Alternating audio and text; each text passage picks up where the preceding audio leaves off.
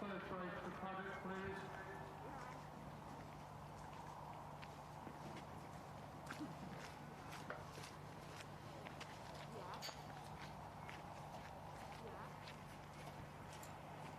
Jeff, don't worry about bookies. They're going to cover it.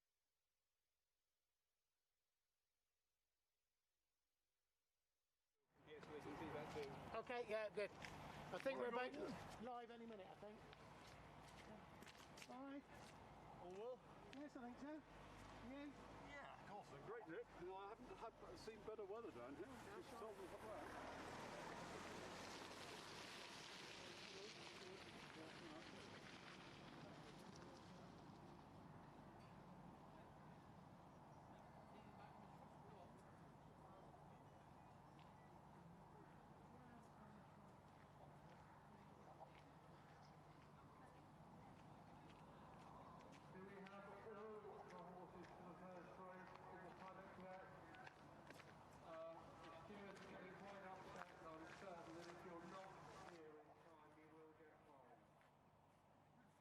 Don't worry, I'm just... Good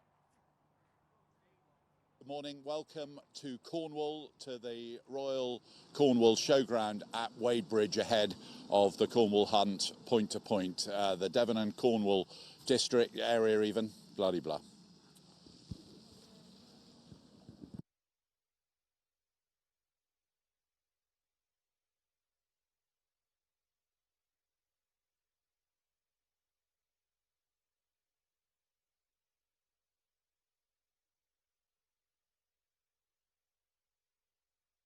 Bookmakers here, plus you can call. Do you know about that? About the ringing up?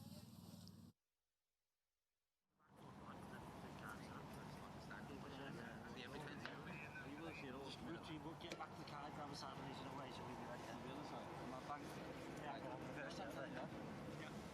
Stacking in there, yeah? Listen now. Fucking good if I'm honest. It might just be interesting to see if they're going to go in and hit the crest off it, but... Yeah, so you're going to jump it, obviously quick, first time, innit? Then you do a circuit, jump it, and then you're finishing. When you jump that the second time, now this is the last circuit now, so you want to be getting into your position before you're at the top. So you're like, if you're good enough to win, you're going to be, say, so I'm on the last, I've just come past the second, I'm on the last circuit now, and I'm, say, fourth. Coming down here now, jump the ditch. Try to get, if you're in about, leaders there, if you can be in about third place, about 5 lengths maximum off the leader, that's where you want to be. And just hang on to them going down the hill there. Just be literally 3 lengths off them coming down the hill. Mark! Jockeys are coming in. You're about Mark. 2 lengths off them from that. Turn that bend. Where you go. Another thing I'll say, you agree with me, you don't want to be making your ground up this hill with a second to go. No. You don't want to be 7th or 8th. You want to be fine time down that hill, you want to be sure to get in there. So you're in your position when you get on this hill. It's going to be a fast enough third track now. There's enough downhills on it. So you don't want to be having to go like out of the hill to try and get to it, because you go when they get to the top. You want to get to the top and they're filled. Yeah. A little bit of lead.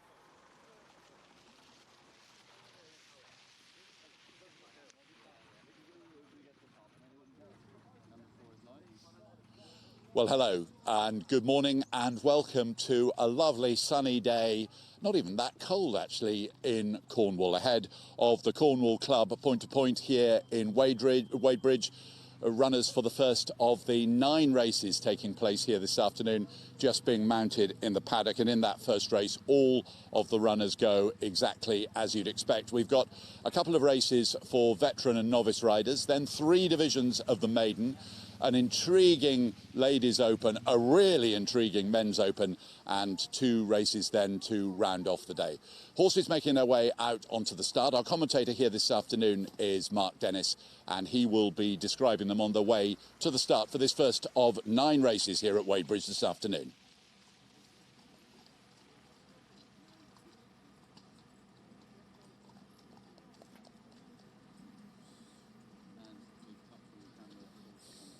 Sorry.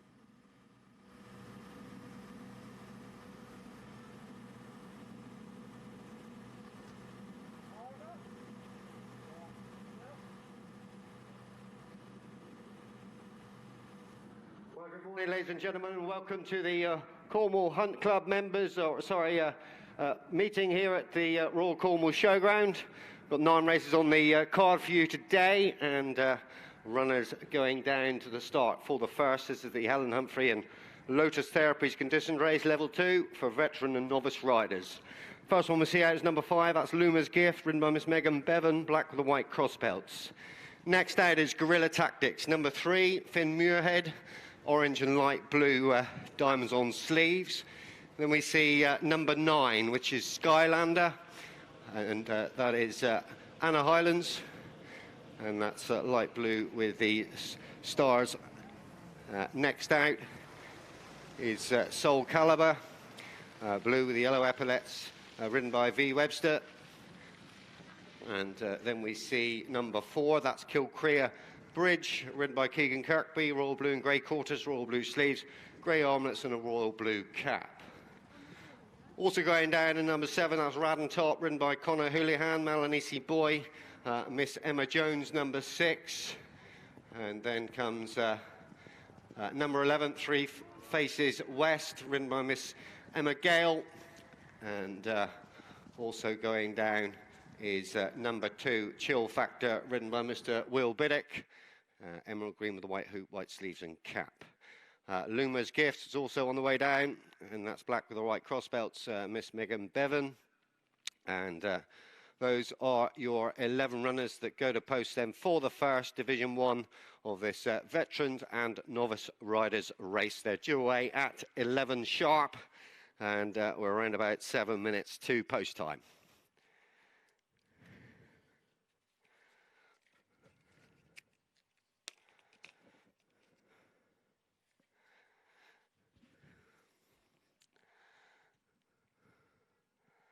So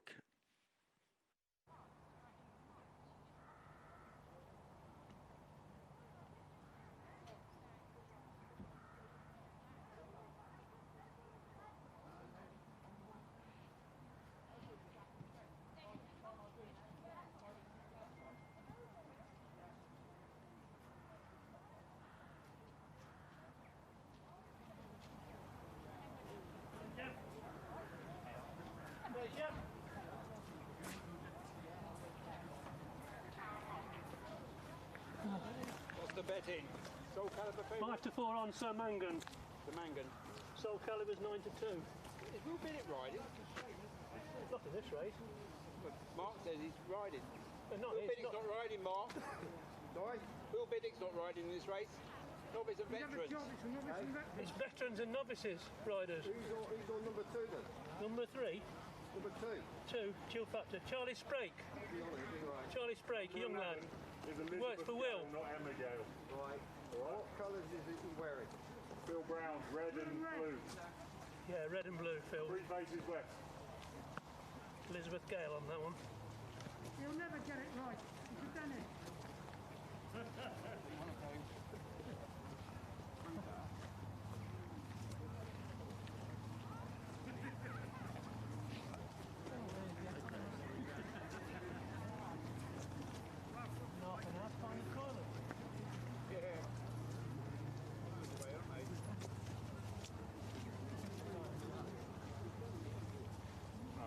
Social distance, I don't think it really matters, does it? But he wouldn't let us swim back up there if we weren't in the right zone. Are you stay where you are? You're blocking. Actually, Bramble, you're in the place you deserve to be, in a cave.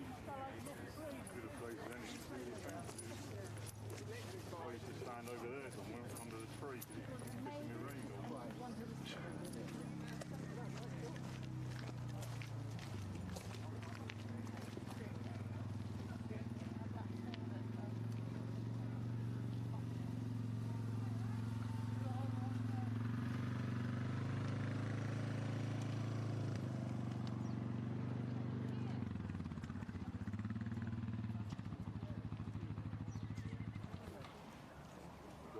Running at Barbary next week.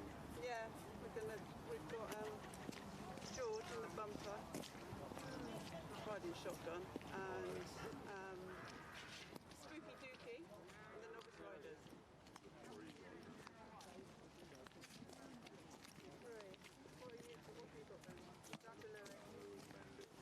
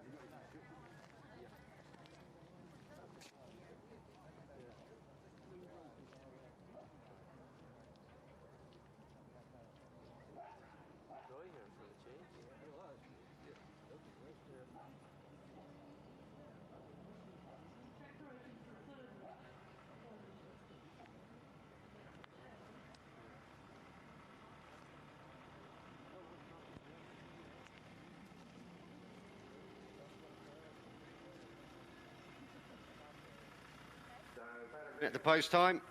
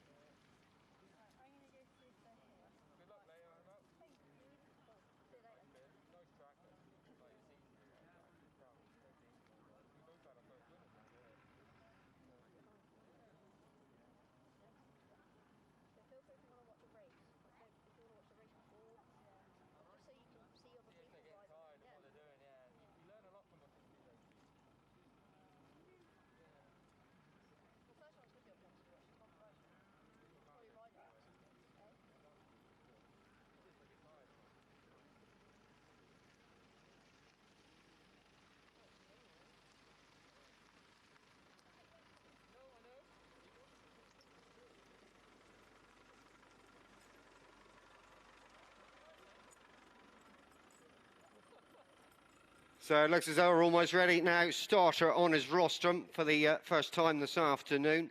Calling the runners forward then, and they approach the line. Flag is down then, so we're away. They jump away from the start then for the first race of 9 here today at the Cornwall Club meeting, Royal Cornwall Showground, and they're all over the first safely. And racing on to the second. This is the veteran and novice riders race, Division 1. And again, they've all crossed that out okay, and it looks as though it's 3 faces west. With the lead as they turn into the home straight then. And Chill Factor's up on the inside. Also up there is Malanisi's Boy and Guerrilla Tactics there. We've lost Guerrilla Tactics and Finn Muirhead. We've also lost another there, and that is Luma's Gift. Luma's Gift and Guerrilla Tactics, a casualty of fence number 2. The rest of them are jump fence 4, and are on past the judge, and 2 circuits ahead of them to race, so 3 faces west. And Samangan has also moved up into just share second on the outside of Chill Factor. Following these through is Skylander, then Soul Caliber. On the inside then comes Bouvron. Malanisi Boy follows these through. Then we see Radden Top and Kilcrea Bridge, the back marker, as they cross the big open ditch then. 2 loose horses joining them up on the outside of the course, and quickly on to another plain fence then. And they take that. Kilcrea Bridge just taking it back now, and just got a slap down the shoulder there from Keegan Kirkby as they race left-handed then, and begin their run back towards us, down over the hill through 3 faces west.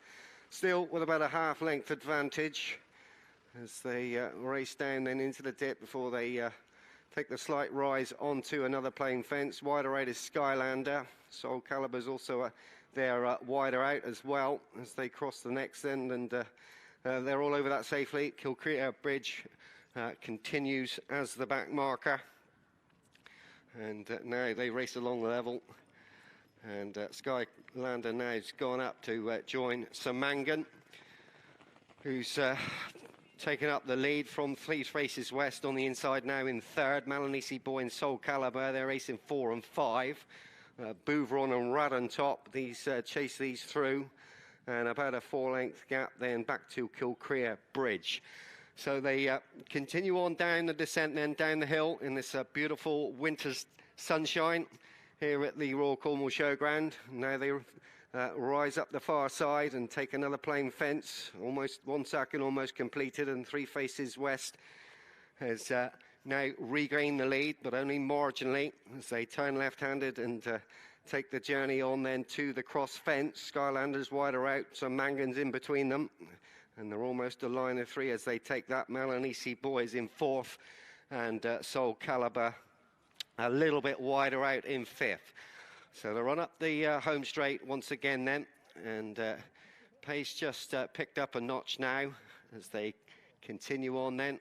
That'll be the final fence in a circuit's time, and now they race up towards the judge.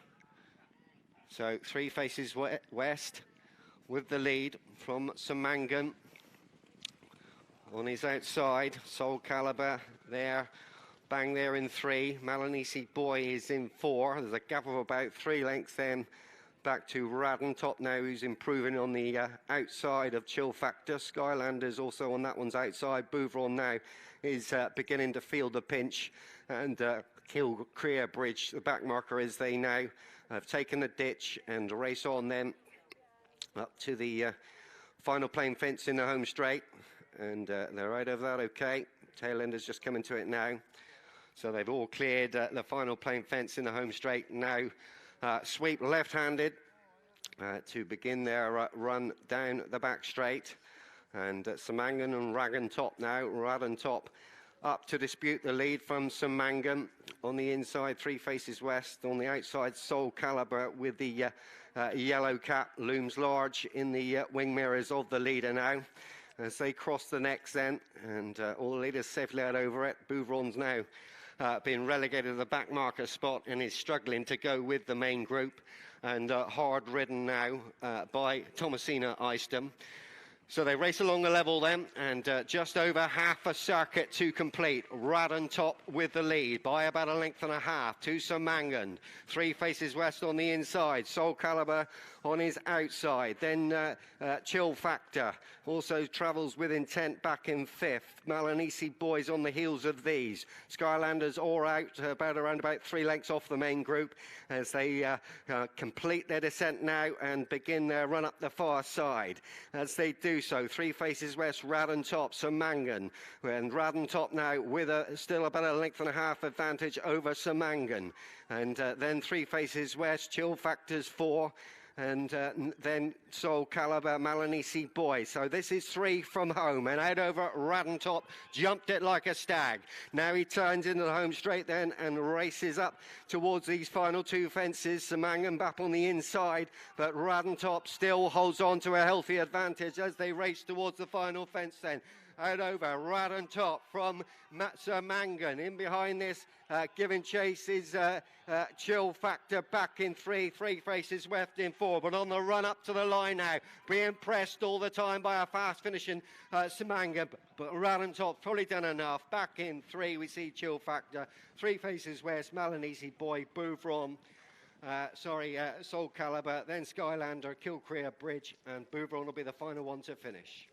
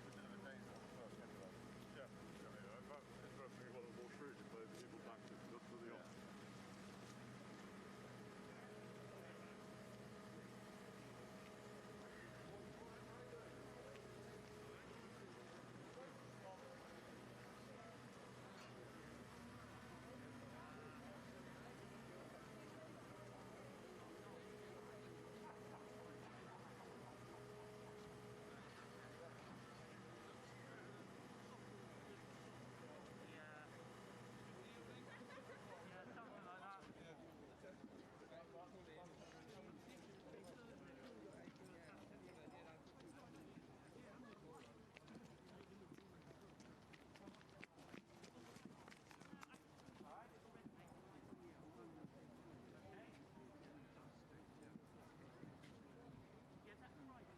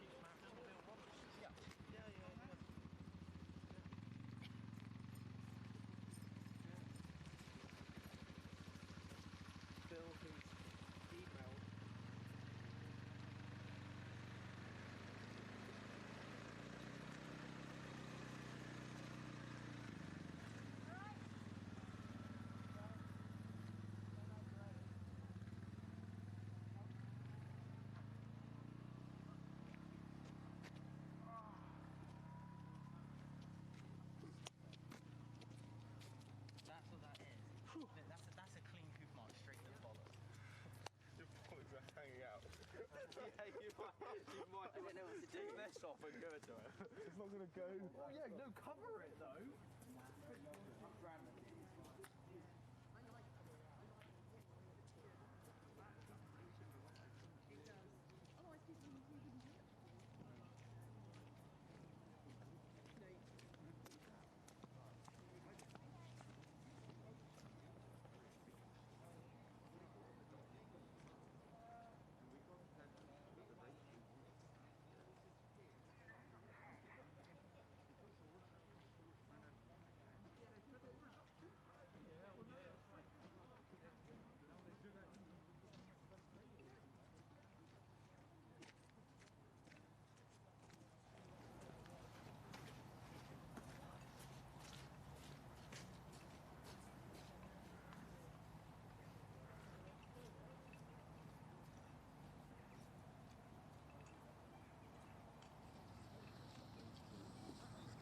So success for Radden Top in the first race of the afternoon here at Wadebridge.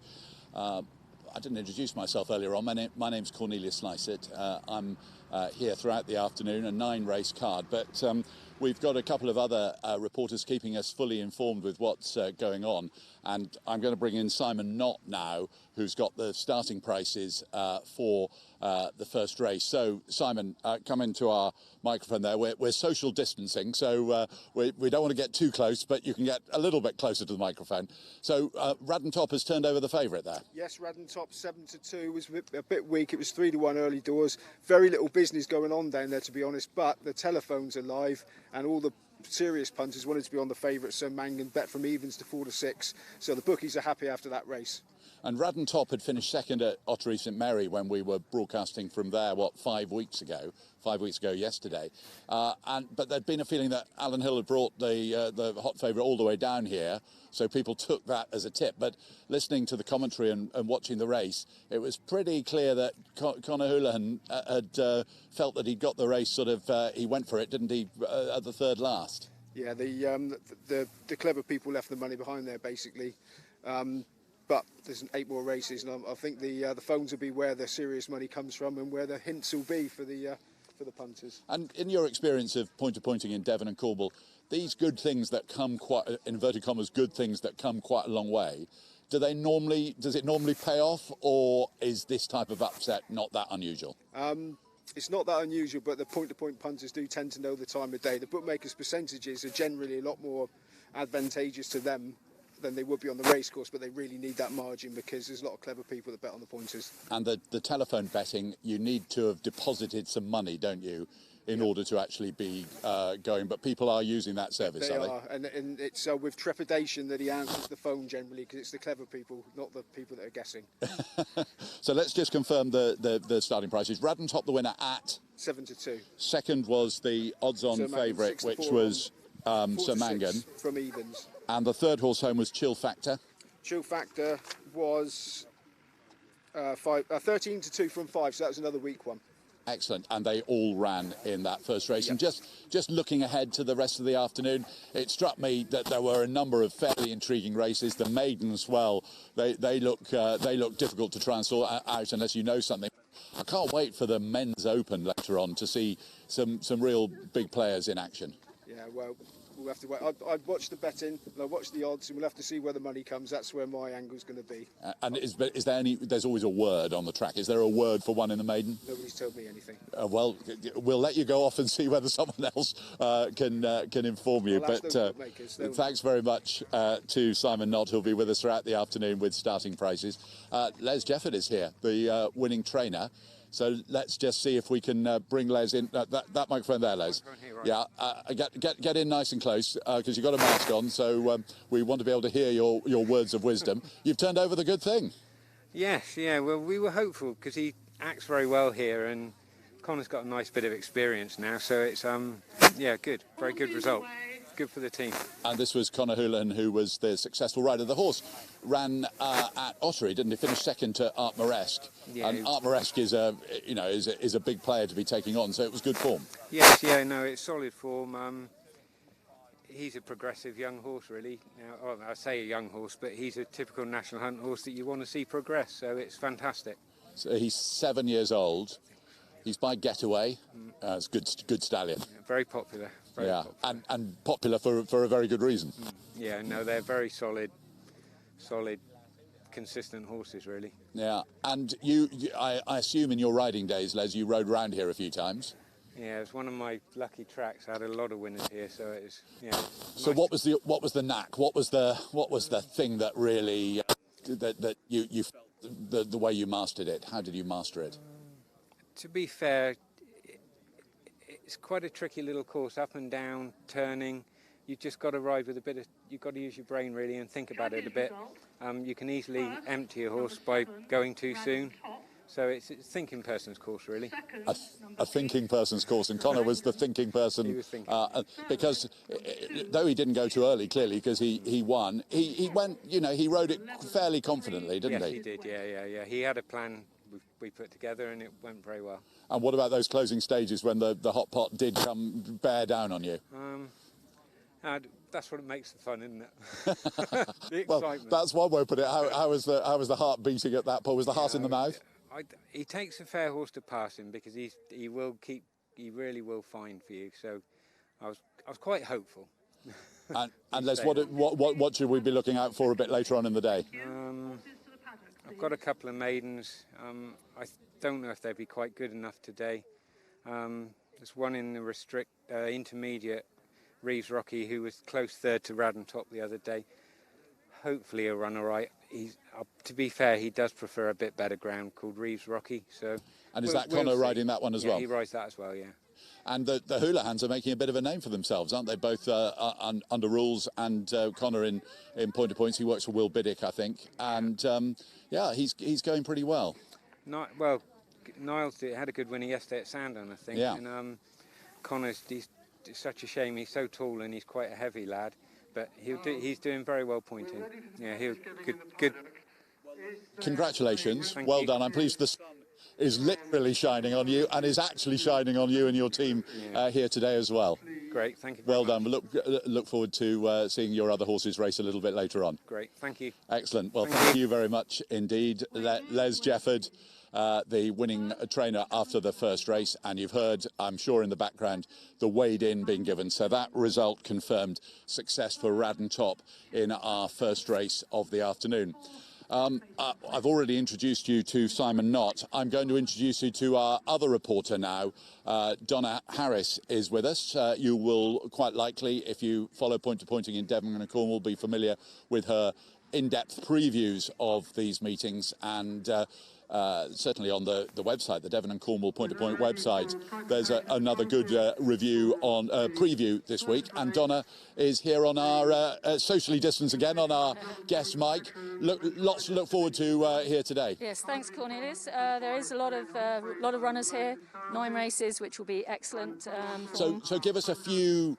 We'll have a look at the horses in the paddock for race 2 in just a second. But absolutely. Just give us a few names. I guess Navanman's going to be pretty.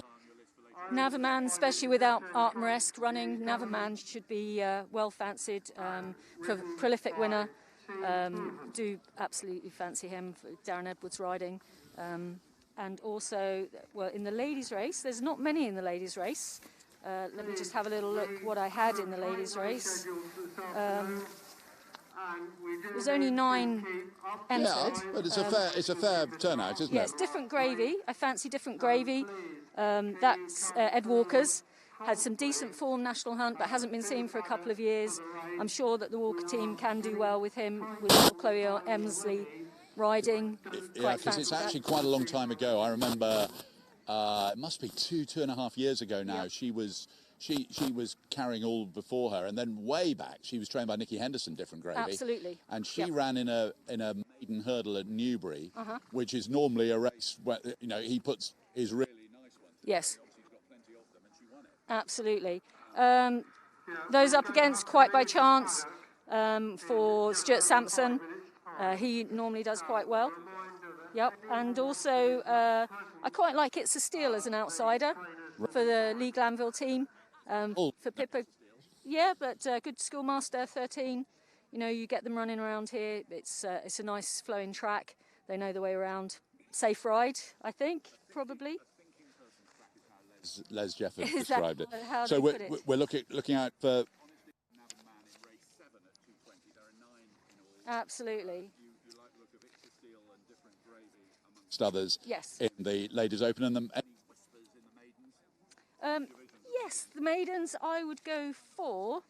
Chosen Lucky in the first division of the maiden. I certainly think that Dean Summersby's got a good track record here. Daughter Charlotte Summersby's now riding out at Paul Nicholls, so she's had a lot of experience. She also rides pointers out during her lunch breaks as well. So I think that we should see Chosen Lucky go well.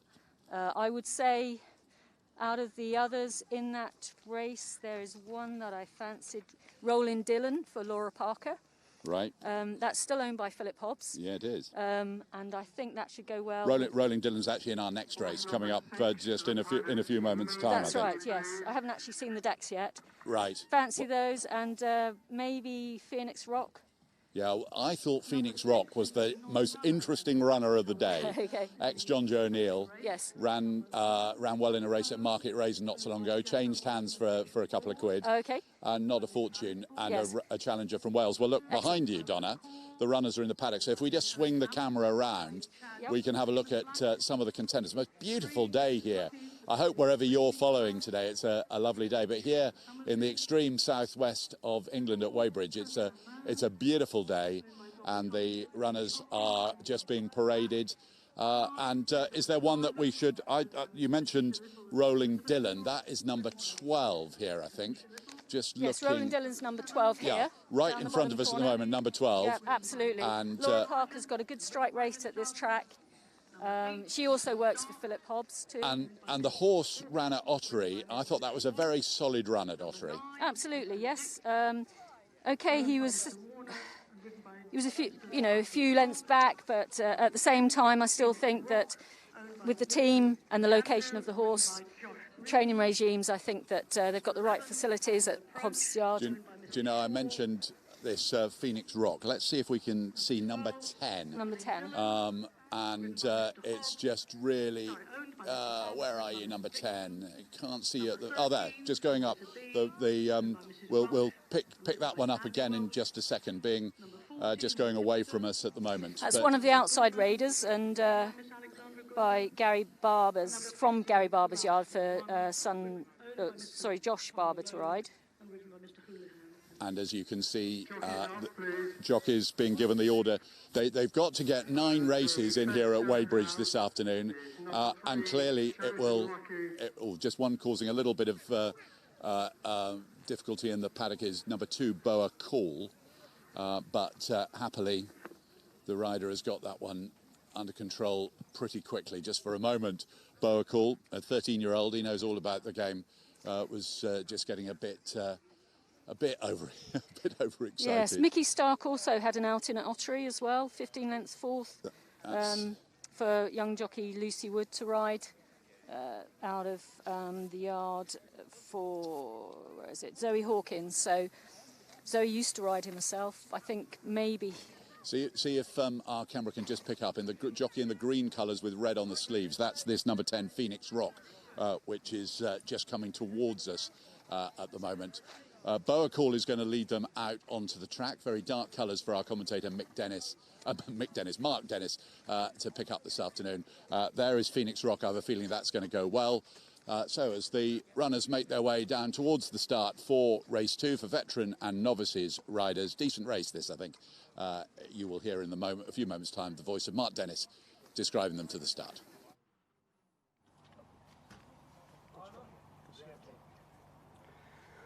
So we move on now, ladies and gentlemen, to the second race. This is the conditions race again, Division 2 for the veteran and novice riders. First we see out is number 2, Boa Call, ridden by Chad Baymont, and that's white chevron on the black sleeves and a black and white corded cap.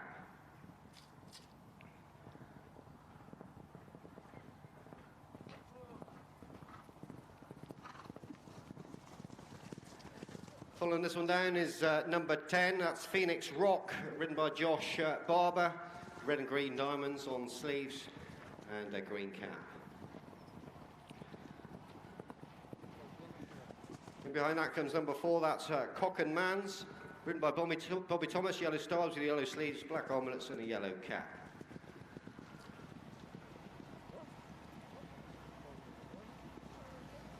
Following these down is number 8, that's Mickey Stark, ridden by Lucy Wood, white with the blue Diablo, red sleeves, red cap and blue checks.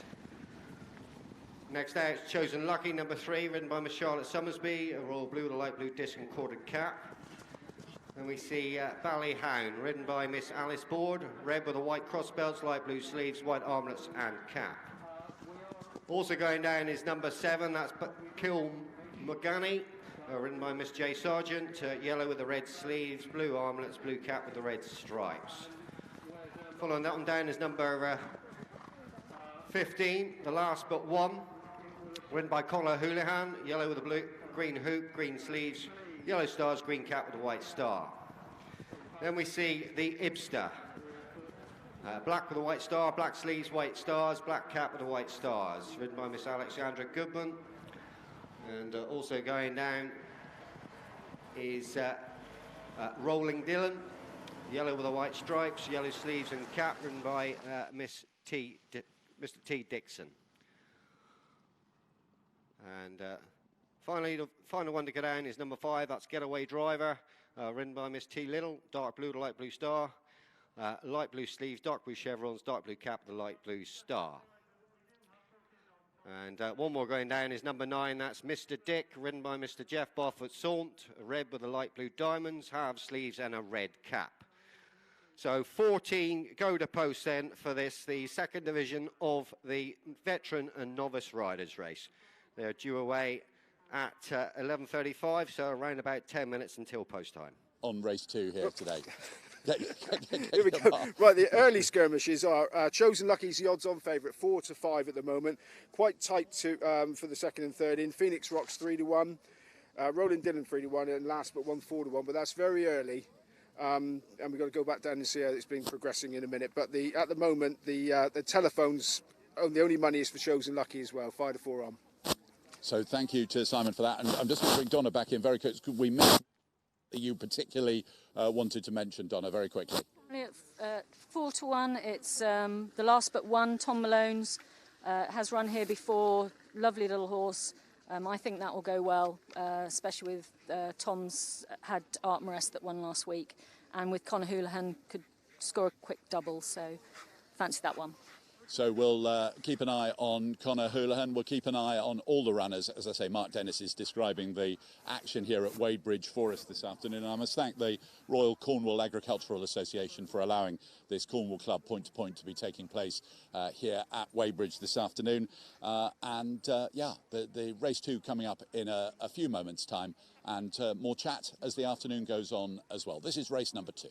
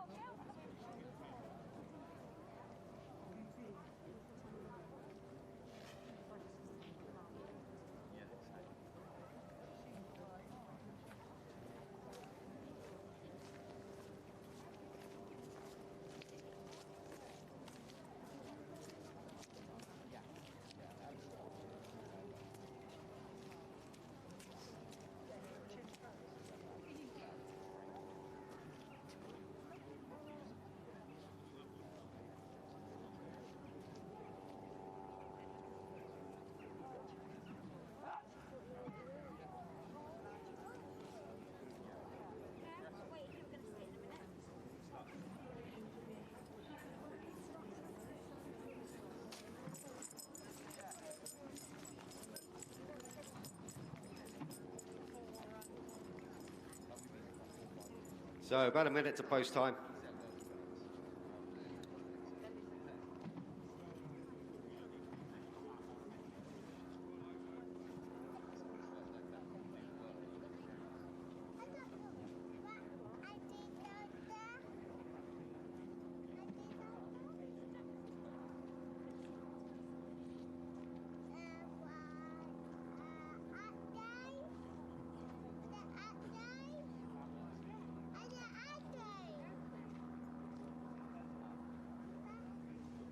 So starting now on his rostrum, looks as though we're almost ready, asking the runners to make their approach to the line, which they duly do. So flag is down then, so we're underway for the second division of this veteran and novice riders conditions race here at the Royal Cornwall Showground, and we're being showered in beautiful sunshine, but 14 of them have successfully negotiated the first and making their way on to fence number 2, and it's somewhere to be with the lead. Also up in the front rank we see Mr. Dick, he's also up there. On the inside is Rolling Dylan, the last but one has also jumped up into contention. On the inside is Boa Call, so they take on fence number 4, and they're all over that safely. Getaway driver, the back marker of the 14N, as they settle down for a bit of a run up to the open ditch, passing the judge on their way. So the last but one, multiple winner here out at Wadebridge, being joined up on the outside by Cockin Man as they race away then and make their way on up to the open ditch. Mr. Dick is on the outside, Cockin Man on the inner. Somewhere to be in the green colours with the hoop cap, follows these through as they cross the necks then, and they all safely negotiated that. Getaway driver continues as the back marker, the Yibster just in front of that one as they take the necks in, and 1 or 2 slightly scary jumps in mid-division by 1 or 2 there. Mickey Stark parted the birch quite spectacularly at that time. So they're on the turn to come back down the back straight, and Cockin Man is the leader now, clear leader, gone on by 3 or 4 lengths as he takes this plain fence, sails out of it nicely in front. Has to come to it now. Getaway driver jumps it at the back, and they're all over that safely and begin their run along the level before they prepare to make their descent down over. So as they do so, order up front is Cockin Man's from Mr. Dick, Rolling Dylan, somewhere to be is 4th, the last but one is next. Then Mickey Stark up on the inside. Following these through is Phoenix Rock. Rod in mid-division. So they've completed the descent now. Getaway driver is just becoming a little detached now. Got around about 10 lengths to make up on his nearest in the group, which is the Ibster, who's the back marker of the main group. Just before that one is Boa Call.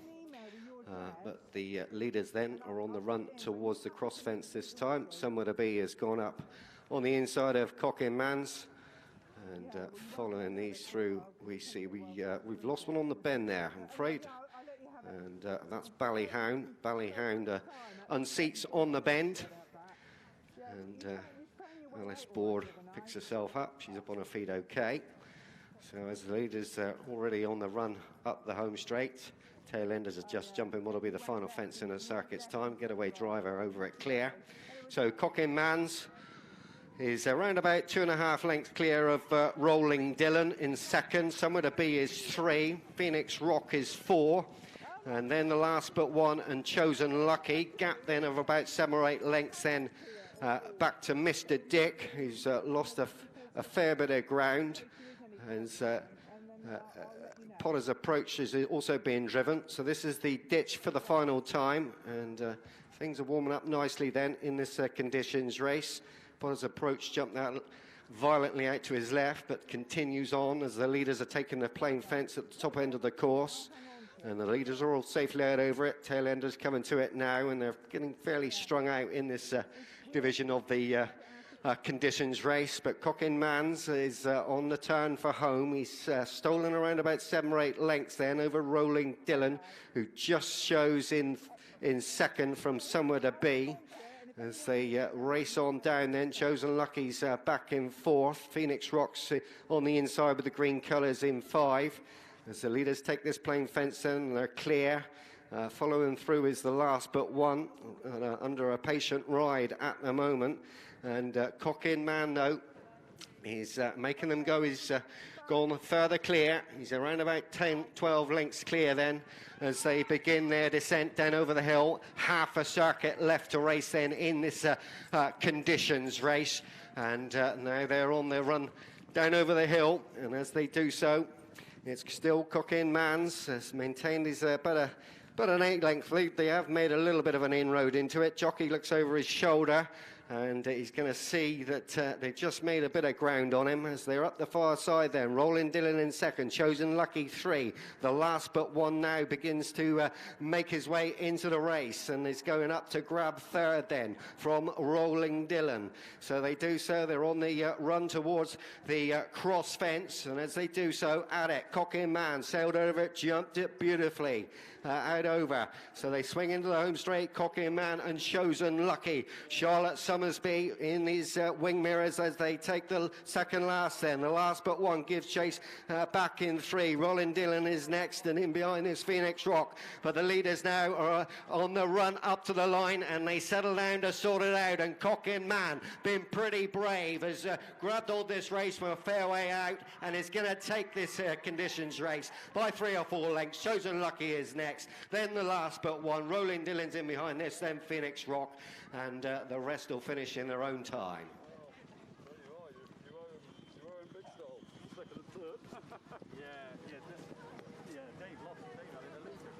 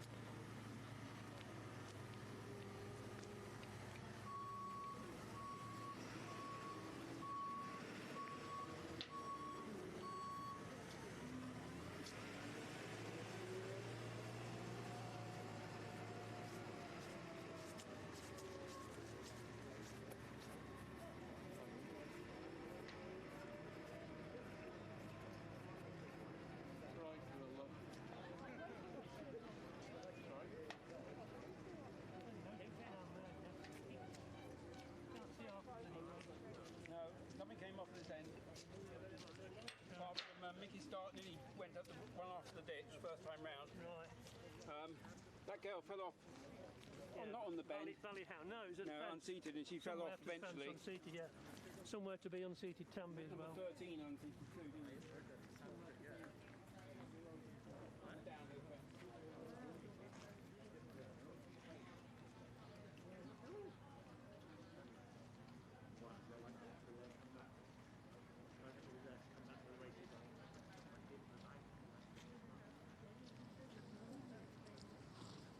So a brave performance by Cockin Mans to be successful in that second race here at Wadebridge this afternoon. Simon Nott is here once again with some starting prices. There was quite a lot of activity, Simon, in the betting ring beforehand. What sort of price was Cockin Mans returned at?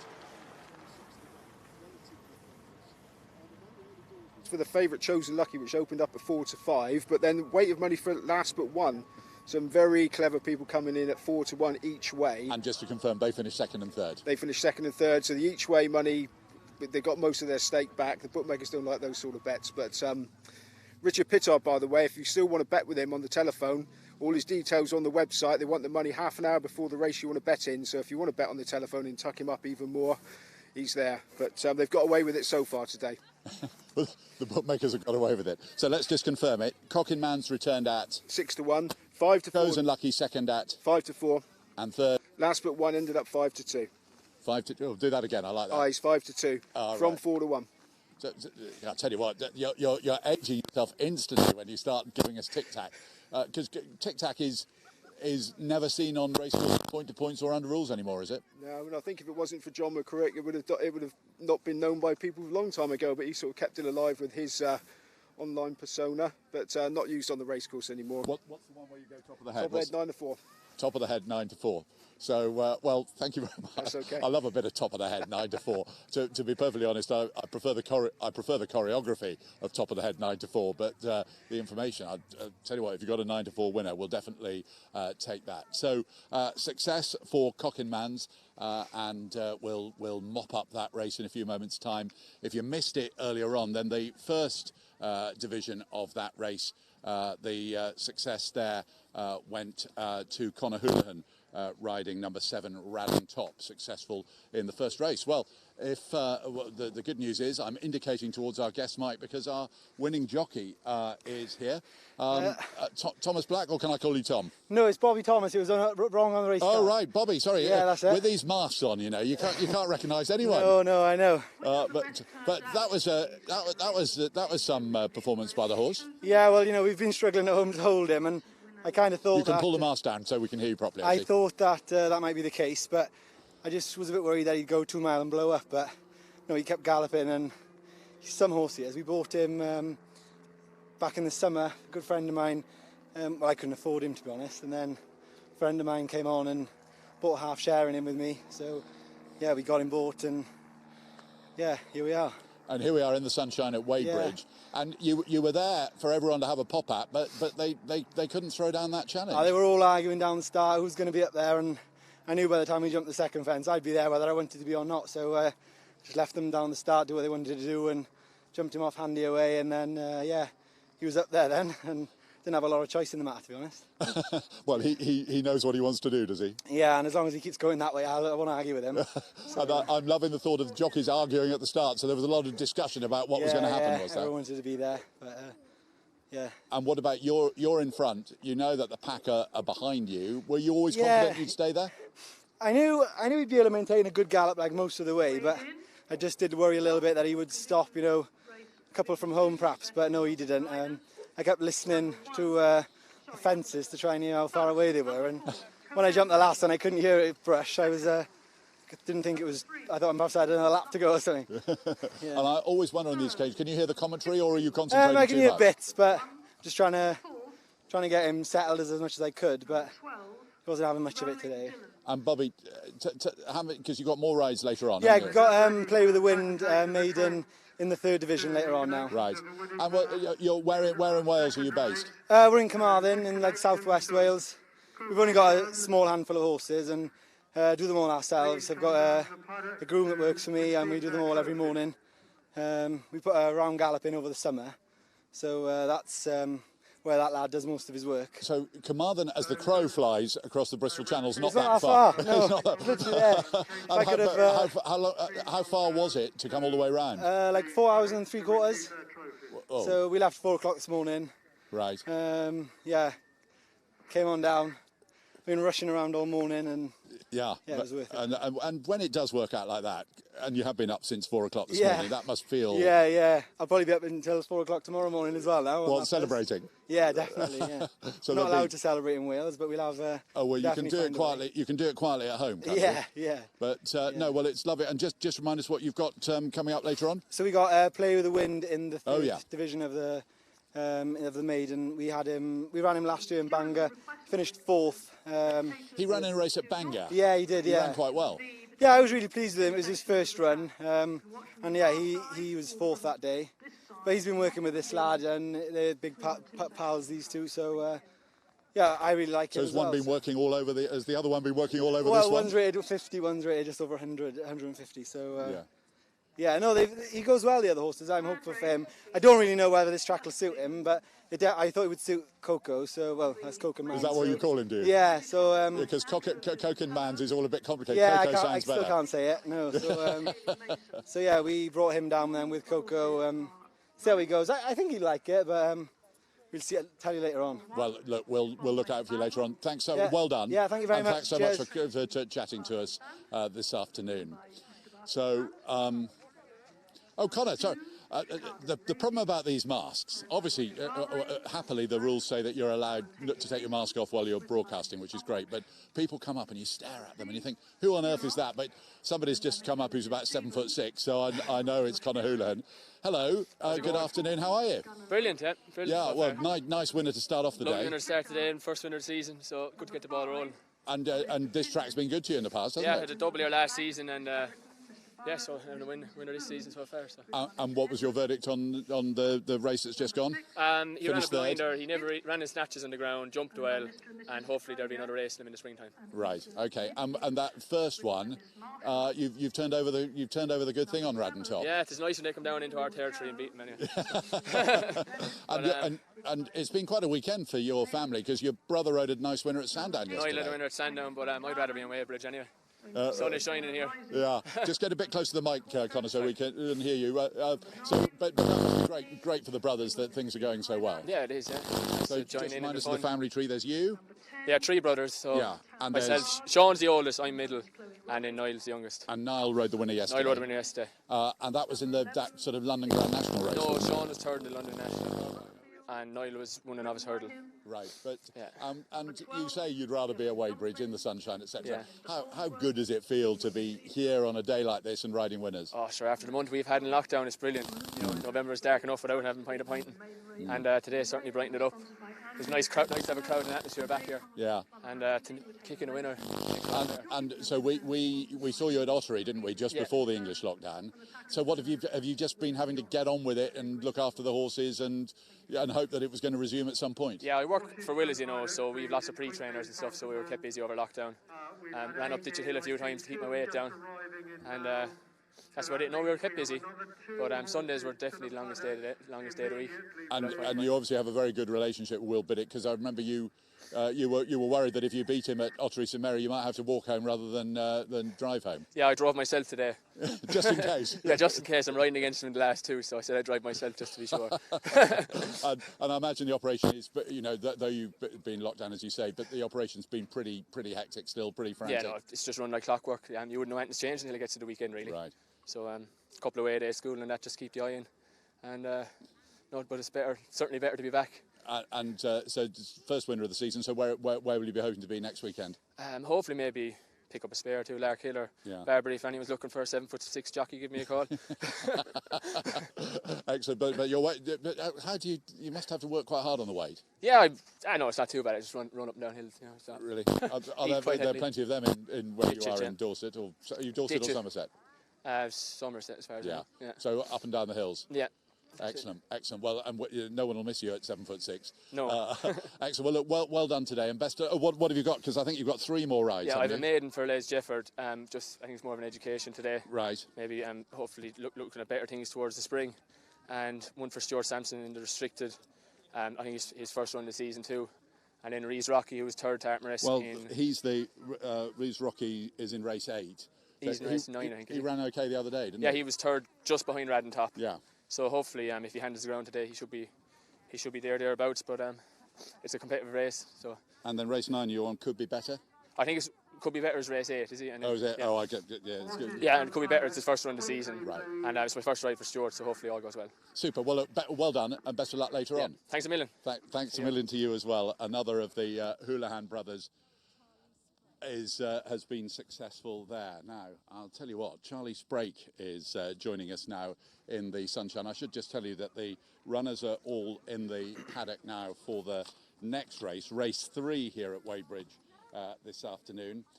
And race 3 is the Open Maiden Race Division 1, kindly sponsored by Andrew and Susan Pello, Dave Hardy Plumbing and Heating, and Hayley Mason. So thanks to all of them. So Charlie Sprake is here.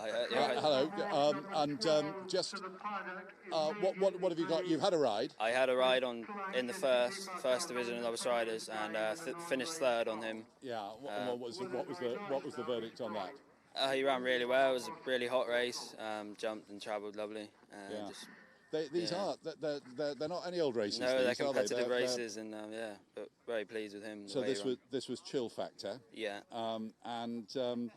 Because actually Radden Top had some fair form, and the runner-up's obviously well touted. Yeah, that's it. Yeah, he was very competitive and he ran very well. Yeah. And how much fun is it to be out there? We can see some mud in your face, and the mud's flying and the sand's flying as you run on the sandy bit. How much fun is that? Oh, it's some buzz. Yeah, can't get any better really. Right. It's amazing, brilliant. Yeah. Yeah. And what about later? Have you got something later on? Yeah, I've won in the restricted for a wheel. My father owns it. Just remind of his name. Hotel de Nord. Oh right. Oh, this is quite an interesting horse, isn't it? Yeah, he's a nice horse. And is this ex-Irish? Ex-Irish, yeah. And just has the look of something that could just do all right point to point. Yeah, hopefully. Fingers crossed. Anyway. Excellent. Well, look, best of luck with Hotel de Nord later on. Yeah, thank you very much. Let's hope you go 2 places better, maybe. Cheers. Later on. Keep having fun. Cheers. That's good to hear from Charlie Sprake. I'll tell you what we're going to do now. All the horses confirmed for this next race, and they're in the paddock. I'm going to swing my camera around here so that we can see some of the horses here. Donna, we haven't got that much time, so I'm going to put you on the microphone over here. Pick out a couple for us that we should be looking out for. Okay, I would say, they're all looking pretty well fit in the paddock with the sun shining on them. I would say number 5, Honest Opinion, for Team Summersby, ex-Irish import. He's pretty shrewd with finding his horses out of Ireland. So that's number 4. Let's just see. Number 5. Number 5, sorry. Number Red 5, with green chevrons. Yep, half length second in a maiden in February. So if... so Darren Edwards has just got on the horse right over there. Looks fantastic. I think the looks really well in the sunshine here, doesn't it? Absolutely. I would say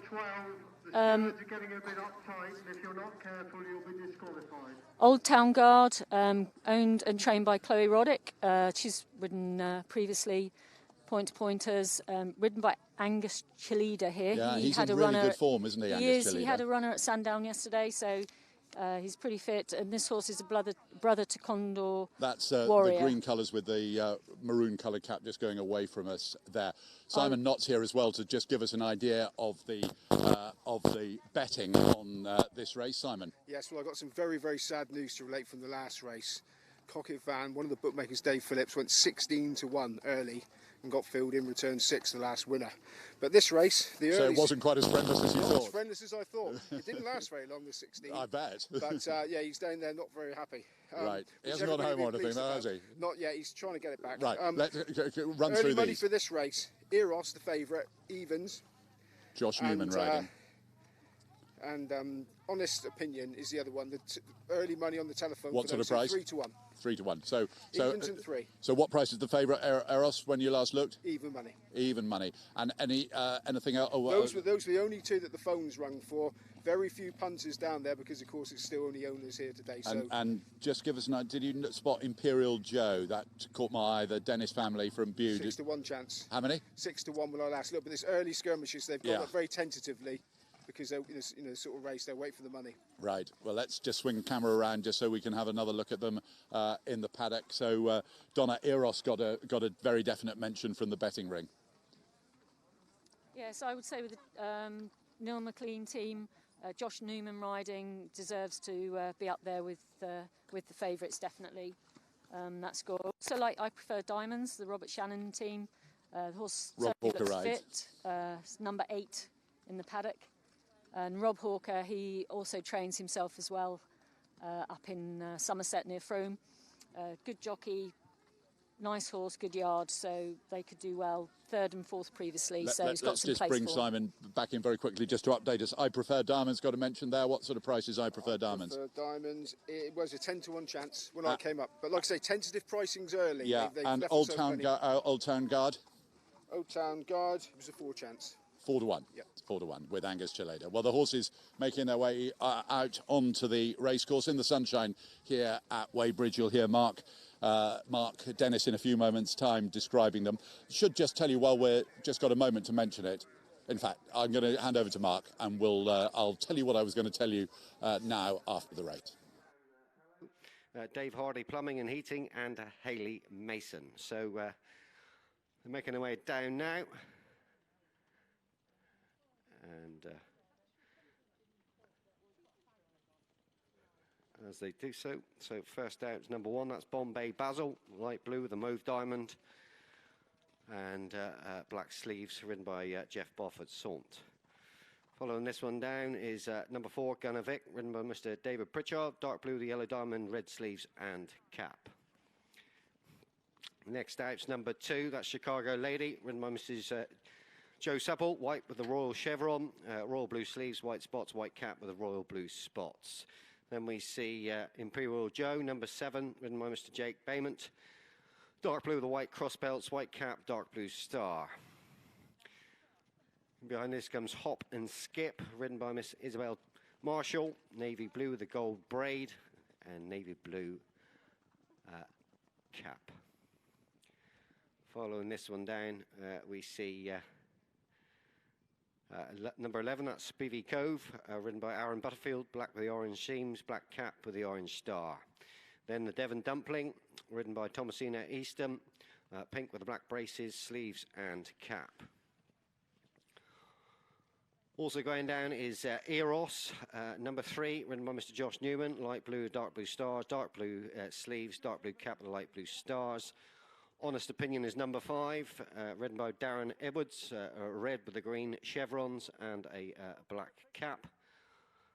And then we have number 8, I Prefer Diamonds, ridden by Mr. Rob Hawker, emerald green with the white diamonds, red sleeves and a white cap.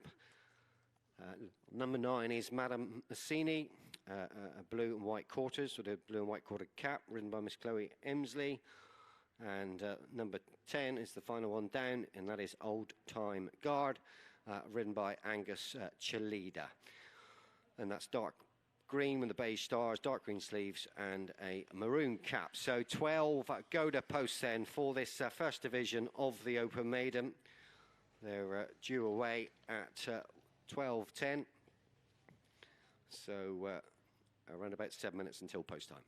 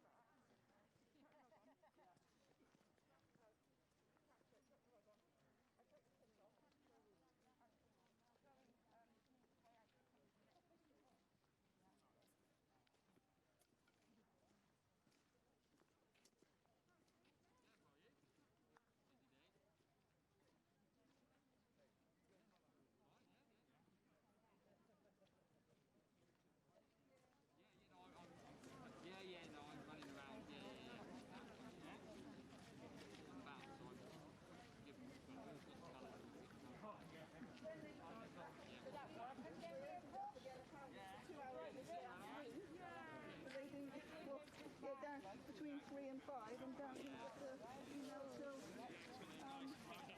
about 6 o'clock. So then,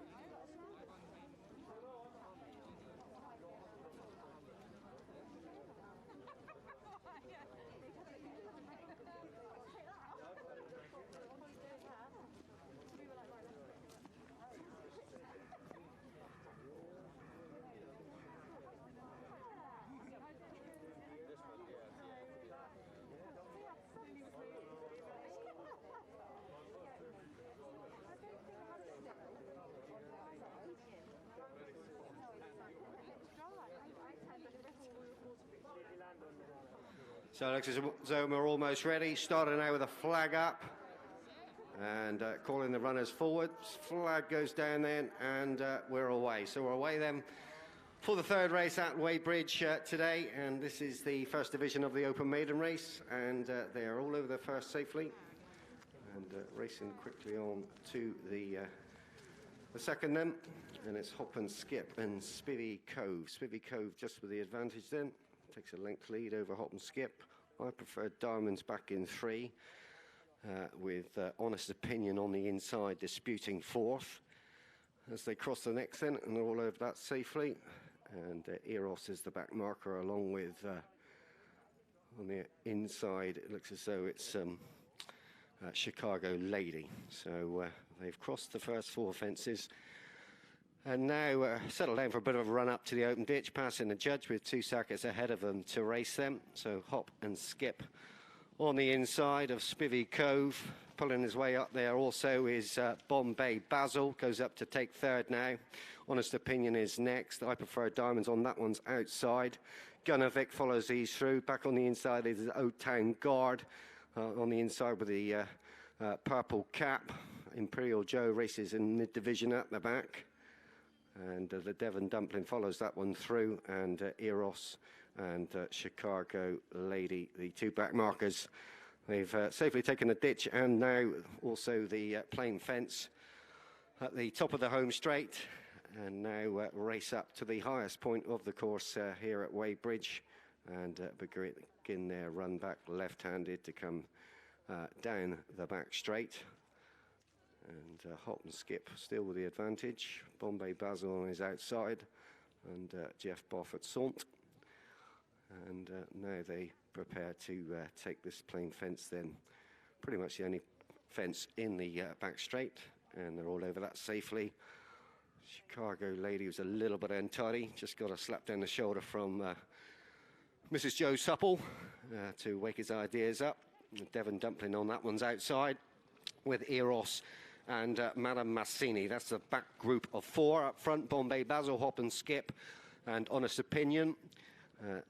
Spivvy Cove is right in the centre, disputing 4th. I prefer Diamonds with the green diamonds on the outside, disputes 5th, as they continue then to make the descent down over the hill here at Wadebridge. Big feature of Wadebridge, this big descent into the bottom, and then they climb up to take a plain fence up the far side. So Hop and Skip and Bombay Basil set themselves up for it, jump it pretty well out in front, and they're all over it safely. And Madame Massini just ridden away from that for a few strides there by Chloe Emsley. So they take the cross fence then, the leaders out over it. Hop and Skip leads by example and jumps it really well. And now they race into the home straight once more and on towards 2 plain fences in this part of the course. They're over the first of them, and Madame Massini just becoming a little detached from the main group as the pace has just picked up. Madame Massini is being pulled up, so Hop and Skip with the advantage. Gone about 4 or 5 lengths clear as they pass the judge then. Honest Opinion on the slipstream of the leader under Darren Edwards. Wider out is Bombay Basil. There's a length then back to Old Town Guard. I prefer Diamonds and Eros. They all dispute 4th. Imperial Joe follows these through on the inside of Spivvy Cove. Gunnovic is next. Then Chicago Lady and the Devon Dumpling in the back marker as they take the ditch, and the leader there ran right down the fence. Hop and Skip jumped right out to his right and was straightened up on landing, but they continue on then. And this first division of this maiden is warming up nicely. They're all out over the plain fence at the top of the home straight, and now race up to the top end once more. And Honest Opinion now just taking it up with Old Town Guard on his outside as they now begin their run down the back then for the final time. So Honest Opinion, Darren Edwards on the run to this plain fence, and they just take off marginally in front of Old Town Guard. Imperial Joe is trying to just ridden along for a few strides to keep in touch with this front rank of 4. Hop and Skip's disputes 3rd, and Eros travels pretty sweetly at the moment for Josh Newman just in third now as they begin their descent down over the hill. Half a circuit left to run then.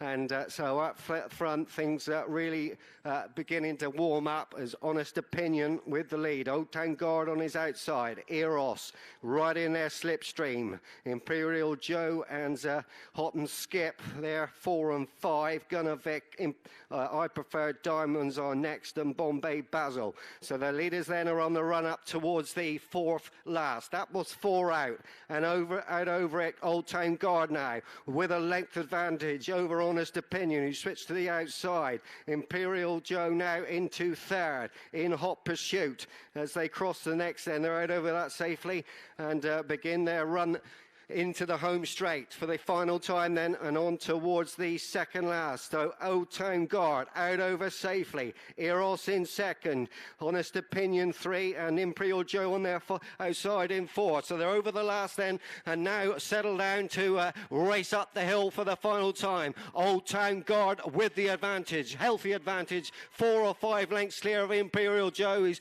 finishing well back in second. Eros is third, and then we'll see Honest Opinion 4. Hot and Skip will finish next. Then Chicago Lady and Gunnervic and Bombay Basil. They're the final ones to finish.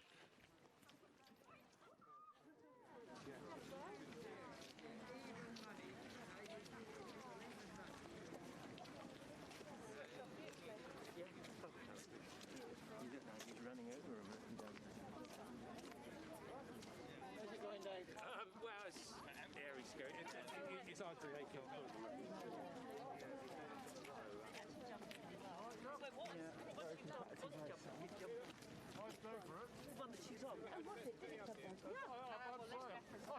I'd certainly not be down to a point in this sort of weather. It was raining at Chaddersby earlier. Say it? It was raining at Chaddersby. Oh, was it? These people should come down here, decent.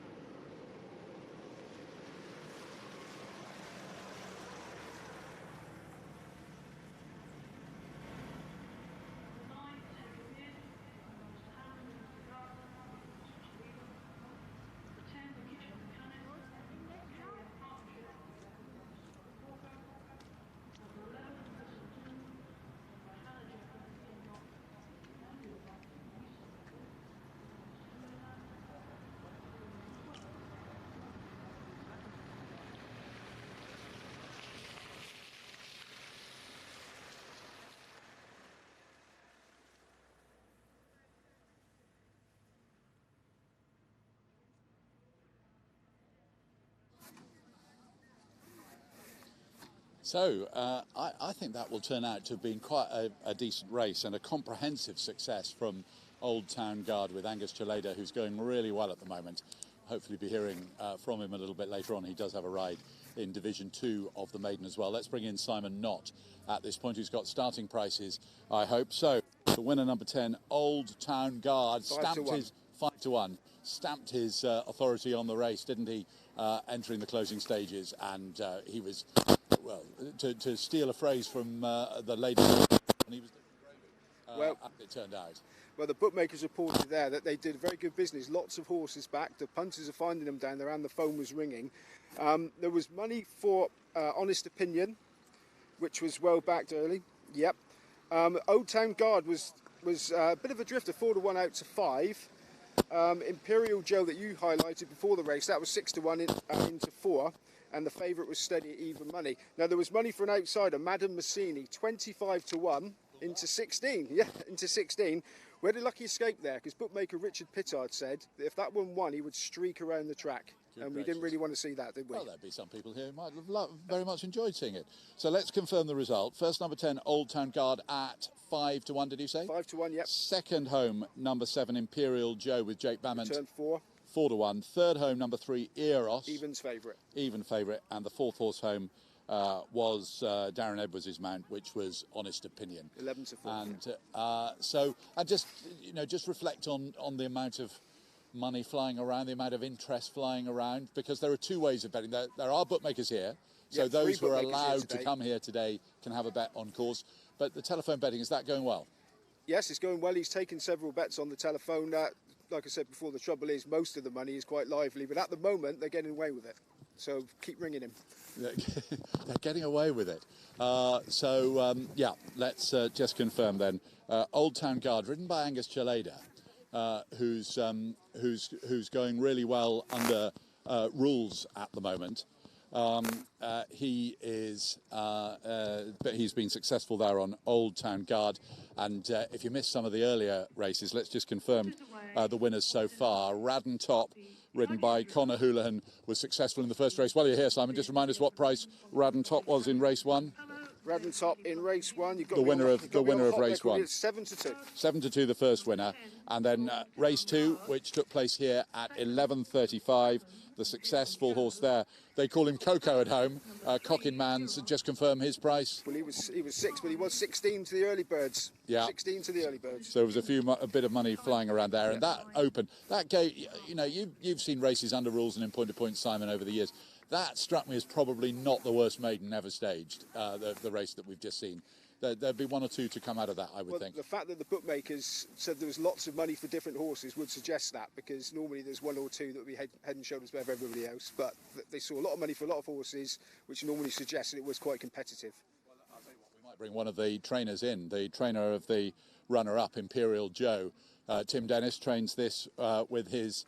You don't need to put your mask on, Tim. Trains this with your mother, Jill, and your brother's the commentator. I thought he was getting a bit excited about 3 out. Yeah, so you done excited. Yeah. So you finished second. Yeah. I'm just thinking it's probably not the worst maiden ever staged at Wadebridge. Yeah, there was the 2 young horses, which is good, came to the fore. Both of them first time out, so we think quite our horse should be able to win under rules, and he has a future, and I'm sure Chloe's will do the same. The winner, Old Town Guard.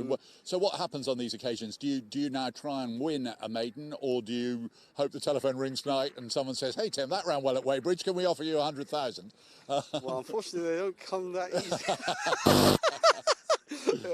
We just have to say, might try the market. There seems to be a little nibbles for horses here and there, but he made a mistake 5 out. He's just on the back foot, but if anybody's watched it, he stayed on well from 3 out, and it was very good. You're doing a good sales pitch there. Very good. And in fact, your man is Jake Bammont. That's right, yeah, Jake. He just had to catch a cab, didn't he, at 5 out? Yeah. You don't miss anything, Cornelius, do you? You what? You don't miss anything. Well, happily for those of us standing in the enclosures here, it was sort of practically in front of the track. In front of the enclosure area on the track. And Tim, for those who aren't familiar with Wadebridge, we're here. This is quite a long way down into Cornwall. Oh, yes, I was looking up how far it is from Exeter, because Exeter Racecourse obviously gets plenty of interest. We're 70 miles west of Exeter here. We're 240, 250 miles from London, if that's of interest to anyone. In fact, while I'm on the geography, I've got a share so today, and that's 440 miles away. So where would you prefer, come south or go not?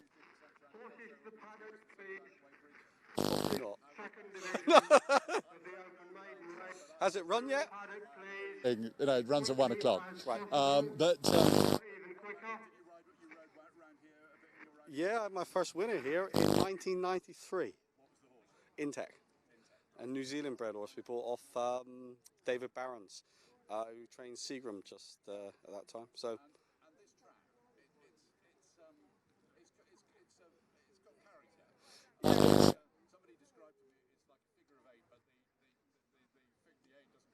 No. Yeah, and but having, you know, it's a bit like, I know I heard someone say once, the Derby, the form does always stack up. You know, you get true run races here, and it lends itself very well to the early season fixtures. Now, it was a time we used to come down here on a Easter bank holiday Monday, and of course Easter can fall within 3 weeks, and you couldn't water. So you never used to get only a handful of runners, which probably didn't do its crowd justice. But no, the early fixtures, December, January, February, seem to suit it well. And some nice ground. Yeah, absolutely. Good. Well, look, right, I'm going to make way for the gentleman who put us in second place. Yeah, well, so well done on finishing second, well, but it wasn't as good as finishing third. Let's ask Angus Chalida to come and join us now. Yeah, take your mask down so we can see your smile. That strikes us all as probably not the worst maiden of all time, and you've won it emphatically. Yeah, I mean, he's done it very well in the end. I mean, it's first time out for him, obviously. He's jumped brilliantly, travelled into the race really well. Once he actually got in front, you could see he was a bit green. He didn't do an awful lot, but when I just gave him a reminder, he quickened up nicely, and he's done it really well in the end, so very happy. Yeah, and nothing green about you at the moment. Just others green with envy. You're going really well. Well, it seems to be going all right at the moment. So. Well, don't be modest. What, have you ridden a couple of winners over the last, sort of fairly recently? Yeah, for Mr. Nichols, and no, very lucky to get on the horses anyway. So, and is that you work for Paul Nichols, do you? Yeah, I'm at full-time for Paul, so yeah. And I remember you were running as conditional jockey? Yeah, about 2-3 years ago I was running as conditional.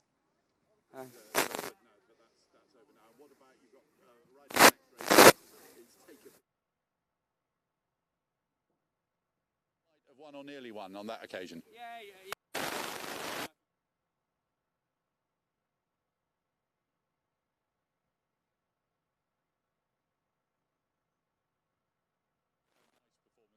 Your smile is developing on the face. I think you probably think so as well. And best of luck with the rest of the afternoon. Thanks very much indeed to Angus Chalida, successful there on Old Town Guard, running off now to get prepared for the next race. Talking of the next race, let's confirm what the situation is with the next race. This is the Open Maiden Race Division 2. It's the 12:45 here at Wadebridge. Number 13, Yippee IKA, does not run, so it leaves us with 12 ahead of the game with Jeff Barfoot-Saunt, Will Biddick on a tipple or two, Fur de Marlborough, a horse that I thought ran quite nicely last time in a decent race at Ottery. Chloe Emsley is on number 4, Great Colwood, ditto, coming on from Ottery. Henry's Regime with Merv Woodward, Pentilly, David Pritchard, Ross Derrin with Josh Newman, the rider on that. Say About It with Vinnie Webster on board. Angus Chalida's ride in the next race is Take a Bid, who was probably a little bit unlucky last time. The Kitchen Mechanic has Robert Hawker's help. This will do with Conor Houlihan, who we've heard already today. He's hopeful of perhaps picking up another winner before the day is out. And Jake Bament riding number 12, Wonderflow. Number 13 doesn't run, and those are the runners for our next race. And the first of them are just appearing in the paddock. I'll tell you what, you're going to have to forgive me 1 second, because I'm just going to lean down and pick up a bit of paper that I dropped on the floor. And there are just some important thank yous for us to give. And the first important thank you is to Weatherby's, who are such great supporters of point-to-point racing. The point-to-point website is point-to-point.co.uk. day. You've got the register on there, you've got news, you've got results, you've got analysis, you've got entries as well, and also from Weatherby's the yearbook, the official loose leaf form book, and the planner as well. So thanks to Weatherby's for the support that they give to point-to-point racing, and we're going to get some early odds on the next race in just 1 second. But let's just emphasise some of the thank yous from supporters who are able to get us going here at Wadebridge this afternoon. Helen Humphrey and Lotus Therapies, Waterside Meadery and Penzance, Paul Osborne, St Winnow Yachts as well, Dave Hardy Plumbing and Heating we mentioned already, Andrew and Susan Pello, Hayley Mason, thanks to all of you, to Trevathan as well, to Amanda Drayson, to St Moors of St Wen, to Exeter Racecourse for their sponsorship later on, and to Print Concerns. All that support is very much appreciated. So the skies, look at them. If you're in a part of the country when you're not having a nice day, well, I'm terribly sorry, but we're having the most gorgeous day here in Cornwall. Blue skies, bit of fluffy cloud, and I think the weather forecast, the gloom merchants of the weather forecast, suggested gloves were going to be required and it was going to be cold today. Well, it's quite the opposite. Though Will Biddick, who's riding in this next race and comes from these parts, says we are quite fortunate to have quite such a good day today. So it's Division 2 of the maiden. The horses in the paddock, those horses that haven't arrived, being harangued by officials, telling them to hurry up and get here. Riders and trainers being threatened with fines. I don't know if that ever happens, but there is betting on this next race, which must be 1, 2, 3, the fourth race of the afternoon, and Simon is here once again to run us through a few names and odds. Simon. Like I say, the bookmakers price up very tentatively, especially in maidens at these sort of meetings, but what they've gone down the card, they go 14 ahead of the game, 5 to 2 a tipple or 2, 6 to 1 number 3, I can't pronounce it, Evans, Great Colwood, 16 Henry's Regime, 33 Pentilly, 4 Rosterin, 8 Say About It, 4 Take a Bid. Now they price up tentatively because if they make a mistake they get knocked over. Bang, the kitchen sink 10 to 1, 70 quid each way, 50 quid each way. It's now into 5. Sounds like what, the kitchen mechanic? Sorry, the kitchen mechanic. They threw the kitchen sink at the kitchen mechanic. That's right. Oh, this will do 20 as well, Simon. I love it. This will do 20 to 1 and Wonderflow 20 to 1. Then they may sound like small bets, but for the sort of money they're taking, they'd be hard to bet up to that. So that's the one at the moment, the kitchen mechanic. So just confirm the favourite. The favourite was Great Colwood, around even money, but very early show. Colwood has some really interesting form from Ottery. If we swing the camera around further, we can look at the horses in the paddock for this race. And I mentioned this Great Colwood, number 4. Where is number 4 in the paddock? Just looking for the horse, which may be one of those that's being harangued by the stewards for not being here just yet. Just give us a second, we'll try and pick that one up. Donna Harris is here as well, and considerable interest in Great Colwood because there was that race at Ottery won by Kintara, who's now in training with Kim Bailey, who won the maiden, and then a couple of these, Third Day Marlborough in particular, along with Great Colwood, were just behind Donna. So we're looking here for number 4, Great Colwood. Okay, just have a little look for him. Yeah, so what's your view of Great Colwood? Late in the paddock. I didn't actually tip him in my preview. Well, no, but you must have a view on it. I was looking at, well, my thoughts went for the kitchen mechanic. Very well backed. Absolutely. I fancy Teresa Clark's, ex-Irish, placed in 3 over in Ireland, and with Robert Hawker on board. I also like a tipple or 2. That was unlucky to unseat rider when prominent at Ottery has Will Biddick on board, and previously had a 4-length second at Axevale last year. Caroline Keevil trained. Those are the 2 that I fancy. 2 coming right in front of us, number 2 at the moment. So looking forward to seeing how that gets on. Will Biddick on board, Henry's Regime, the next one round after that. These horses looking well anyway, but looking in particularly good shape here. Take a Bid, number 9 there, Angus Chalida. I just thought that fell, didn't it, at Ottery last time, and just had a chance actually when coming down. So yeah, absolutely interesting contender today. Stuart Sampson. Stuart normally gets his horses fit early on in the season. so it can't be dismissed in the bet indefinitely. And in the red colours there with the stars, the green stars there, that's Fur de Marlborough, just getting the rider just getting the leg up there. So yeah, that was third, 16th length third at Ottery, could be thereabouts for the Paul Nicholas team.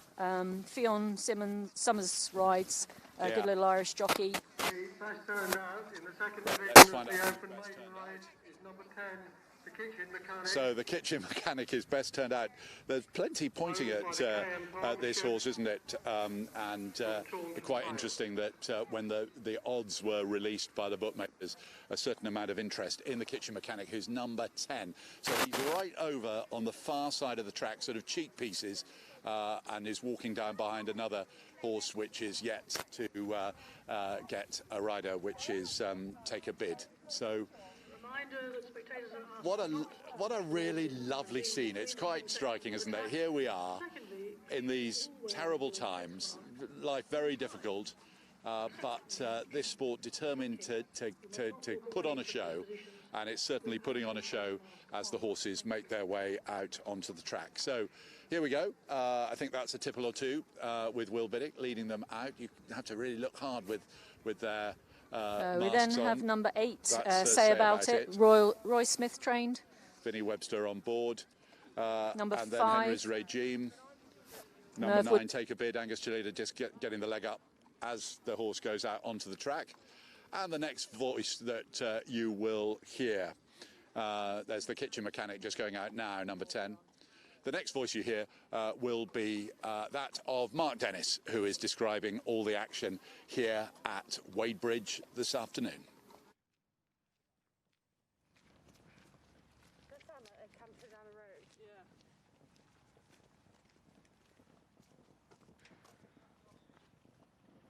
So we move on now, ladies and gentlemen, to our 4th race of the day. This is the Open Maiden Race Division 2, and the runners now on their way down. So the first out was number 5, Henry's Regime, ridden by Mr. Merv Woodward, blue with the white hoops, red sleeves and a white cap.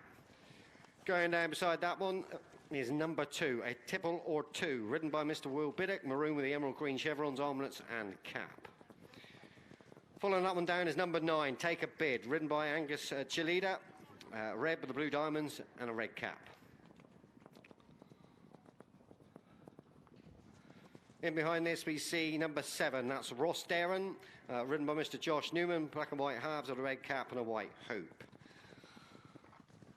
Then we see number 10, the Kitchen Mechanic, ridden by Mr. Rob Hawker, white with the black cross of Lorraine, red sleeves, white cap, red hoops.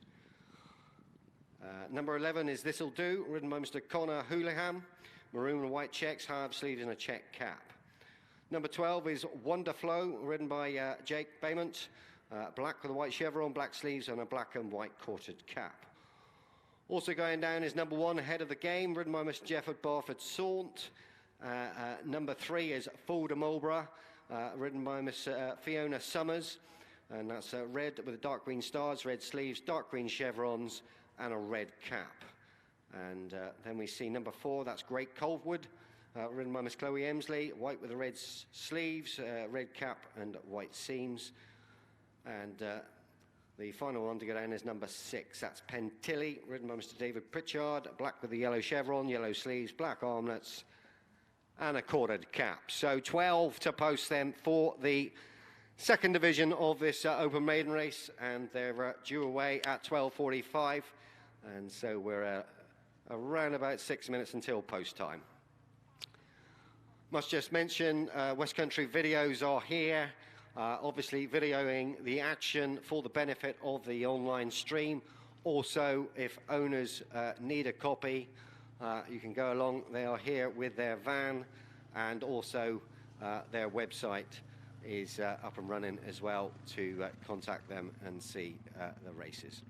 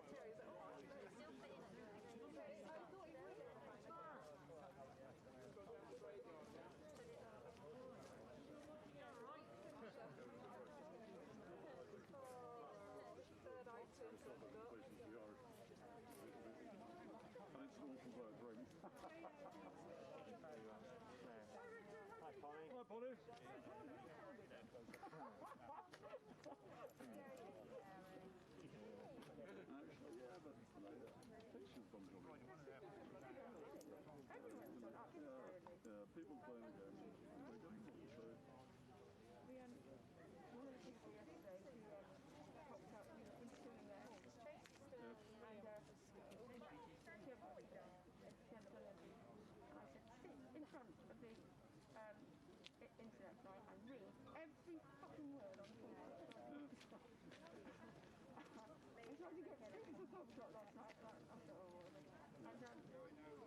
Anyway, she got down and her uncle said, "You can't be bothered, can you?" It's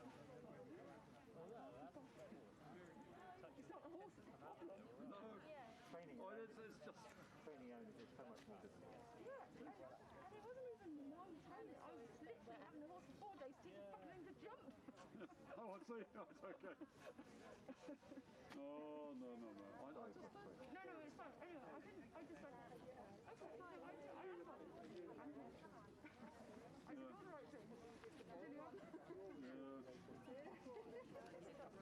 be interested to see how we go. So it looks as though we're almost ready. Starter now on his rostrum, raising the flag. Just calling them forward.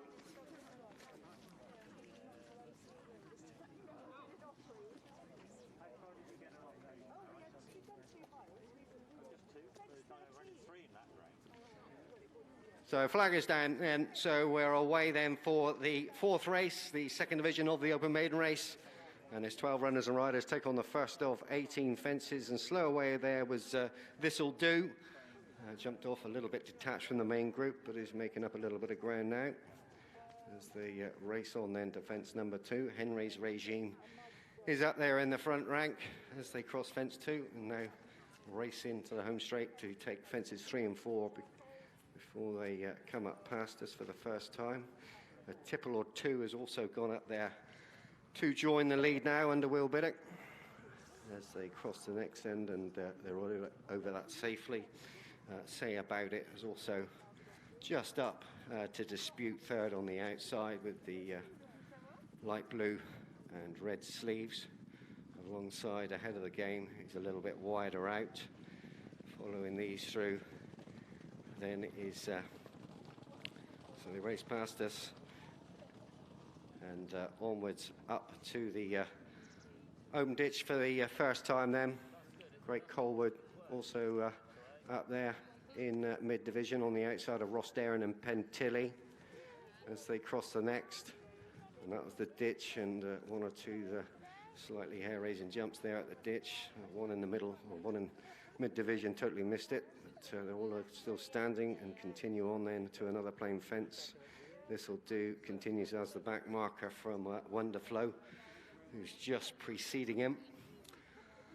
And those two are becoming a little detached from the main group then as they now reach the top end of the course and turn back towards us, a tipple or two. On the inside, on the outside, ahead of the game with Henry's Regime just on his inside. And come to the next then, come to it now.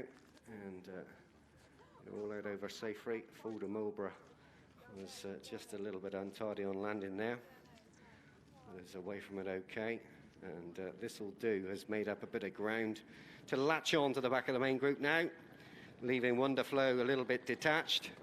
So as they continue on and begin their run down over the hill for the first time, as they do so, a tipple or two with the lead, ahead of the game, wider out. These two dispute the lead. Kitchen Mechanic is up there in about fourth in the centre. And now they've completed the descent and begin the run up the far side. This will say about it is also right up the inside there, disputing about fifth as they come to, they turn left-handed and make their way on towards the cross fence ahead of the game. Shades the lead then from a tipple or two. They're out over it, and Great Colwood now in third as they race into the home straight once more and over the first of these two fences in this part of the course as Wonderflow's been pulled up before the first of them in the home straight. So the remainder of the group now, we're back to 10. And now race up past the judge, just over a circuit to race now, and a tipple or two. And Ross Derren now moves up to take closer order on the inside of the Kitchen Mechanic. Great Colwood also up there in a line of 5 up front. Widest out is ahead of the game. That's the front 5. This will do or say about it on the heels of the leaders in second, or sorry, just in behind them. And Henry's Regime's next as they take the open ditch then. Fulda Mulborough was a little bit untidy over that. Pentilly's now also being ridden at the back. This will do continues as the back marker as they've all crossed the final plain fence in the home straight then and begin to race left-handed at the top end of the course. So Great Colwood now just with the advantage over a tipple or two.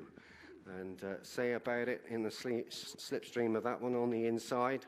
Determined to go up the inside, that one. Great Colwood's a little bit wider, and ahead of the game is still wide out, widest of all. So they take this plain fence then in the back straight, and we have lost one there, and Henry's Regime is down a faller at that, and Merv Woodward's on his knees, but still yet to rise.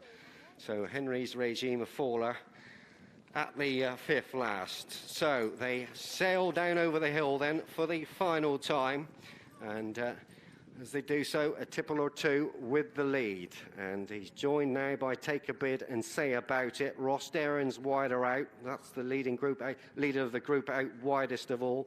This'll Do has made good progress to go up and join this one. The Kitchen Mechanics in behind this, or in behind them, as they've completed the descent now and race up the far side towards 4 out. This is 4 out, and Say About It sails out over it, about 3/4 of a length clear of Ross Derren. Ross Derren now, Great Colwood's next, a tipple or two's back in fourth, driven up the inside to take third now under Will Biddock.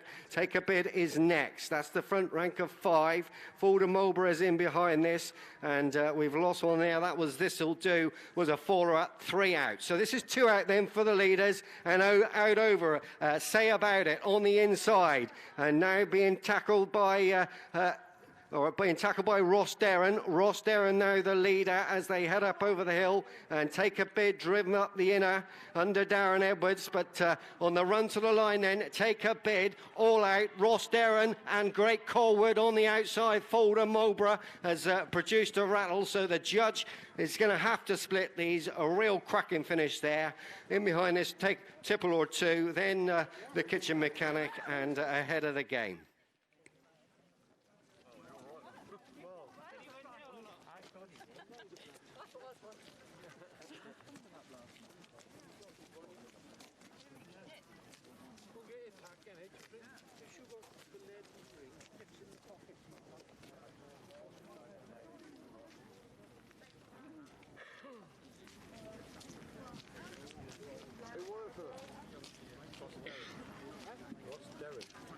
one was he?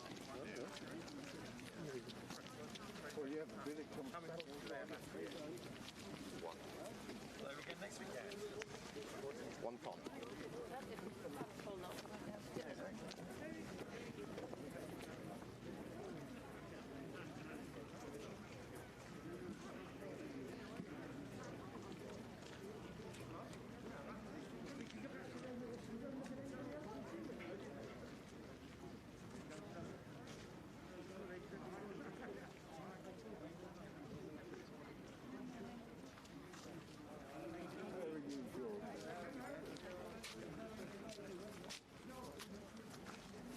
Are you still down by the fence? Yeah. Ah, I can see you there. I'm not allowed to record on the line. I'm just passing down to have a chat. That's all. I've got some of those that finished 6, 7.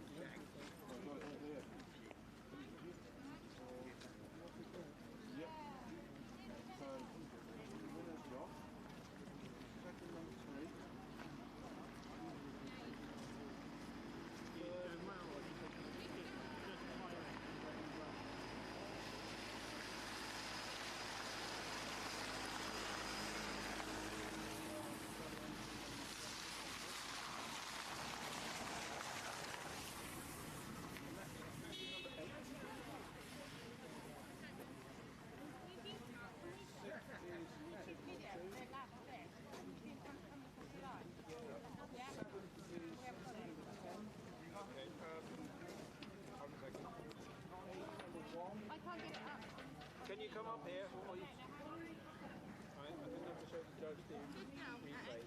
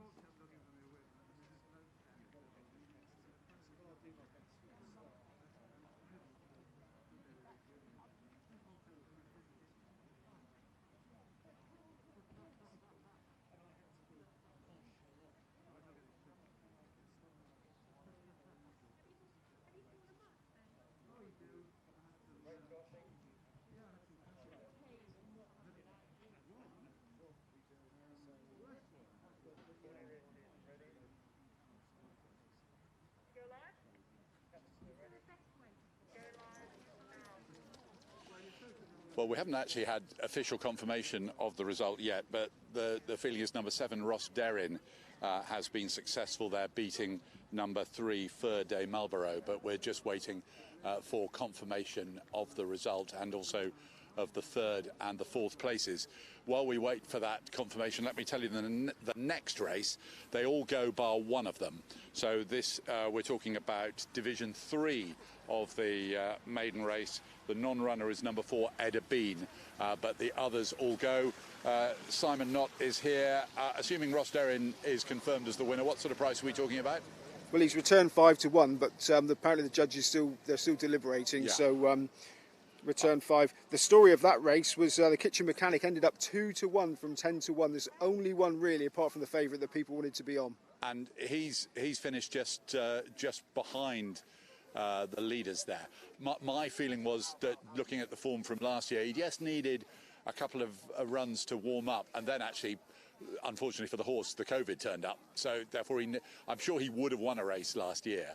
And possibly, especially with the amount of money on him today, I'm thinking that next time he runs, I might have a fiver on. Yeah, I think that would definitely be one going in the notebooks, considering they were on at 10. Right. And what about, and how are the bookmakers, after how many races we had? We've had 4. What's the mood amongst the bookmakers? Well, it's getting busier every race, and they definitely seem to be on top because all the phone money's been wrong so far. Right.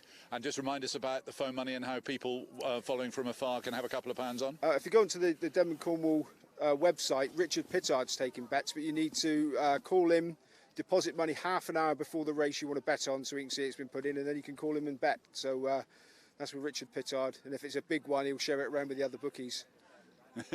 Well, we'll let you go and have a look at the odds for the next race. Come and report back as soon as you've got any news. Talking of the Devon and Cornwall point-to-point website, on the website there is a feature whereby you can help. As you know, live streaming took place at Ottery St Mary in October. Now we're here at Wadebridge today, and the idea is for the Devon and Cornwall area to be doing more live streaming after the new year. There have been some really generous supporters already, but a bit of crowdfunding is underway. Crowdfunding is not the favourite for the 245, but it's what we're hoping you might be able to do if you're watching and you're enjoying it. Just have a look at the Devon and Cornwall point-to-point area website and see where you might be able to get involved in a bit of crowdfunding. And so hopefully we can get a couple of quid together to be able to continue this service for as long as we want to. Tell you what, wherever you are today, look at what we've got. Beautiful blue skies here, sunshine, a mild afternoon here in Cornwall. We're at the Royal Cornwall Showground at Wadebridge, and many thanks to everybody involved here who's hosting us this afternoon. The first, I think, of 3 point-to-points due to take place in the Devon and Cornwall area between now and the spring. So we've got a lovely day. Horses are being sent away now. I haven't actually had confirmation of the result, but I think it will be a big surprise to plenty of people if Ross Derrin isn't actually confirmed as the winner of that race. An opportunity to have a quick canter through the runners and riders for Division 3 of the maiden here. Number 1 is Bet on Betty. Tom Doggerel rides that. Number 2, Captain's Horse with Lucy Major, the rider on board. 3, Charles Ritz, an interesting contender in the Kelvin Hughes colours. Ed Walker, the trainer of that. Will Biddick, the rider on board. Number 4, Edda Bean, doesn't run. Number 5, Ivor's a Legend with Chloe Emsley. Number 6, Munaro with Paul John riding that one. Bobby Thomas, who we heard from on the programme a bit earlier on, rides number 7, Play with the Wind.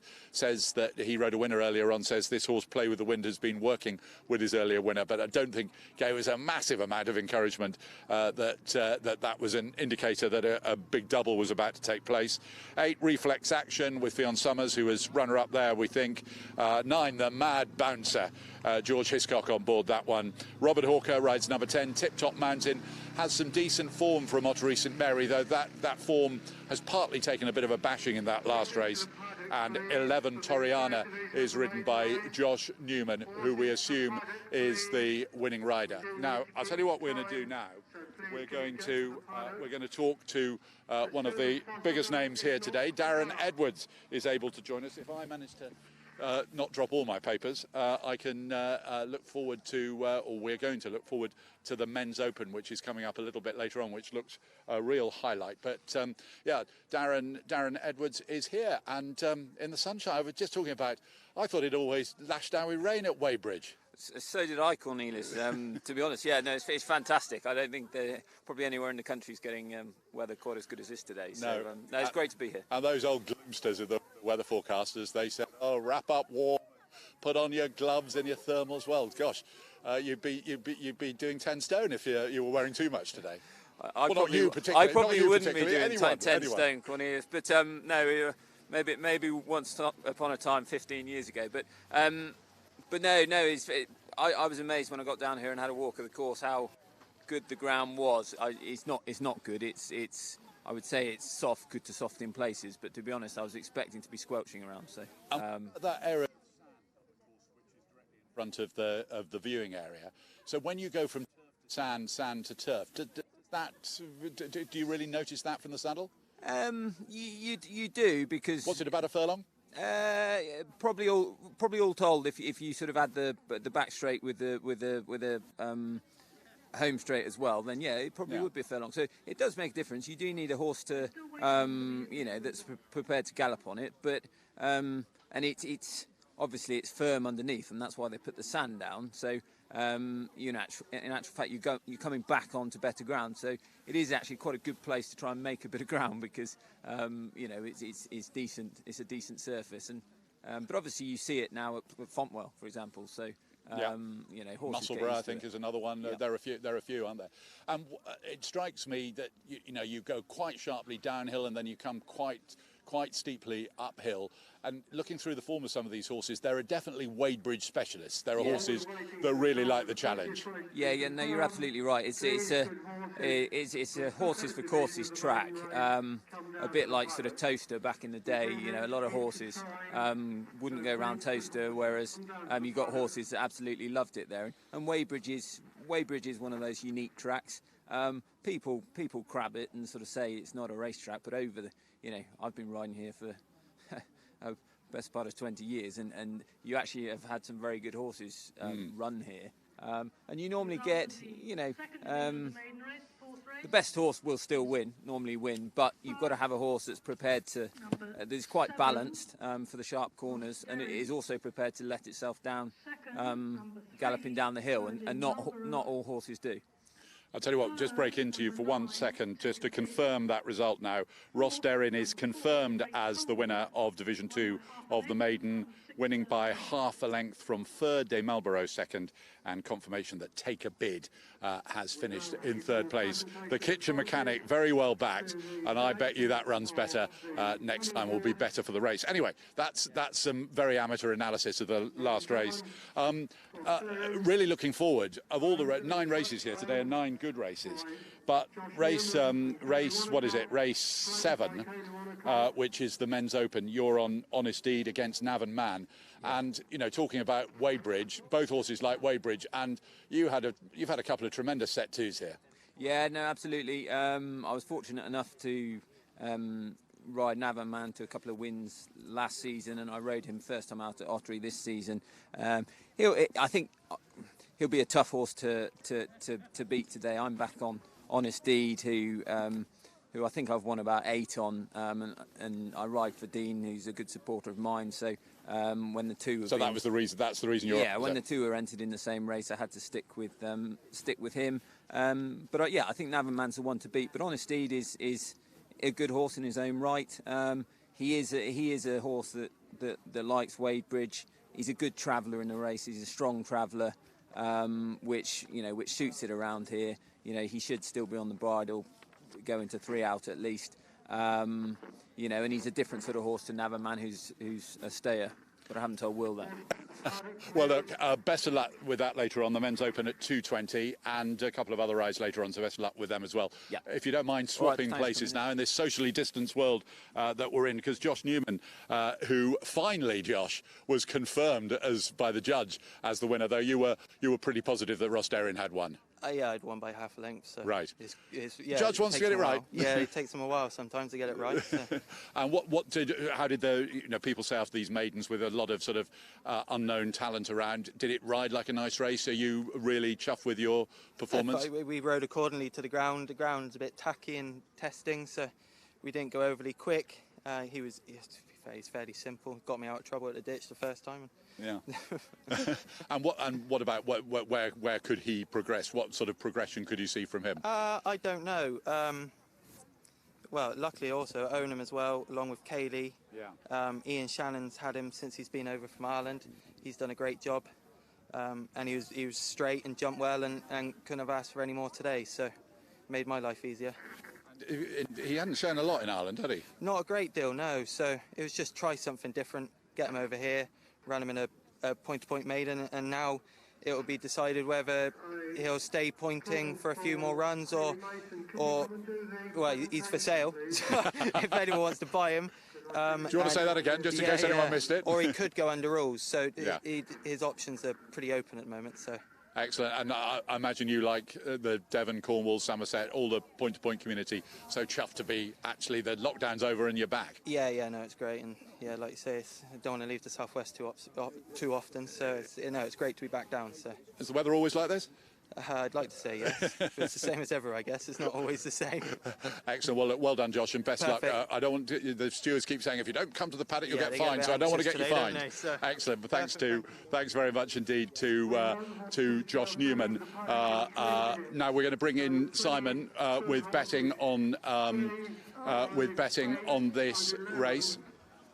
Simon, let's give us some betting.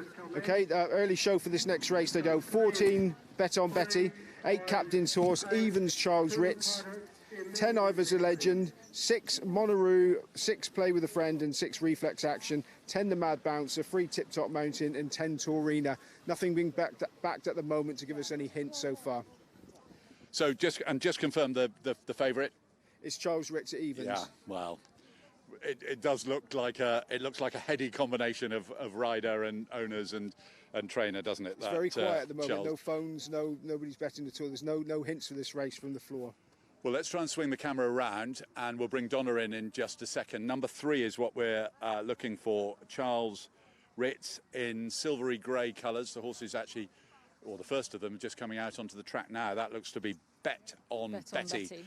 Tom Doggerell's taking that to the start in good time. The other riders are actually just still finishing their preparations here. So Charles Rich, I'm really keen to see number 3. Yep.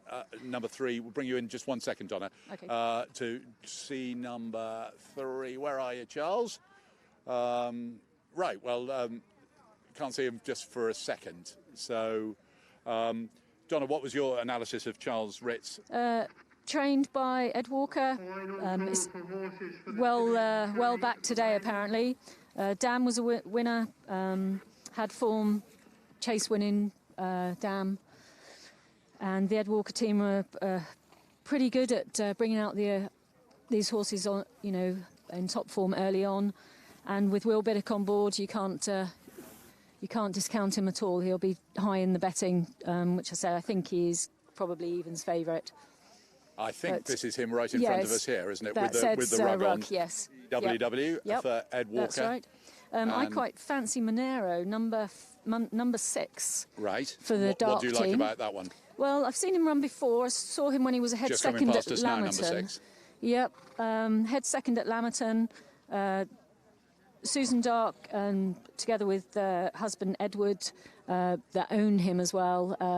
Dairy farmers down in South Devon.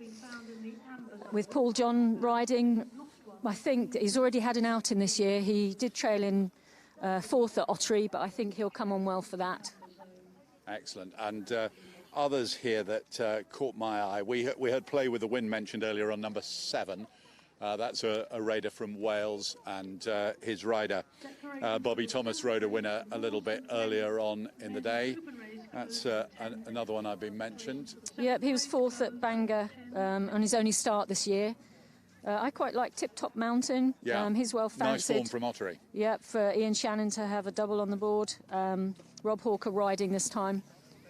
Yeah, the thing that struck me about that one, that the horse has nice form from Ottery St Mary the other day, having finished 4th. The horse that finished 3rd was runner-up in that last race, so that's a plus. Absolutely, but Great Colwood didn't feature in quite the same way. So mixed messages, perhaps, but anyway.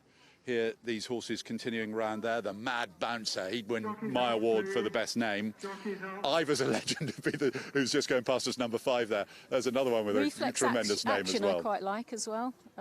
Say that again? Reflex Action. Yeah. It's 2 lengths second at Ottery. Could come on for that. Sorry, 2 lengths second East Cornwall point to point. So had trouble placing their bets, they can bet, but they must go to the bookies on the outside. Right, an announcement here for people on the racecourse about bookmakers. Let's just bring ourselves up to date very quickly with all of the winners here so far today. We had success for Radden Top in race 1 with Conor Houlihan. Cockin Mans for Wales winning the 135 race 2, and that won it in brave fashion, keeping going through the closing stages. Old Town Guard, who won the first division of the maiden at 12:10, looked like a horse to follow. In fact, the first 4 home in that race all looked very useful. And the most recent winner was Ross Derrin. We just heard from Josh Newman saying that horse is for sale, but they must decide what they want to do with that one next. Right, you can see that the horse is just about to start, the main bulk of the horses to start making their way towards the start. There's Reflex Action going up with out with Fionn Summers. And here we get a really good shot looking across here at the silvery colours of the Kelvin Hughes, Charles Ritz with Will Biddick riding that one, and that horse a pretty strong favourite here today. Thanks as always to Wadebridge on these occasions. Point2point.co.uk, a very good website with lots of good information. And let's confirm that the best turned out here was number 2, Captain's Horse. Captain's Horse is the best turned out horse. So the horses making their way down towards the starting point in the sunshine here at Wadebridge. The next voice you'll hear is Mark Dennis, the commentator. The one that went down slightly early was Bet on Betty, ridden by Mr. Tom Doggerel. Scarlet with the black and white hooped sleeves, scarlet cap with the black spots. Next out is number 8. That's Reflex Action, ridden by Fionn Summers. Red with the dark green stars, red sleeves, dark green chevrons and a red cap. Following this one out is number 3, Charles Ritz, ridden by Mr. Will Biddick. Grey with the white epaulets and a grey cap. In behind this, we see Captain's Horse, ridden by Miss Lucy Major, blue with the white stripes, or white sleeves, and a white striped cap. In behind this comes number 10, that's Tip Top Mountain, ridden by Mr. Robert Hawker, purple with the white seams, dark green sleeves, purple cap with a white star.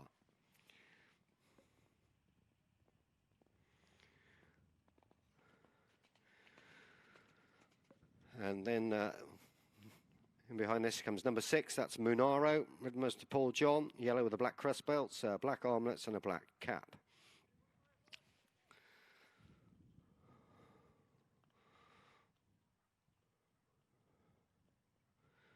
And following this one down is number 11, that's Toriana, ridden by Mr. Josh Newman, white with the black chevrons, white sleeves, black stars and a red cap. Also going down are number 7, that's Play with the Wind, ridden by Mr. Bobby Thomas, red with a white star, blue sleeves, white stars, blue cap with the white stars.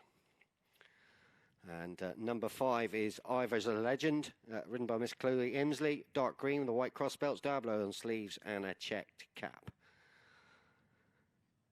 And so those are the 10 runners then that go to post for the 5th race, the 3rd division of the Open Maiden, due away at 1:20. So we're around about 4 or 5 minutes until post time.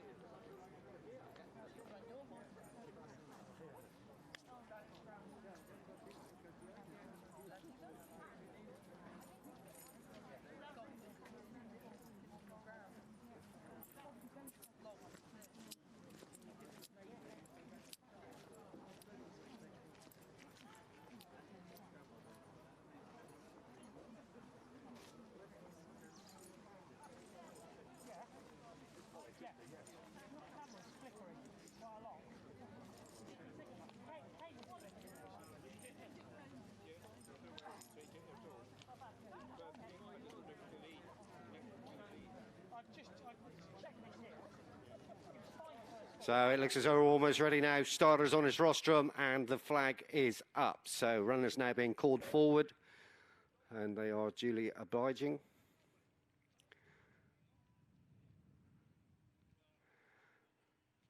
So they approach the start now.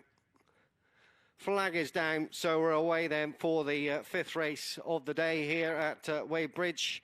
And 10 runners and riders take on the first of their 18 obstacles. And Tip Top Mountain's got the lead as they progress on to fence number 2. Monaro in second. What is that on the outside there is Ivor's a Legend, just shows in third. And back on the inside then is Play with the Wind in a change of colours, yellow with the, black with the yellow stars. As the leaders are already over fence number 4, tail end has just taken it now, and the back marker is Bet on Betty. So they settle down now for a bit of a run up to with the open ditch for the first time. So Tip Top Mountain, Robert Hawker in the saddle. Around about 4 lengths clear of Munaro. Ivor's a Legend's next. Then Play with the Wind. Captain's horses in behind this. And then we see Reflex Action. Follows these through as they take on the open ditch then. Following Reflex Action is Charles Ritz, who's just races a little bit wider from Bet on Betty and the Mad Bouncer. So the leader's already taken the plain fence at the top of the home straight. The rest of them sail out over it now, and they've all jumped it without incident and continue on and up to the top end of the course. And now sweep left-handed. Tip Top Mountain leads the charge down over the hill. From Monaro, Ivor's a Legend's next, then Play with the Wind. Captain's horse follows these through with the blue colours and white sleeves as they take this plain fence, and again they're all over that safely and now settle down for a run along the level before they make the big descent down over the hill. So Tip Top Mountain, lead's been reduced now by Monaro.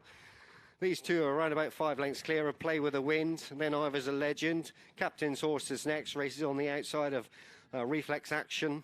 And Toriana's on the inside with the chevrons, and Bet on Betty follows these through. Charles Ritz and the Mad Bouncer, the back marker of the 10 then, as they have almost completed the descent now, down to the bottom end. So they rise up the far side and take on this plain fence, and they've all sailed over that okay. And Tip Top Mountain now, length, about 3 lengths clear of Monaro. Another 3 lengths then back to Play with the Wind. Reflex Action is a length and a half clear then of Ivor's a Legend, who made a bit of a mess of that. Ivor's Legend just went through the top of it and landed on all fours. As the leader is already on over the next, and quickly on to what'll be the final fence in the circuit's time. Tip Top Mountain got away from it well, and has got around about 5 or 6 lengths in hand over Play with the Wind and Monaro. Reflex Action follows these through. The Mad Bouncer now has made a bit of ground up into mid-division now. The Mad Bouncer looks to be travelling pretty sweetly at the moment. Captain's horse is a little bit flat-footed and has just been relegated to the back marker spot with Toriana on the inside, and Ivor's a Legend just preceding those two. So they're on up to the open ditch then for the final time in this last division of the Open Maiden, and Monaro was the one that jumped a little bit awkwardly out to the left there, but they're all over the ditch and onwards to this final plain fence. The leader's already taken it. As the rest stream out over it now, and they are all safely out over that, and 1 or 2 finding it a little bit tough at the moment, ridden along at the back.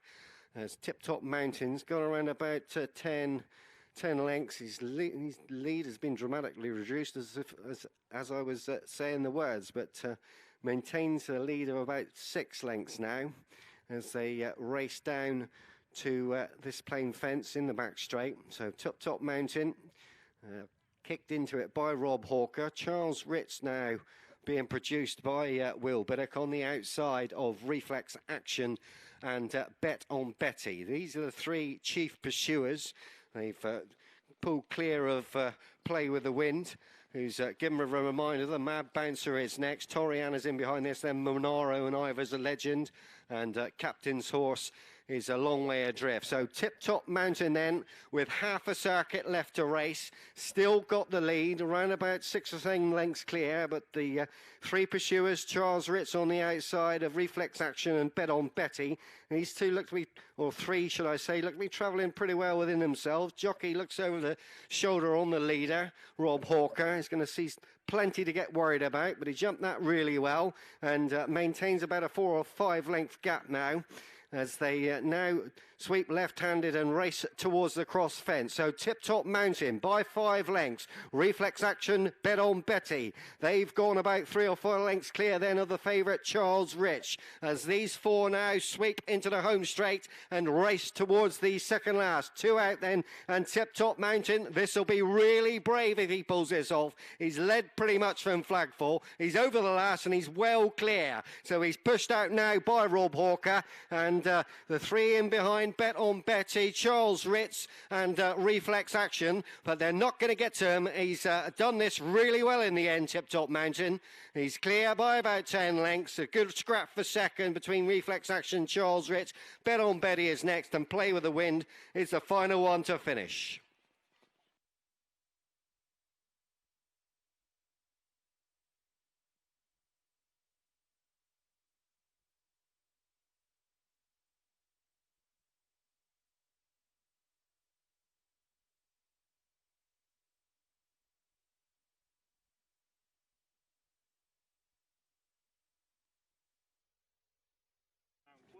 Well done you, because I had to ask you, but I certainly didn't.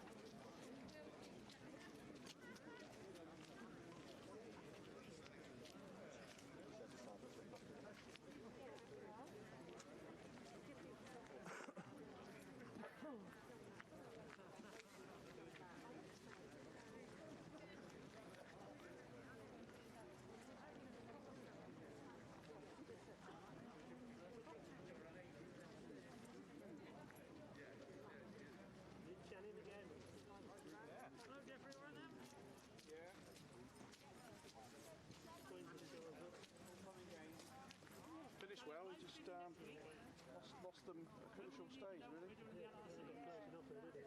had a bit in hand. The winner struggled to get round that top bend last time. Well, Mandy's worried about spending money. Oh, yeah. Couldn't turn him left. We'll have to see what happens next week. But he got him round the wall of death. Yeah. When do you mean? This one. The commentators noticed he lost his big lead. So, 12, 15 minutes ago.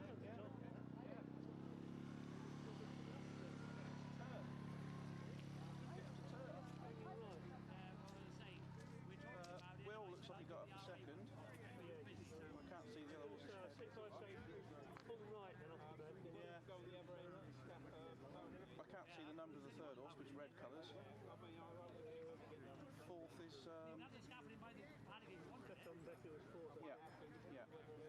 Third would have been I'll be there about. Is it Reflex Action? Could have been, yeah.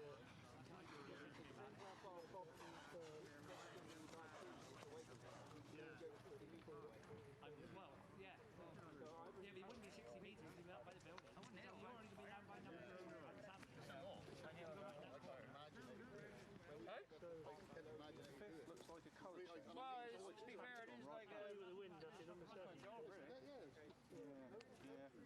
Looks like the saddle slipped badly. Horses Bet on Betty, was it? Yeah. Fifth would have been the only other one to finish playing with. Yeah, saddle slipped on that, definitely. Did it? Oh, I can see it here. Right up under its flank, the girth.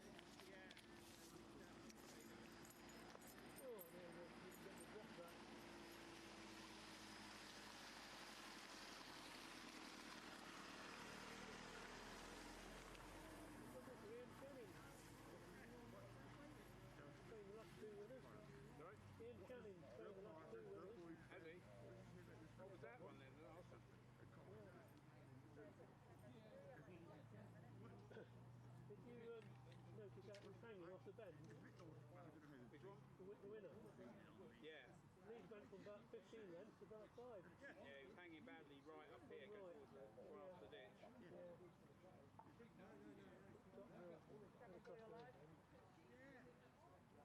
Rob Walker. Charles Richards second, the grey colours. Yeah, he just got second. And Reflex Action third. Colours, is it? Yeah. Reflex Action third. Red colours. 5 finishes, yeah.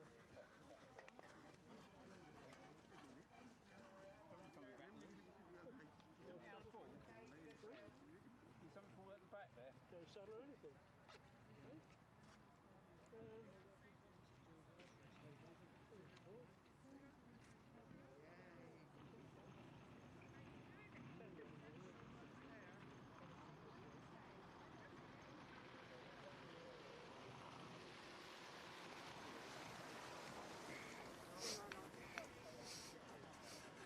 So we can confirm that result now. Tip Top Mountain following up a very decent run at Ottery St Mary, and the winner and a 10-length winner today, beating Charles Ritz into second with Reflex Action in third. 10-round non-runner number 4. Let's bring in Simon with the starting prices there. So the good thing, in inverted commas, has got well and truly turned over by Tip Top Mountain there. Yes, but Tip Top Mountain returned 3-1, second favourite.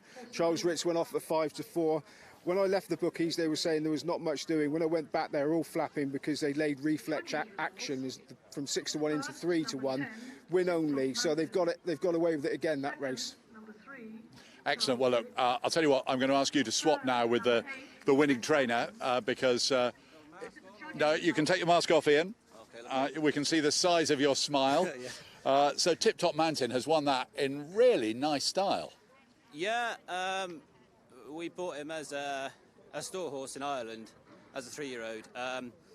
I earmarked him in the catalogue because he was related to Trade Off, but it was Bex, my wife, that picked him out and fell in love with him. He's a really good conformation. He's a proper type of horse with a good stride. We didn't run him in his first year. We were patient with him. We were a bit short of money, so we didn't run him, but it did him the world of good. We ran him just before lockdown in Hock Deep Ground at Cothelstone in March. Will Biddick rode him, he liked him, but the ground was just too bad. We looked after him. And then we ran him the other day at Ottery St Mary. You know, as you were there first. I thought it was quite a good race. It was a competitive race, but we really hit 4 out quite badly, which knocked us sort of back. But we were quite pleased with that effort. He's come on a bundle. We wouldn't train him hard at all. You know, I'm sure, and Robert's full of it about him. Well, he was ecstatic afterwards. Normally we sell them on. We probably will have to sell him, but because you know. But you know, he could be tricky. But my wife bought him, and she's always been in love with him. So. All right. And actually, you were 4th at Ottery and ran well. The winner is now in training with Kim Bailey and is highly rated. The second didn't run so well today, but the third ran well earlier on. So that might just turn out to have been a nice race. English point-to-pointing's changed dramatically over the last 10 years. I used to ride 5, 10, 15 years ago. And you know, a few English point-to-point winners got sold, but when you watched them, you sort of held your breath a little bit. You didn't really know what you were going to expect, and generally they were tailed off. Whereas now, English point-to-point winners are winning every day under rules. But equally, it's harder for us to compete. Well, they're harder to win as a result, yeah. But the level, yeah, no, Irish, we're still some way behind the Irish, but we are improving dramatically. And that's your second winner of the day, because Ross Derrin earlier on. Yeah, Ross Derrin, Kaylee Woolacott bought him about six or 8 weeks ago and said she was full up. And I had some space because I've just built some new facilities. And I said, well, yeah, we can have him and do some pre-training. And we did a little bit with him, and I just said, oh, let us run him in a point-to-point with you, because he'd probably go quite well. and she let us, really. So that's... You know, good buy. You know, he was 4th in a beginner's chase in Ireland.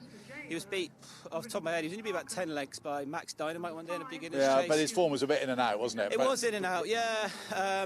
We're quite lucky. I train at alongside my father at our farm, and we got a lot of facilities. We've got a big long grass hill, and a lot of woods, and a lot of they call it Channing Valley. There's uncles everywhere that farm.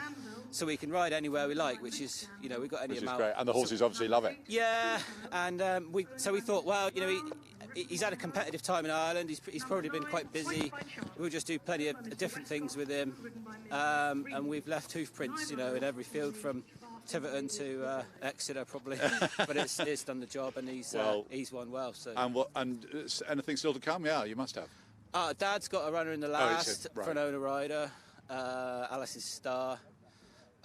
She's full of beans and should run quite well. But yeah, no, good day. A lot of hard work goes into it, and yeah, it's good to have days like this. Yeah, excellent. Well, well done. Lovely to see you, and well done with a couple of nice winners there. Thank you very much. Excellent. That's Ian Channing, successful there. Let's just confirm the news for the Ladies Open. In the Ladies Open, all 9 run, the Trevarthen Ladies Open, kindly sponsored by RJ Trevarthen. That race at 1:50, and that's race 6 of the 9 that we've got. Personally, after that, I was really looking forward, and continue to be really looking forward, to the Men's Open for Navan Man and Honest Deed competing there. And Dean Summersby, who is the trainer of the excellent Honest Deed, is here now with his daughter Charlotte. Come into the mic so we can hear you guys. Lovely to see you, and lovely to be here, isn't it? It's lovely, but unusual for Wadebridge. Well, everyone, I have to say I'm not a regular, and everyone says, "Oh, you brought the nice weather with you." You must come again. So, and you know, good for you and the family to be back. Yeah, and, definitely. We're glad to be back doing it. It was a few months ago. We didn't know what was going to happen, and you're going away with the horses and getting them into work, and it's nice to be back on.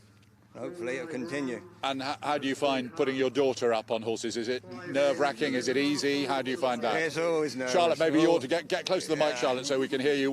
How does he treat you like all jockeys, or a lot better or a lot worse? No, he's all right, really. He kind of leaves me to it. He kind of goes off in his own little world. I kind of don't spend too much time with him, so we don't talk too much until we get into the paddock. But I imagine, Dean, it's quite you know, running a horse is nerve-wracking, full stop. But when you're so close to the rider, yeah, definitely, it's completely different. I was nervous when I used to ride, and I was still just as nervous training. It doesn't matter if Darren's riding them or who's riding them. Yeah, you feel the nerves. Putting your daughter on board, yeah, it's a different ball game altogether. I bet. And what do you have long discussions over the breakfast table, or how does it work, Charlotte, in terms of what you do? Well, obviously I'm not at home anymore, so it's kind of a case of, we spoke a couple of times this week, haven't we? And then last night and this morning was the main proper discussion in what we're doing. And then, yeah, it's kind of, yeah, and then today we realised what we were going to do and went from there then. Yeah.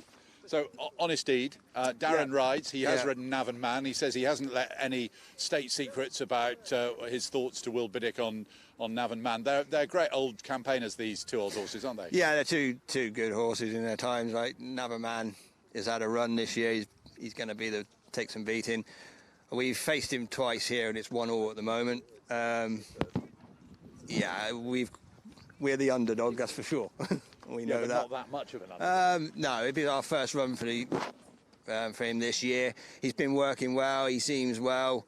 Yeah, last year he only had one run last year, which was here. So he's been off the track for quite a while. Really, that was no fault of his own last because year. Because of COVID. It just didn't happen. Yeah. Yeah.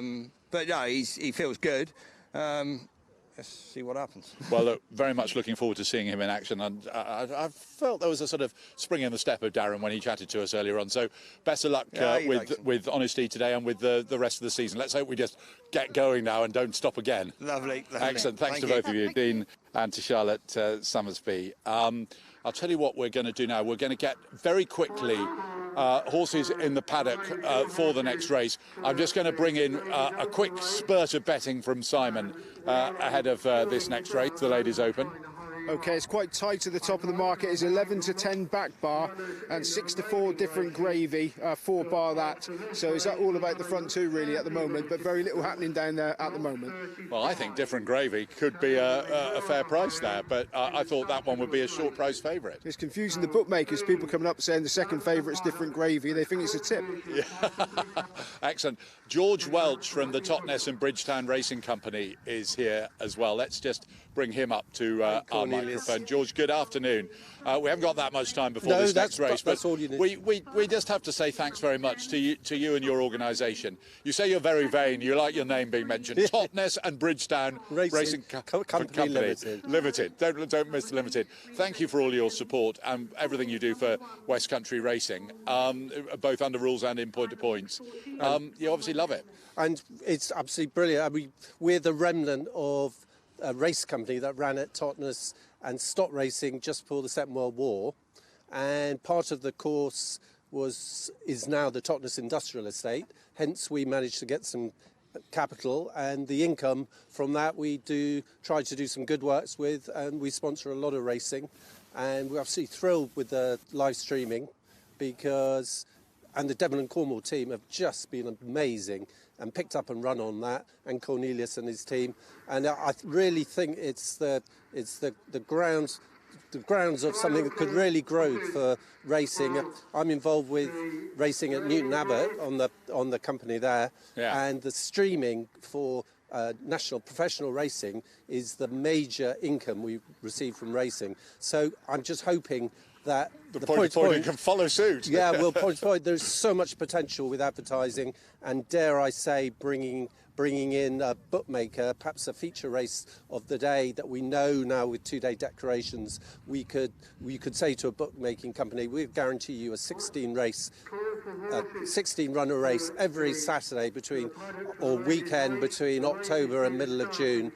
Think of the potential returns for point-to-pointing and PR. So this is very much just the start of it, and we're really grateful for Frank Yeo and Gordon Chambers and their whole team, and Cornelius, you and your team, Falmouth College, because it's... Definitely mention Falmouth College, they're a great bunch. Absolutely fantastic. And what's rather lovely about West Country racing is we have a whole season, right from October to middle of June, and you can race in the West Country within 50 miles of a central position almost every weekend of a 6-month period. So for streaming, you get the feel of a whole sport, and you follow, people get to know the horses, and it's sort of promoting racing also to a younger crowd. You know, all the sort of people my age, under 30, we've all got our phones and we're all watching you.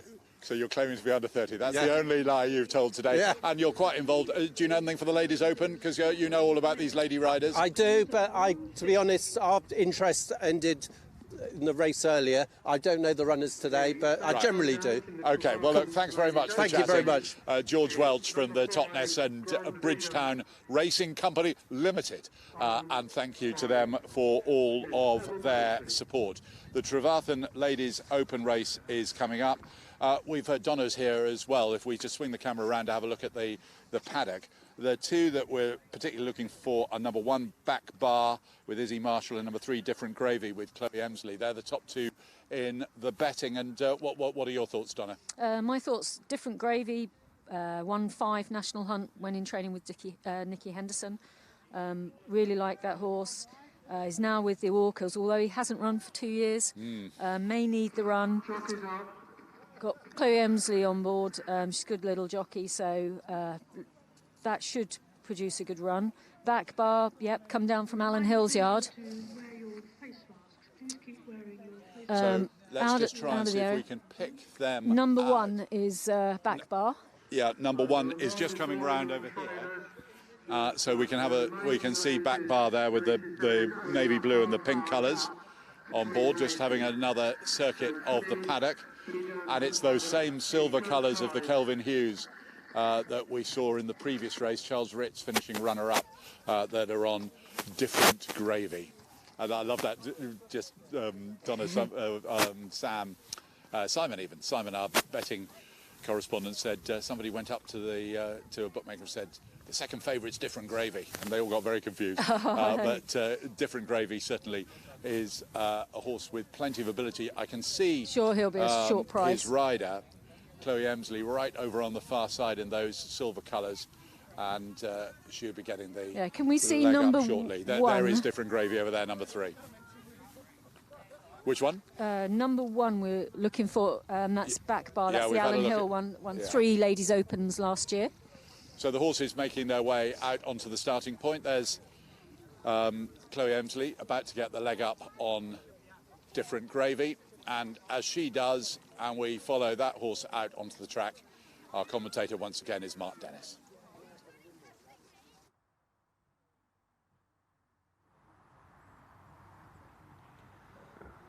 So we move on now, ladies and gentlemen, to our 6th race of the day. This is the Trevarthen Ladies Open race. Runners now on their way down to start, and the first one we see out is Inch Rock. Inch Rock, number 6, ridden by Miss A. Dooman. White with the red sleeves, red cap with the white seams. Following this one down is number 4, that's Eric III, ridden by Miss Natalie Parker. And that's yellow with the green spots on sleeves and a green cap.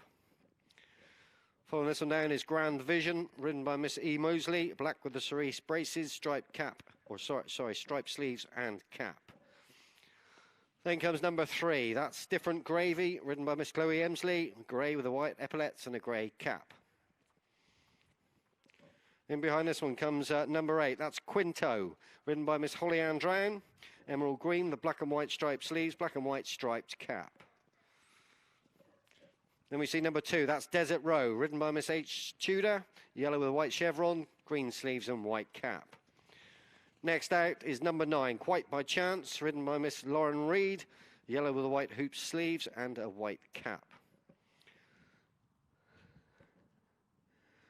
And following this one down is number 1, that's Back Bar, ridden by Miss Izzy Marshall, navy with a pink hoop, sleeves and cap. And the final one to go down is number 7. It's a Steel, ridden by Miss Pippa Glanville, royal blue, pink sleeves, blue armlets, light blue, and pink striped cap. So they're scheduled to be away at 1:50, so we're around about 2 minutes from post time.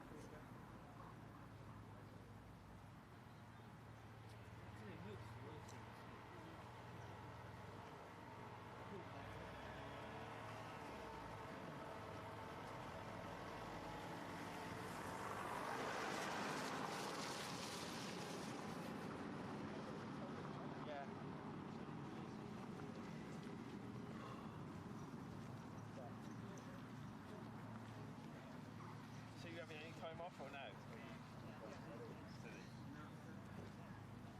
Got to do Andy's horse, got to do fucking Summer's horse, I suppose.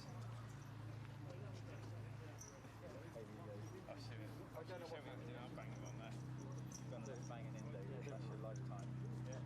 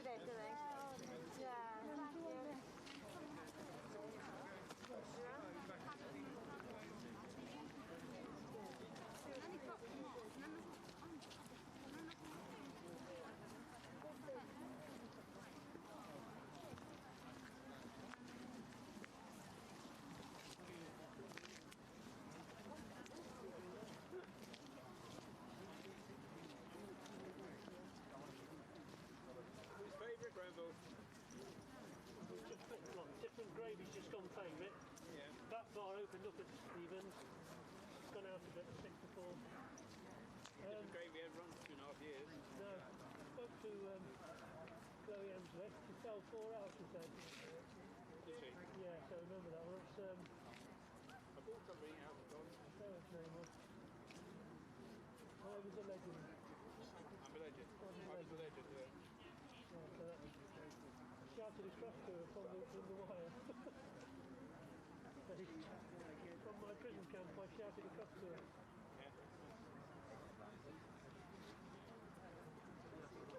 Still 3 minutes races after this.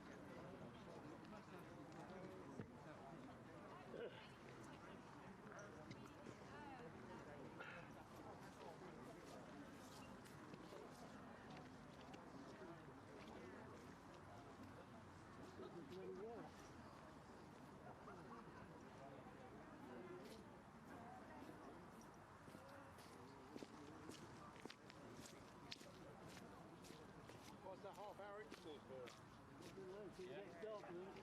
I think it's going to be dark.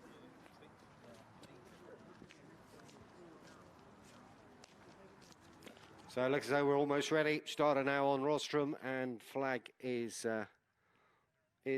Flag's up, so runners now being called forward.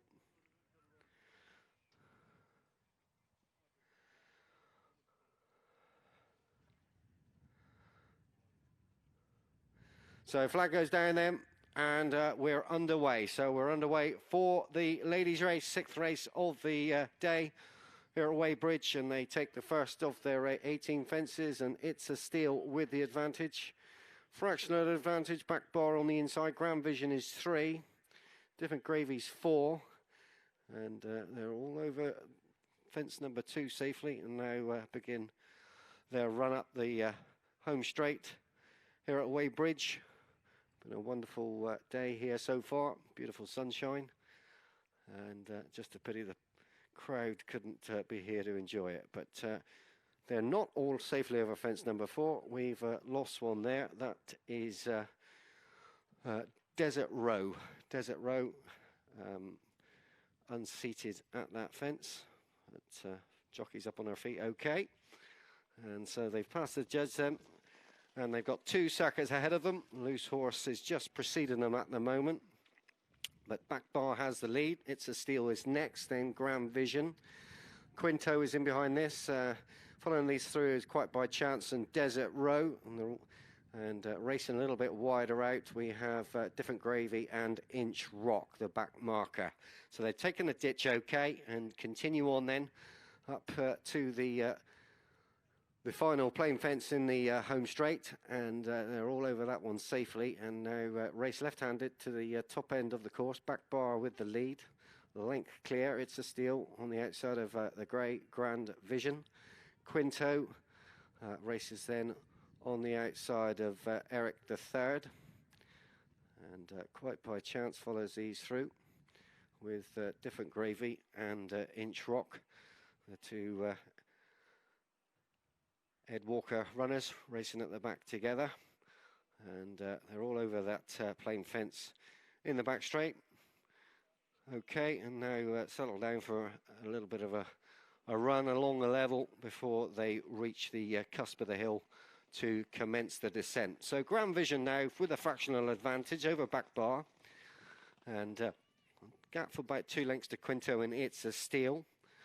And then there's almost a line of 4 at the back, Desert Row, and Quite by Chance on his inside, Different Gravy and Inch Rock on the outside at the back. So they've almost completed the descent then, and now race up the far side and on towards a plain fence up the hill. So Back to Bar, joined in the air by Quinto. Back Bar by about a half length. Grand Vision, the grey, wider out. And then Quite by Chance, who races in 4th as they take the cross fence then, and they've all sailed over the cross fence well, jumped it brilliantly, all of them. And now turning to the home straight and racing on towards 2 plain fences come up in quick succession before they pass the judge once more. So Back Bar on the inside of Grand Vision. Those two jump and land pretty much together. Eric the Third now goes up to dispute a third from Quinto and Desert Row, or Quite by Chance on the inside, with the white cap. A couple of length gap, then back to Different Gravy and Inch Rock. It's a Steal now. Comes under pressure from Pippa Glanville. Just ridden along, and the whip was up for It's a Steal as they race on then to the open ditch then for the final time. And just under a circuit left to race. Back bar out over safely. And they're all over the ditch safely and continue on. Nicely grouped up now. No more than about 5 lengths between these 8 as they cross the next and continue to climb away left-handed now to the top end of the course.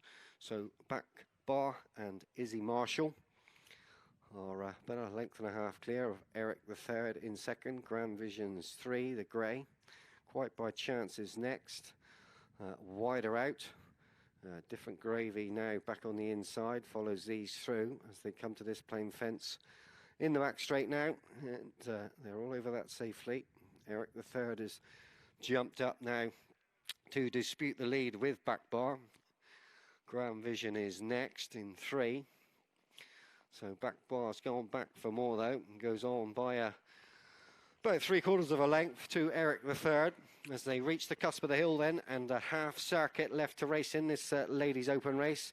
So Back Bar, Eric the Third, and on the inside Different Gravy travels pretty sweetly on the inside. Different Gravy for Chloe Emsley at the moment. But Back Bar has got the lead. Grand Vision's on the outside of Different Gravy with Quite by Chance just on his inside. So as they take the fence up the side of the hill then, and the leaders sailed out over it, jumped it really well. The rest stream out over it now, and it's Back Bar who's going to try and beat them off from the front, and has gone around about 5 or 6 lengths in hand now as the third last. That was 3 out the cross fence, and Back Bar out over safely, sweeps into the home straight. Eric the Third gives chase back in second. Grand Vision is next. This is the second last for the leader, Back Bar. Back Bar now races towards the final fence, and it skips over it nicely, and now settles down to run up the hill then, and gets a reminder for his trouble, but he's well clear now. He's gone maybe 10, 12, maybe 15 lengths clear, Back Bar. Pretty impressive this. So wins it well. Good race on for second between Quinto and Different Gravy. Eric the Third, and in behind this, Quite by Chance, then Grand Vision, It's a Steal, and Inch Rock with the final one to finish.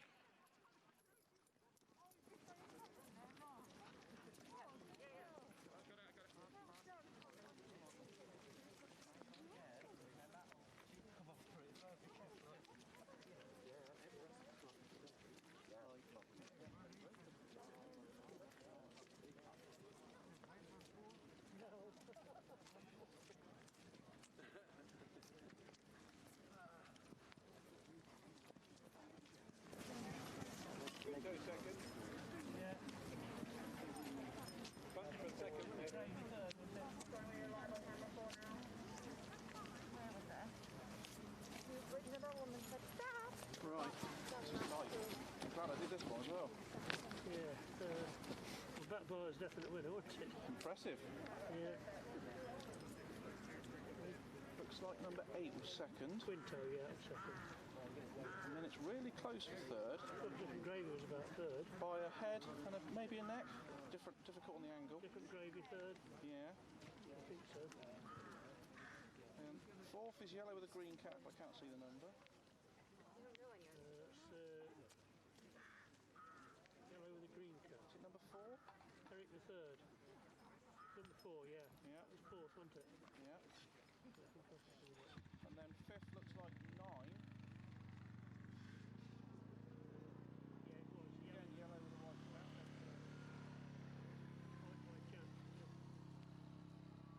Yeah, by I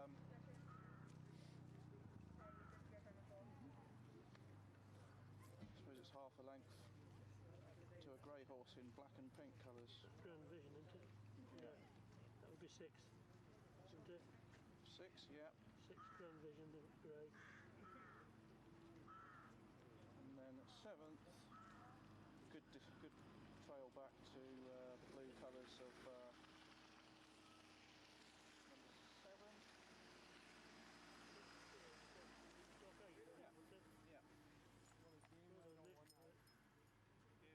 Yeah.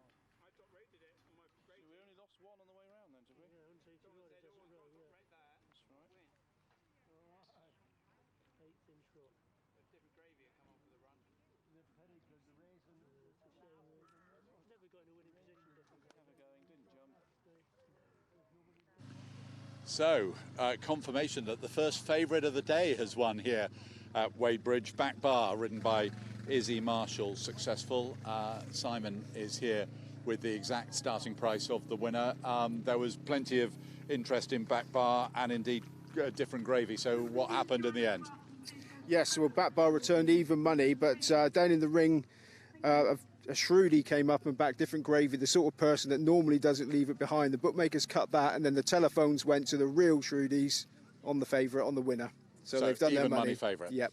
And different gravies finished. What price was he in the? Returned 5 to 4. Right. Okay. And we'll confirm the result in full earlier on. So I imagine that we talked about the atmosphere amongst the bookmakers here. If that's the first favourite to win, and that was race 6. People have got a certain spring in their step.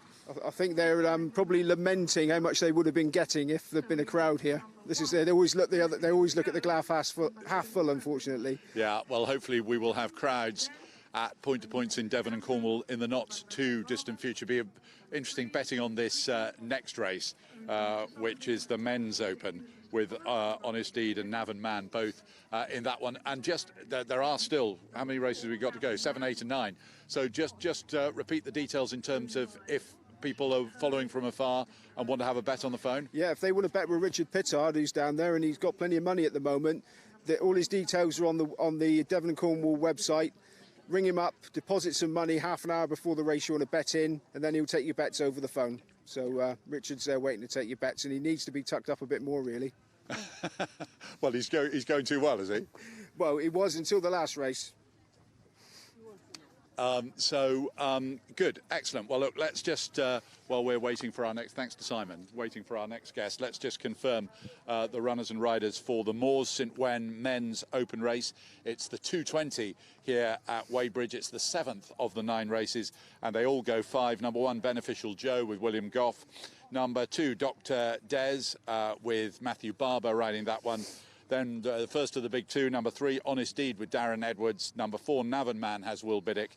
And Jack Vasey rides number 5, the Dapper Fox, who may be 12 years old, but has plenty of ability. Our next guest is David Pritchard, who's been good enough to join us. Now in your civvies again, but you've been in action. Yeah, been in action for 2 today. What was your analysis? They both ran the races. They just this is a bit of a specialist track. They could probably do with a bigger, flatter galloping track, but the going's pretty testing today, making it hard work for everyone. So there's been some good racing here today and good quality maidens. So yeah, it's been a good day so far. And what the course itself, for those who haven't been to Wadebridge, you start as we look out over on the left-hand side. You come uphill, then you've got a sharp go over some sand, sharp bend, more sand, downhill, and steep uphill end. Turn right back on yourself. So yeah, as you jump the 2 after the line, then it's a bit of a hairpin really, and come back on yourself. But coming up the hill from the bottom 3 times is pretty testing. So you obviously need one that stays pretty well. Yeah, and earlier on there was Gunnar Vick in the Division 1 of the maiden. How did? Yeah, he got round for I think 6th or 7th. Again, he's quite a big horse to be going around a tight track like this, so he'll improve for a more galloping track. He's placed at Buck Fastley last season, so. I'll tell you what, I'm going to ask you about your other one in a second, but let's just confirm that number 8 Quinto and number 3 Different Gravy were the second and third horses in that last race. So Backbar won it, Quinto with Holly Ann Drown in second, and the third was Different Gravy with Chloe Emsley, and I will get confirmation of the starting price in a second or two of Quinto, who finished second. So your David, your other contender was Pentilly. Yeah, Pentilly for Joe Tickle. That one pulled up, just couldn't handle the ground. Right. It's Will quite he come good one day? Because his form figures aren't, dare I say, I don't want to be rude, aren't the most inspiring. Yeah, she took I think she wasn't that strong. She wasn't that strong. She had a year off last year, but she wasn't that strong as a 4-year-old. She probably just wants better ground and a quicker track. It is just very testing here today. And do you do this every weekend at this time of the year? As much as I can, yeah. So yeah. Obviously we weren't doing it last weekend because we were in lockdown, but so now through to Christmas, through into the new year, through into the spring, you most Saturdays or Sundays? Yeah, as long as I can get rides. Right. I ride for a few stables, like Keith Cummins. I started riding for Joe Tickle. I'm always keen to be riding. There's nothing better. And just nothing better, you say. So in 2 sentences, just say how much fun coming here. You haven't done any good today. No, but still how been much good. Fun is it to come? The sun's out and to come to Wadebridge and do this? It's great. It's just a great country sport, and you can't have any more fun on the back of a horse than doing this. It's just a great sport. And one more sentence. What do you do in real life? I ride out for Nigel Hawke in the mornings, and then in the afternoons I'm working on my website called equine.co.uk. Oh, you're giving it a good plug. Well done. Buying and selling horses. Sold quite a lot of horses through the summer. It's only started 6 months ago, but it's all going very well. Well, look, best of luck with that, and we'll see you again soon. And keep up the fun side of it as well as the website. So lovely to see you. Yeah, I'm going to bring in now Izzy Marshall, who was the winning rider of Back Bar. Wow. Well, I can see you've taken your mask off. You've got a smile as broad as no, you can't tell I Dartmoor was at the smiling, moment. yeah. No. So how good was that? That was amazing. I mean, we knew we had a nice horse, and he's won 3 Ladies Opens before, but we've always been in smaller fields, but good horses, but smaller fields. So we came here today to really see how good he is, and he proved us right that he is a good horse. So. And the opposition just wasn't any old opposition, because Different Gravy, who actually finished third, and then we've got 100. Is a very highly rated horse. Exactly, and then Grand Vision, ex-Colin Tizard horse, he's a very good horse as well. And then Natalie Parker's ride, Eric III, was behind Red Indian in that Hot Ladies at Bishop's Court. So well-respected field. So I'm glad we came here with a point to prove, and we've proven it. So proved it rather emphatically. Even money favourite. So a lot of you're a popular person. If we I don't pay attention to that. If we could all go to the pub and celebrate, which sadly we can't. Then I think you wouldn't have to buy too many drinks. And in terms of the race itself, was it? Talk us through it, as they say. Sort of the same plan. He's quite a big horse, as you've seen. Not your typical Brian Baru, but no, he's a big old horse, so likes just to keep galloping. So just thought, well, pop out and keep jumping. I was just worried that the bends might be a bit tight, but he handled it. Because that's the top bend. Yeah, is that tight bend with up a capital there. T. He handled it really well, and that bottom bend when you come to about 4 out. But he's such a good jumper. He just winged it on the angle. So sort of the jumping sealed the deal, and then I just got to keep kicking down that hill. And he proved to then have a massive turn of foot at the end, which did actually take me by surprise. Going uphill as well. So what did that feel like? It felt amazing. I was just ecstatic that he could quicken like that. I didn't think he had that turn of foot in him, because we'd beat Late Night Pass, who was one of the Alice's good ladies horses that's won at Cheltenham last time, and he was slightly laboured at the end, and we came with a late turn of foot, but it wasn't like that. So I mean, I'm just really impressed with him. He's not old at all. He's only an 8-year-old. No. Oh, well, you're going to have a lot of fun, aren't you? I hope so. And part of the Allen and Lawney Hill Academy. Yeah. I bet that's good fun. Yeah, it's really good fun. And these owners, the Cranfield family, they've been really good to us, and I'm just so glad to get another winner for them. So I hope they keep coming. Yeah, and so what are your thoughts? What might Back Bar do? What might be the dreams for the season? The dream is to go to Cheltenham for the Fox Hunters, but it's a long old season, and if we can keep winning races like that, then we'll be happy whatever happens. What have you got to do to qualify? I think we might need. Well, we won a few ladies last year, so I think we need to have a run under rules, because he's only run over hurdles for Gordon Elliott. Well, the good news is that Alan and Lorne will know exactly Yeah, I'll what's leave required. that to them, and I'll happily take the reins at the end. I'll just do what they tell me to do.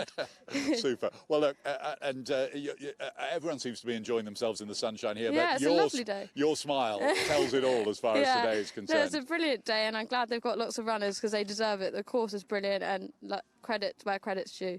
Super. Well, look, well done you, and great to see you, and congratulations. Thank that you. was a really nice performance. Thank you. Excellent. Back bar successful earlier on, well, not that much earlier on, but in the Trevathan Ladies Open race a bit earlier on, and that one in emphatic style. Horses are appearing in the paddock for our next race. Let's see if we can swing the camera round and have a look at these. I heard Dr. Des and Navan Man being called to the paddock because the officials here, obviously daylight runs out earlier at this time of the year than other times, so they need to keep up to schedule this afternoon. See right over in the far distance there, that's Beneficial Joe. Isn't that great with the shadow of the horse and the groom on the shed behind, and other contenders there with rugs on, so it's quite, with the eyesight that I've got, quite difficult to see those from here. But that is the Dapper Fox coming in front of the shed over there as well, number 5. Green colours with red and green diamonds. Matthew Barber is ready to get on board his mount in this race, and just confirmation. I'll tell you who we'll bring in while we're waiting for the last horses to get involved. Let's bring in a rider who has had a good day without actually, unfortunately, ending up in the winner's enclosure, and but it was involved with a horse that I really liked, and I'm just going to get the name of the horse right before I well, look, it's Fionn Summers who's here. Sorry, my race card has got, I've written so many notes on it. You've been second a couple of times, haven't you? Or you've been in the frame a couple of times without winning. Second on Fode Marlborough and third on Reflex Action. The first of those. The first, Fode Marlborough. Which race was it now? It was the second division of the. Oh yeah, that's why I'm looking at Division 3. That's why I can't see it. Here's Division 2. So this is number 3, Fode de Marlborough, who'd run in a race at Ottery St Mary, which was a decent race. Yeah, that was I thought that was a very competitive maiden, and you know they went a good gallop from the off down there that day, and he ran on very well for third, and we came here today expecting for another good run. And yeah, he jumped. Well, you around. got another good run, but sadly not a winning one. Yeah, obviously I fancied him quite a bit here today. Right. But yeah, he jumped around absolutely lovely, and just travelled really well into the race. He you know, I don't think he would have loved the track, but so I dropped him out and just let him hack around. Then we turned in, and when I asked him, he came and he did plenty for me, and we just didn't quite get there. Yeah, but did you know you hadn't quite got there? Because the judge took a bit of time to confirm the result, and I suppose you're hanging on to the possibility that somehow. Yeah, it was a bit of a fingernail moment, but yeah, no, from my viewpoint, I thought I unfortunately you knew. Unfortunately, hadn't quite got up. You knew what the situation was, and you talk about it, the track not suiting. It does. I'll tell you what, very quick.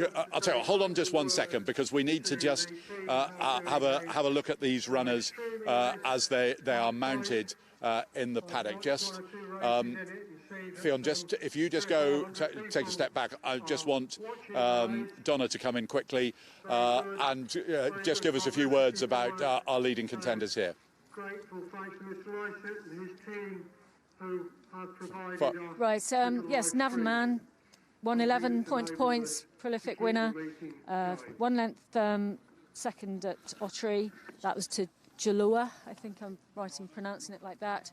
And Honest Deed was 2 lengths second to Navan Man before.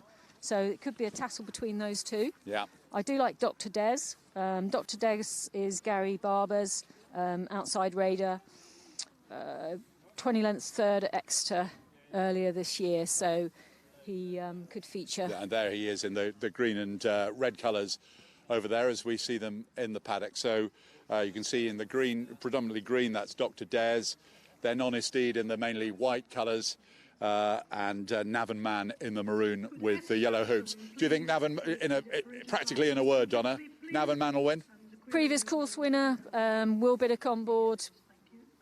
Ideal going for him. Excellent. I fancy him. You fancy him. Well, that's enough for me. I'm just going to get you to quickly change places with Fionn Summers. Literally one sentence, really, Fionn, because the runner's going to the start. You've still to come today. You've got something else to come? Yeah, I've Stephen Steele for Jan Ackner. All right. He should go close enough. You know, he was second down here last year, I think. Yeah, so hopefully another good run from him. And hopefully no lockdown now through into the new year, and you can do this every weekend. Yeah, and we can kick on and get going again properly. Excellent, and well done. Runners now on their way down to start, and first one we see out is number 2. That's Dr. Des, ridden by Matt Barber, green with the red and green diamonds on sleeves and a green cap. Following this one down is number 3, that's Honest Deed, ridden by Mr. Darren Edwards, white with the blue seams and white cap. Then comes number 4, that's Navan Man, ridden by Mr. Will Biddock, maroon with the yellow hoops and armlets and a maroon cap. Next out is number 5, the Dapper Fox, ridden by Mr. Jack Vasey, green with the white epaulets, half sleeves and a green cap. And the final one down is number 1, that's Beneficial Joe, ridden by Mr. W. Gow. And that's red with the light blue diamonds, half sleeves and a red cap.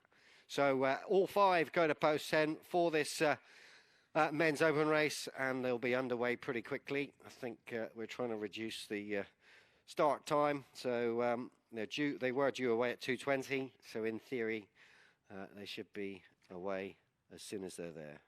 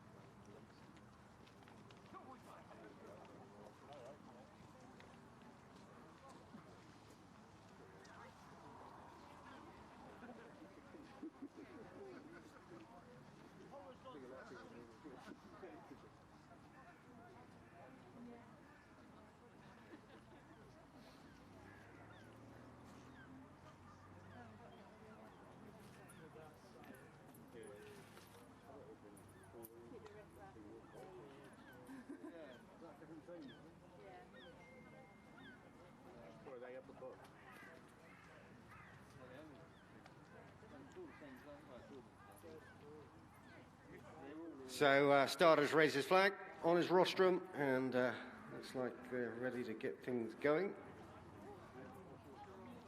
Runners being called forward.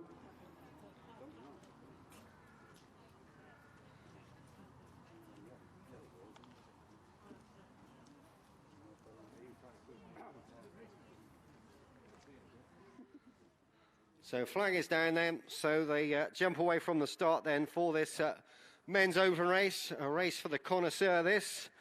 And they race and take on the first of their 18 fences, and they're all over that safely. And steady away really, nobody's too keen to cut out a huge pace in the very, very early stages of this race as they take fence number 2. And it is Navan Man who has the lead now. Navan Man 3-1 on with the bookmakers when I was there. And next best was Dr. Des at 2-1. 4-1 is Honest Deed. And 10-1 Dapper Fox and Beneficial Joe, the outsider, at 25-1. So Navan Man, the odds-on favourite. So they've taken fence number 4 and now going to race up past the judge. 2 circuits ahead of them. And it's Navan Man with the lead. The Dapper Fox goes up to join him on the outside. Dr. Des just sat in about a length and a half off the leading 2 in third. Beneficial Joe is next, and Honest Deed and Darren Edwards, the back marker of the 5 then as they continue their journey up to the open ditch. Honest Deed and Navan Man, the winners of nearly 20 points between them. As they cross the ditch then, and they're over the ditch safely, and continue on then to the final plain fence at the top of the home straight.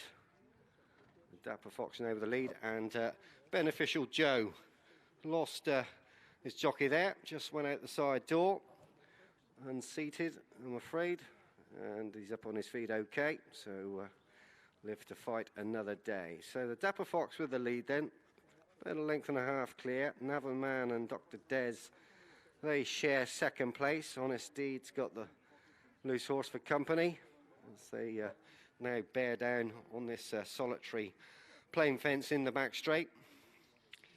And they're over that safely. Now settle down for a little bit of a run along the level before they make the big descent down over the hill. So the Dapper Fox and Jack Vasey lead the way. A length and a half clear. Navan Man, Will Biddick, the men's national champion a couple of seasons ago, in second on Navan Man. Navan Man has been partnered by Darren Edwards as well, so not sure if Darren had the pick or Will stepped in, but they've spread out in a sort of a line of 4 as they conclude their descent down over the hill for the first time, and now race up the far side and on towards this plain fence. And they're all over that safely, and you really could throw a handkerchief over them and cover them all as they now race up the side of the course and on towards the cross fence. Come to it. Navan Man really launched into it by Will Biddick, and the pace is just a little more generous now as they race into the home straight then, take on these 2 plain fences in quick succession. They're all over the first of them and coming to the next. This will be the final fence in a circuit's time. The Dapper Fox spring-heeled at it, jumped it well. Honest Deed's been moved a little bit wider out and travels sweetly enough at the moment for Darren Edwards. Dapper Fox is just injecting a little bit more pace into this and is around about 3 lengths clear then.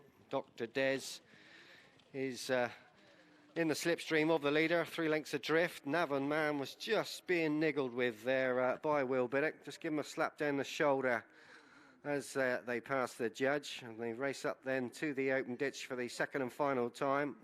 So the Dapper Fox out over, Dr. Des, Honest Deed, Navan Man, still Will Biddick just niggling this one along, and is the back marker of the 4 as they reach the final plain fence in the home straight, and they're right over that safely, and now race up to the top end then, up to the furthest, highest point of the course.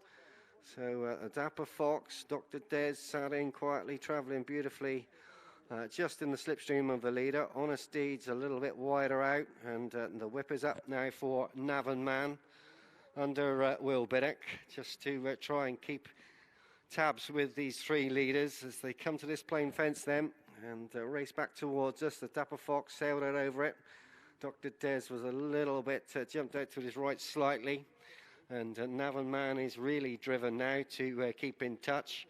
Honest Deed travels quite sweetly up to the outside of the leader now as they now begin their big descent down over the hill. Half circuit left to race, and Jack Vasey on the Dapper Fox led them pretty much from flag 4. Honest Deed travels well on the outside, and Dr. Des, Matt Barber now beginning to drive this one along to keep up with these two leaders. Navan Man is still hanging in there, around about 10 or maybe 12 lengths off of the leaders, and maybe hoping for a big run up the home straight. So they're down to the bottom of the hill then, and racing up the far side onto 4 from home. Honest Deed has hit the front. Honest Deed clear now by about 3 lengths. Dr. Des and the Dapper Fox are a little bit flat-footed after that. Honest Deed now racing towards the cross fence. This is 3 out for Honest Deed. Out over.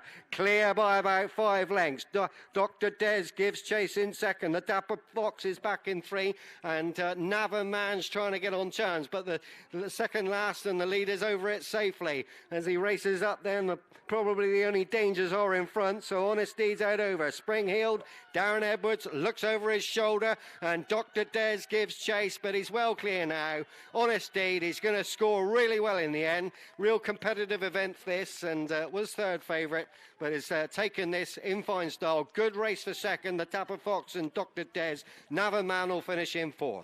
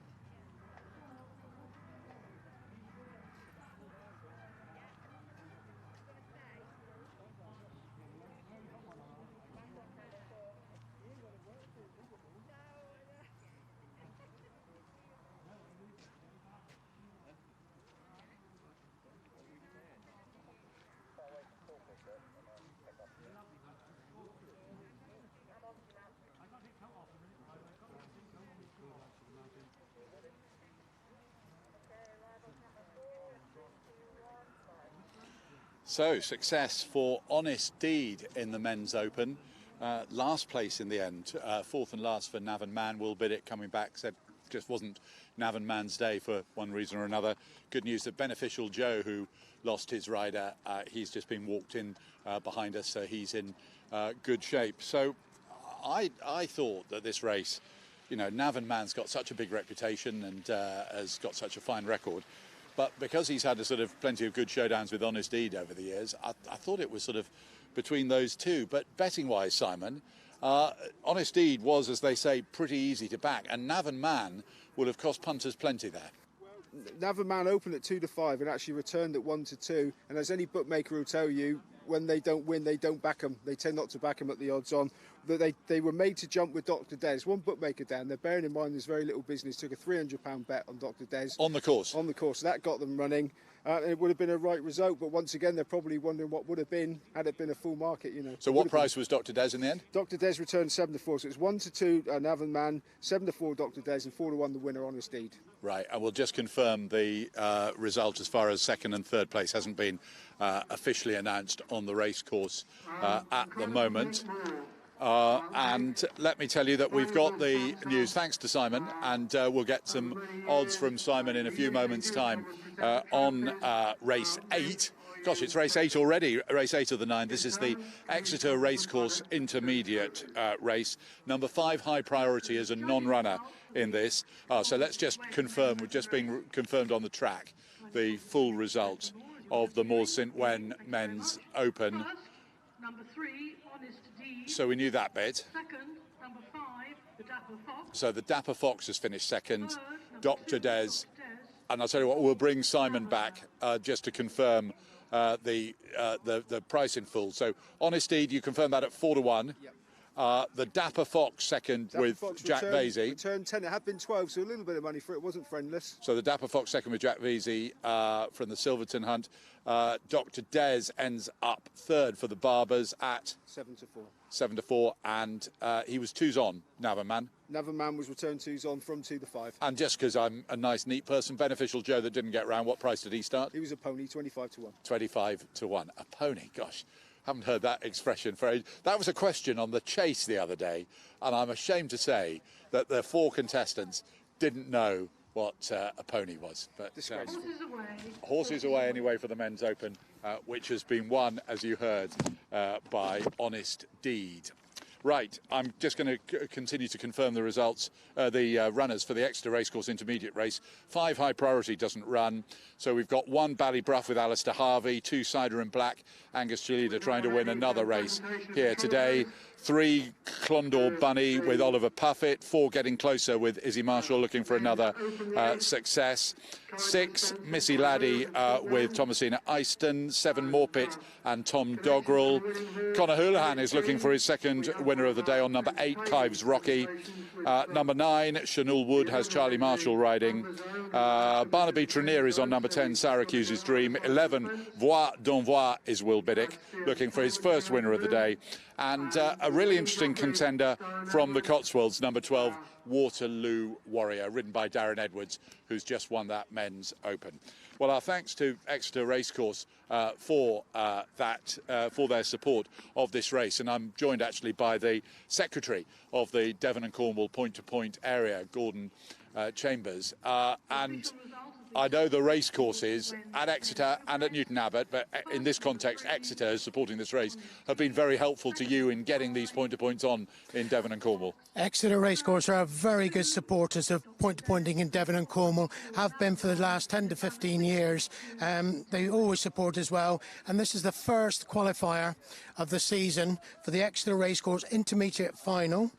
All runners in the races are qualified for the final. The final will be held at Exeter Racecourse on April the 16th, so we're hoping for many, many runners on that day. Excellent. Well, thanks indeed to Exeter. I'll tell you what, I'm going to thank you at that point, because our winning rider from the Men's Open, Darren Edwards, who's a bit slightly busier man than you and me, Gordon, is going to come and join make us. room for Darren. He's got a ride in the next. Well, Darren, I know you're in the next, so we won't hang around, but we thought it might be you and Navan Man having a right set to. Navan Man obviously had an off day, and you've won that in good style. Yeah, no, absolutely. I thought the same, Cornelius. I thought Navan Man was a horse to beat. Dr. Des brought good form into the race. He'd been placed in a Grade 2, I think. So you know, it was all solid form. My horse, as I said earlier to you, he likes this track. He travels very well. Horses for courses. He's nimble around the corner. Yeah. So, you know, it's his track really. And were you listening out for Navan Man, or indeed listening out for Dr. Des during the race, or? I could see Will was never comfortable on Navan Man, and just going out on the last circuit, I could see he was squeezing Dr. Des along, and I was. So you were beginning to get a bit excited. I was just conscious of trying to. I didn't want to hit the front too soon. But going down the hill, I had no choice really. So. And you talked earlier on about your admiration for this horse on its deed and for the Summersby team as well. So that must feel very satisfying when it works out like that. Yeah, Dean's bought 5 horses here today, and they've all come with chances. They, as a family, they work incredibly hard. They do the pointers alongside farming quail and I think ducks now. So they're always picking up eggs when they're not doing the horses. So yeah, they're a fantastic team with a fantastic bunch of owners. And yes, I'm just delighted, and it's nice. It's our sort of home ground, if you like, for him anyway. So yeah, no, it's a fantastic result. And quick sentence, you're riding Waterloo Warrior. There's a tiny bit of a word on the racecourse. Waterloo Warrior will run well in this next race, the intermediate race. Yeah, he's got quite decent form. He was second in a Hunter's Chase at Leicester. He's obviously got a lug 12.10 on his back, which so he's giving £10 to quite a lot of the runners. So that'll test him. Jake, who trains him, seems quite happy. I've never met the horse, never met Jake until today. Right. So yeah, we're hopeful. Excellent. Well, look, best of luck with that, and we might chat again. Hopefully. Yeah. Excellent. Thanks very much indeed. So that is Darren Edwards, successful there in the Open and able to talk to us about that particular race. Now, I'll tell you who's joining us now. Alice Board is joining us on the programme this afternoon. I was going to say introduce yourself, because masks, it's so hard to, don't you find it so hard to recognise people with their masks on? But so you've had a ride already, haven't you? I have. I've had my first ride here today. Oh, first ever? Yeah, first ever. Oh, right. So just remind me, I'm being a bit stupid. I was on Ballyhound in the 2nd division. I came off. That's why I couldn't find you. Yeah, right. I found you now. Go on. Yeah, I came off down there on the beginning of the 2nd circuit. Right. So it wasn't the dream start. It wasn't the dream start, but it was good. It was, yeah, I was happy with it other than that. And talk us through the enjoyment factor of that. How enjoyable was it, even though you've ended up with mud on your britches? Yeah, it was really good. It's crazy how quick they go. It doesn't look as quick, and then you're riding it and you're, wow, I wasn't expecting this. But yeah, definitely an adrenaline rush, and yeah, I really enjoyed it. And what night before your first ride? You know, in 2 years' time, you'll have ridden goodness knows how many times. Fingers crossed. They might not want me after that one. well, no, Cole. Let's be positive. Let's be positive. But did you sleep well last night? Were you nervous? Were you excited? What were you? I slept pretty well last night. I had 12 stone 5 to carry, so I've been eating quite well. Yeah. And so I had lots of pasta as a carbo load, and then yeah, went to bed quite early. Had a peach schnapps that helped me sleep. Oh, that's a bit of a secret, is it? Or maybe you only had one? Yeah, I'll just say I only had one. And what? So if I was writing the close-up in the form book of your mountain, what would I write? Because I wasn't studying you very closely, I must confess. Right. I would say he was jumping really well. He's a handy horse. He's actually owned by Tom Channon, who is the trainer. Well, Dad is the trainer. And he's actually won a couple. He won the Men's Open down here in February, so he's a nice horse, but just needs a better jockey. Oh, don't do yourself down. Don't do. Yeah, he was jumping really well and stuff. And then things went wrong. And then then nothing really went wrong other than I just slipped off the corner of him. Oh right. Well, look, it's all part of it's all part of the learning process, isn't it? Yeah. And are you now raring to go for your next one? Yeah, can't wait. I think we're here again in January. Right. Well, you know, how many fences did you get over today? I wouldn't know. Right. Well, let's hope it's a few more next time. Let's just In fact, let's hope it's the whole course. Oh, yeah, let's hope And you're we get to the standing finish. here, having stood over there receiving a trophy, you're standing here as a winner. How good would that be? That would be nice, yeah. Excellent. Well, look, thank you very much indeed for joining us. Thanks for chatting to us on the live stream from the Cornwall Club this afternoon here at Wadebridge. Thanks again to the Royal Cornwall Agricultural Association for their hospitality.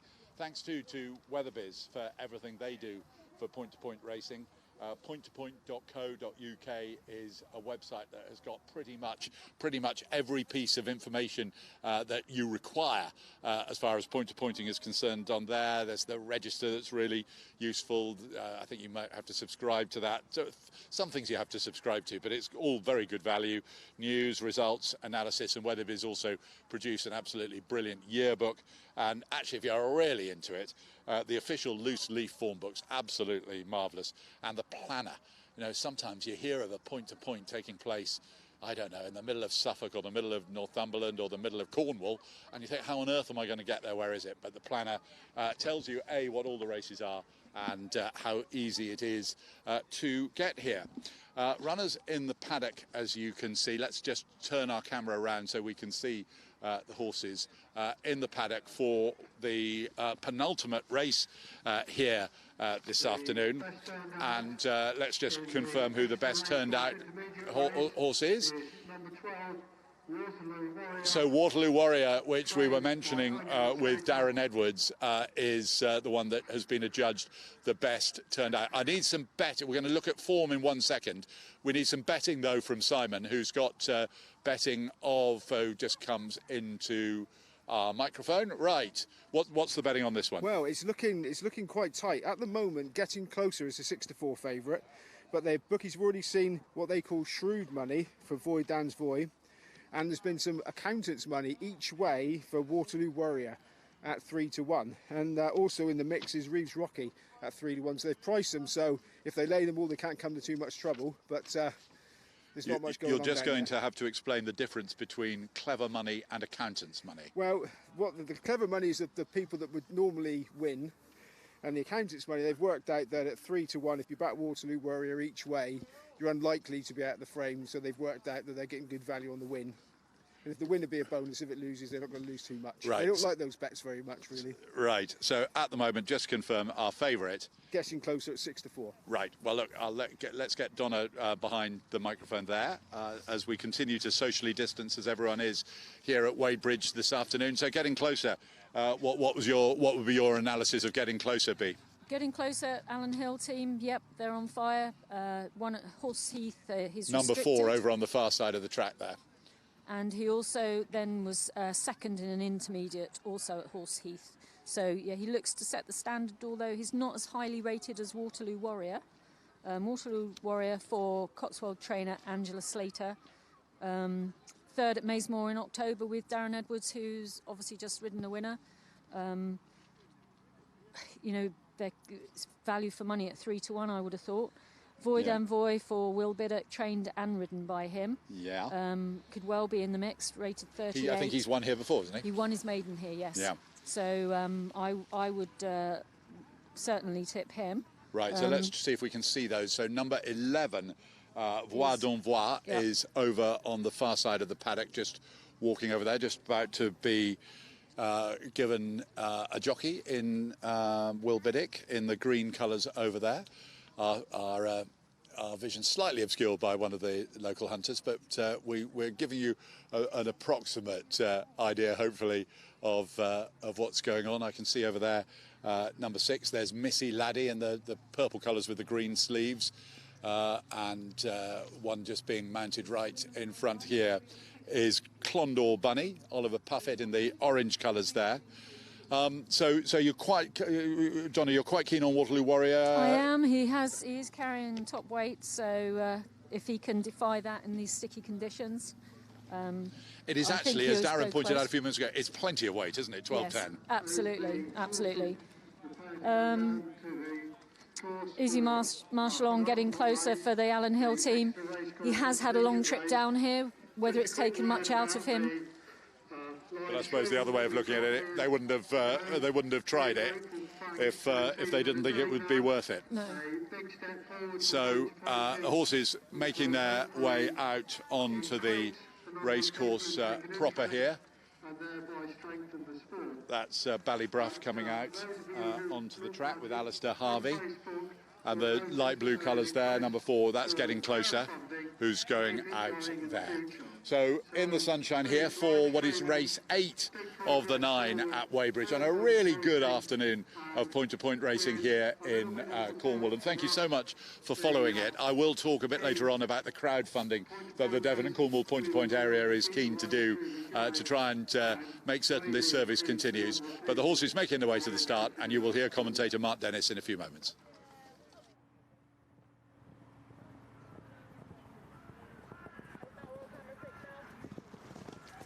So we move on, ladies and gentlemen, to our 8th and penultimate race of the afternoon, the Exeter Racecourse Intermediate Race. And the runners now on their way down to start, and they're led down by number 1, that's Ballybruff, ridden by Alistair Harvey, black with the white chevron armlets, black cap with the white hoops. Following this one down is number 4, Getting Closer, ridden by Miss Izzy Marshall, dark blue to light blue crossbelt, check sleeves and hooped cap. Then comes number 8, Reeves Rocky, ridden by Mr. Colin Houlihan, light blue with the red striped sleeves, light blue cap, with the red stripes. Next out is number 12, that's Waterloo Warrior, ridden by Mr. Darren Edwards, purple with a yellow hoop sleeves and a yellow cap. And going down beside that one was Voy Dan Boy, ridden by Mr. Will Biddock, green with the yellow epaulets and sleeves and a green cap. Following this one down is number 2, that's Cider and Black, ridden by Mr. Angus Chalida, light blue with a dark blue hoop, yellow collar and sleeves, and a light blue and yellow quartered cap. In behind these we see number 9, that's Chanel Wood, ridden by Charlie Marshall, royal blue, white diamond, royal blue cap with the white diamond. Also going down is Saracusa's Dream, ridden by Mr. Barnaby Trenier, green with the green and gold striped cap. And then we have Missy Lady, ridden by Miss Thomasina Easton, purple with the silver stars, green sleeves, purple cuffs, and a black cap. And those are the 11 that go to post them for this race course, or Exeter Racecourse Intermediate Race. And I don't suppose they'll be down the start any longer than they need to be. So they were due away at 2:50. It's 2:50 now, so they'll be underway ASAP.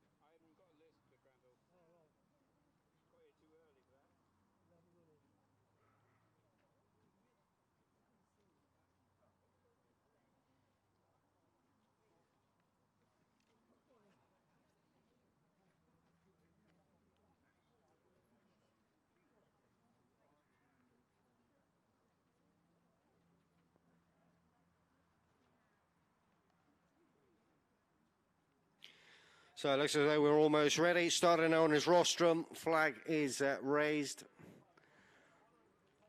So runners making their way forward. Flag goes down then, so we're away for the eighth race of the day here at Wadebridge, and 11 runners and riders have jumped the first then. Cider and Black was a little bit untidy over that at the back, but continues all the same. So up front, it's Syracuse's Dream and Reeves Rocky takes fence number 2. Jumps it in fine style. Also jumping it well with Chenal Wood.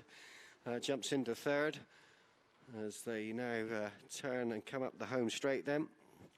And Reeves Rocky with the lead. And they're all over that safely and on to fence number 4. So Reeves Rocky and Syracuse's Dream. Chenal Wood back in third with the blue colours. Missy Ladies on this one's inside with Bally Bruff. Following them through then is Morpet with the red hoop on the inside. Missy Ladies a little bit wider out with Waterloo Warrior and getting closer.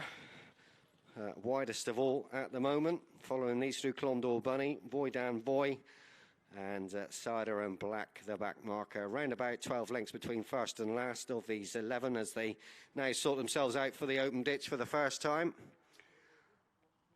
And they're all over the ditch. One or two may have just given the guardrail a bit of a whack, but they're all over it safely and continue on then to the final plain fence in the home straight, and they're all over that. And it has been a absolutely glorious day's weather here at Wadebridge. Almost like summer. We're generally down here with a force 10 gale blowing and rain coming in horizontal from the Atlantic, but today's it's all right. So they're on the turn back towards us then and race down the back straight. Just the solitary plain fence to take in this part of the course, and Syracuse's Dream looks to have the lead. As it comes to it, about a length clear, just picked slight marginally on landing there, Syracuse's Dream, with Barnaby Trenier in the plate, the only grey in the field. And race is about a length, maybe 2 lengths clear now. Chenal Wood is riding his slipstream with the blue colours on the inside of Missy Lady. Waterloo Warriors next, getting closer. He's a little bit wider in 5th. On the inside is Bally Bruff. And Morpet is on the inside of Boy Dan Boy in the green colours. Clondor Bunny with the orange colours is wider out. And Cider and Black. And the early leader, Reeves Rocky, is now just being ridden along for the descent now, and is losing ground and just becoming a little detached at this stage. And so they've completed the descent then and race up the far side. And Syracuse's Dream still with the lead. Missy Lady there jumped that well and goes up to within about a length and a half of the leader. Chenal Wood in the blue colours continues in the slipstream of the leader as they reach the cross fence now. And they all sail over that okay. And Cider and Black continues as the back marker. So they race on then into the home straight. And they're on to what will be the final fence in the circuit's time. And they're all over that safely. So still Syracuse's Dream. Been up in the front rank pretty much from flagfall. Missy Lady just a little bit wider out in second, and Chenal Wood on the inside disputes second now. Getting closer, travels quite sweetly for Izzy Marshall on the outside in 4th, and there's a gap of about a length back to Bally Bruff. On his inside is Boy Dan Boy, on the outside Clondor Bunny. Morpet is next with the red hoop following these through. Waterloo Warrior has been switched right at the inside and was just kicked along there for a few strides by Darren Edwards, and it's just lost a little bit of ground as they now race on over the final plain fence in the home straight, and they're all over that safely, and pace just picking up a little bit now. 1 or 2 beginning to show signs of distress, but they race left-handed and now begin their run back down the back straight, and Chenal Wood has now taken up the lead, and Syracuse's Dreams been relegated, shuffled back down through the pack as they race on then to this playing fence. Missy Lady's on the outside of the leader. They come to it now. And Missy Lady's out over it, getting closer. Just a little nod on landing there from getting closer. But travels well enough all the same, and travels pretty well. Morpeth is now made ground to go up and dispute the lead as well. In behind them, Syracuse's Dream and Void Down Boy. And then Clondor Bunny. Ballybruff is next being ridden. And Waterloo Warrior also now comes under pressure from Darren Edwards as they are inside the final half circuit now for this Exeter Racecourse intermediate race, and they're almost completed the descent. So down over the hill, getting closer on the outside of Chenal Wood. They take the turn then and takes them up the far side. Void Down Boy is in the slipstream of these two leaders. Morpeth is out on the outside in third. Clondor Bunny is next. As they continue on then, Waterloo Warriors tacked on to the back of this main group up front. So this is the cross fence 3 out then, and Chenal Wood out over, joined in the air there by getting closer.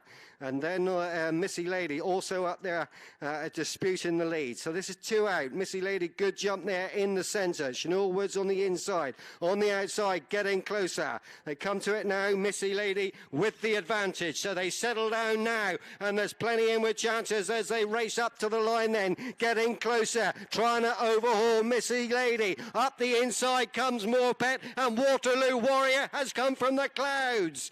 So the judge will have to split these. I don't know. In behind this Clondor Bunny, then Void Down Boy.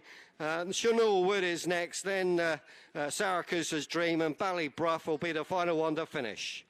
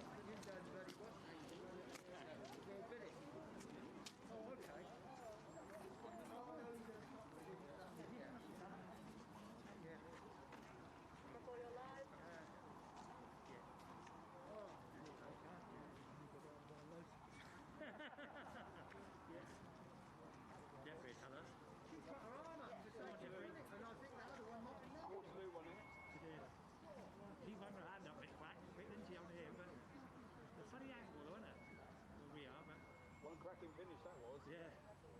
Oh dear, we don't want to hear that. We want to hear another one. I don't think we did. I don't either. Well, that's a good race. You don't have to mind. The last race today is this big concerns firstly in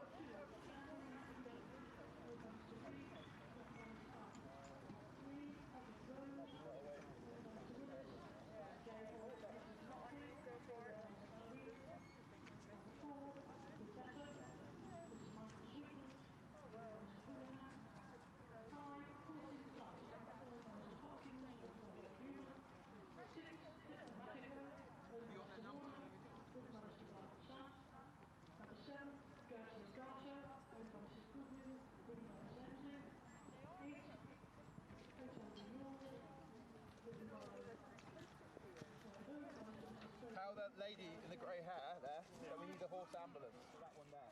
Horse ambulance? Yeah. For the trailer, now.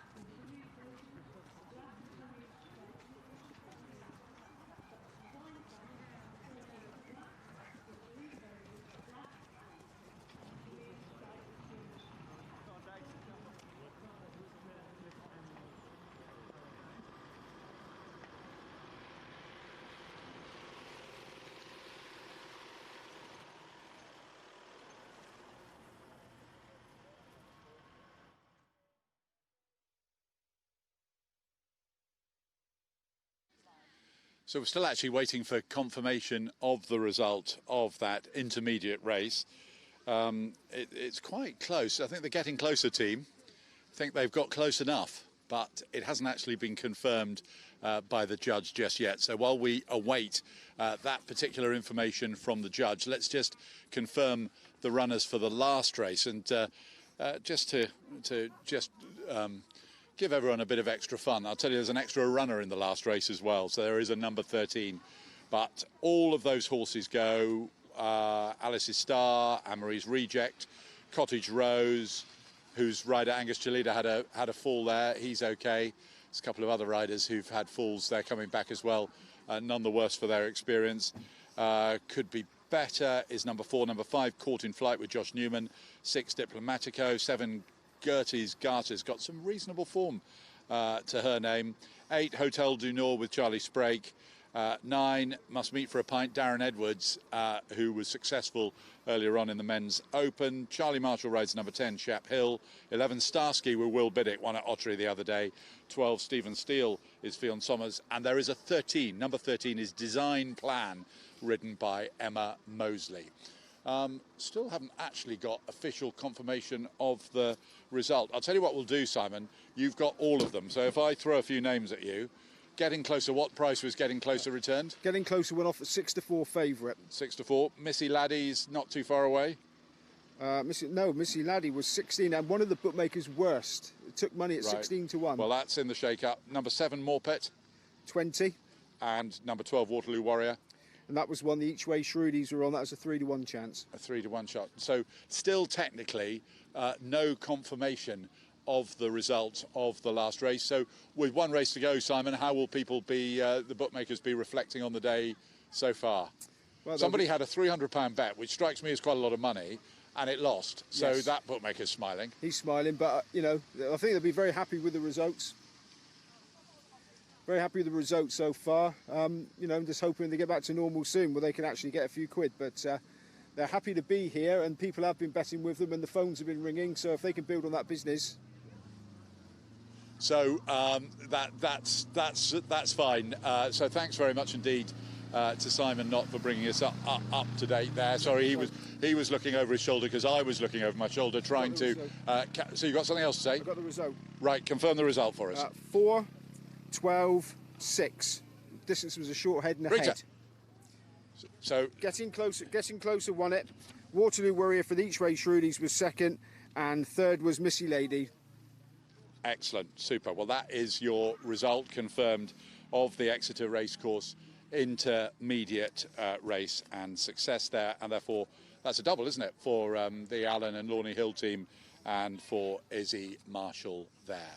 So one race to go, and that's the Print Concern Supports the NHS restricted race, kindly sponsored by Tim Underwood. So we're very grateful to Tim Underwood for his support. It's worth at this point just running through some of the other people to whom we're very grateful indeed for their support today. Helen Humphrey and Lotus Therapies, thank you to you. Waterside Meadery and Penzance. Paul Osborne, thanks to you, Paul, as well. St Winnow Yachts too. Andrew and Susan Pello, Hayley Mason, Dave Hardy Plumbing and Heating, thank you for your support. To Trevarthen too, to Amanda Drayson, to Moores of St Wen, to Exeter Racecourse, and to Tim Underwood and Print Concerns. So thank you to everybody, and thank you to you for watching today. Still one race to come, and I better just add the Exeter Racecourse. Thanks to you for supporting the intermediate race. Now, the funny thing is that they've only just confirmed the result on the racecourse. The result was actually confirmed to us a few moments ago, and the winning trainer, Alan Hill, is... You can take your mask off. We want to see your handsome, smiling face. Get close to the microphone, because you are about 8'1", so it makes it a bit tricky. So I think they've only just confirmed the result on the course. We did have it confirmed a moment or two ago, so that's a great one for you. Really, really pleased. Firstly, congratulations to everybody. I mean, BHA, Peter Wright, the PPA, we're here today. Where better in the world to be? Sunshine. Blue skies. Absolutely. A lot better than Ottery when we were last down this way. Mind you, I still enjoyed there because we had a winner. But full marks to everybody that we can enjoy such a lovely day's racing. And you presenting will understand it has been fantastic racing, very competitive. Getting closer. David Meaton bought him last year for a fun horse. You've got enthusiastic owners, haven't you? For a small syndicate of mainly farmers and other people in the Suffolk area. And we ran him first time and we thought he'd need the run, and he won at Horse Heath. Then we came up against Fuman Desiree, and unfortunately we met that horse on the 29th of February. If we'd have met it the 1st of March, we would have met it £4 better, and it beat us 2 lengths. We were very, very pleased. We thought to give that horse £7 and get within 2 lengths. We thought, so then COVID came in. The horse had a little injury through the summer. Unfortunately, he's a bit of a fighter in the field and he got kicked. And this was as early as we could go, but we've come here today because they've got an intermediate. And that really suited. That was very much. And what a finish, though. The commentator here is renowned for his honesty. He wasn't sure. No. There were 4 sort of spread across the course through the closing stages. Did you think you'd probably your jockey went to the first spot, didn't she? I was stood right on the line, and I mean on the inside of the course, right on the line, and I thought we'd won a neck. But I'm not the judge. But yeah, she was confident as well. I would like to try and now think that we may come down and run him in the Exeter final. Yeah. I would like to think that we may go to the Cheltenham final. He's a good little horse, and that is our dream.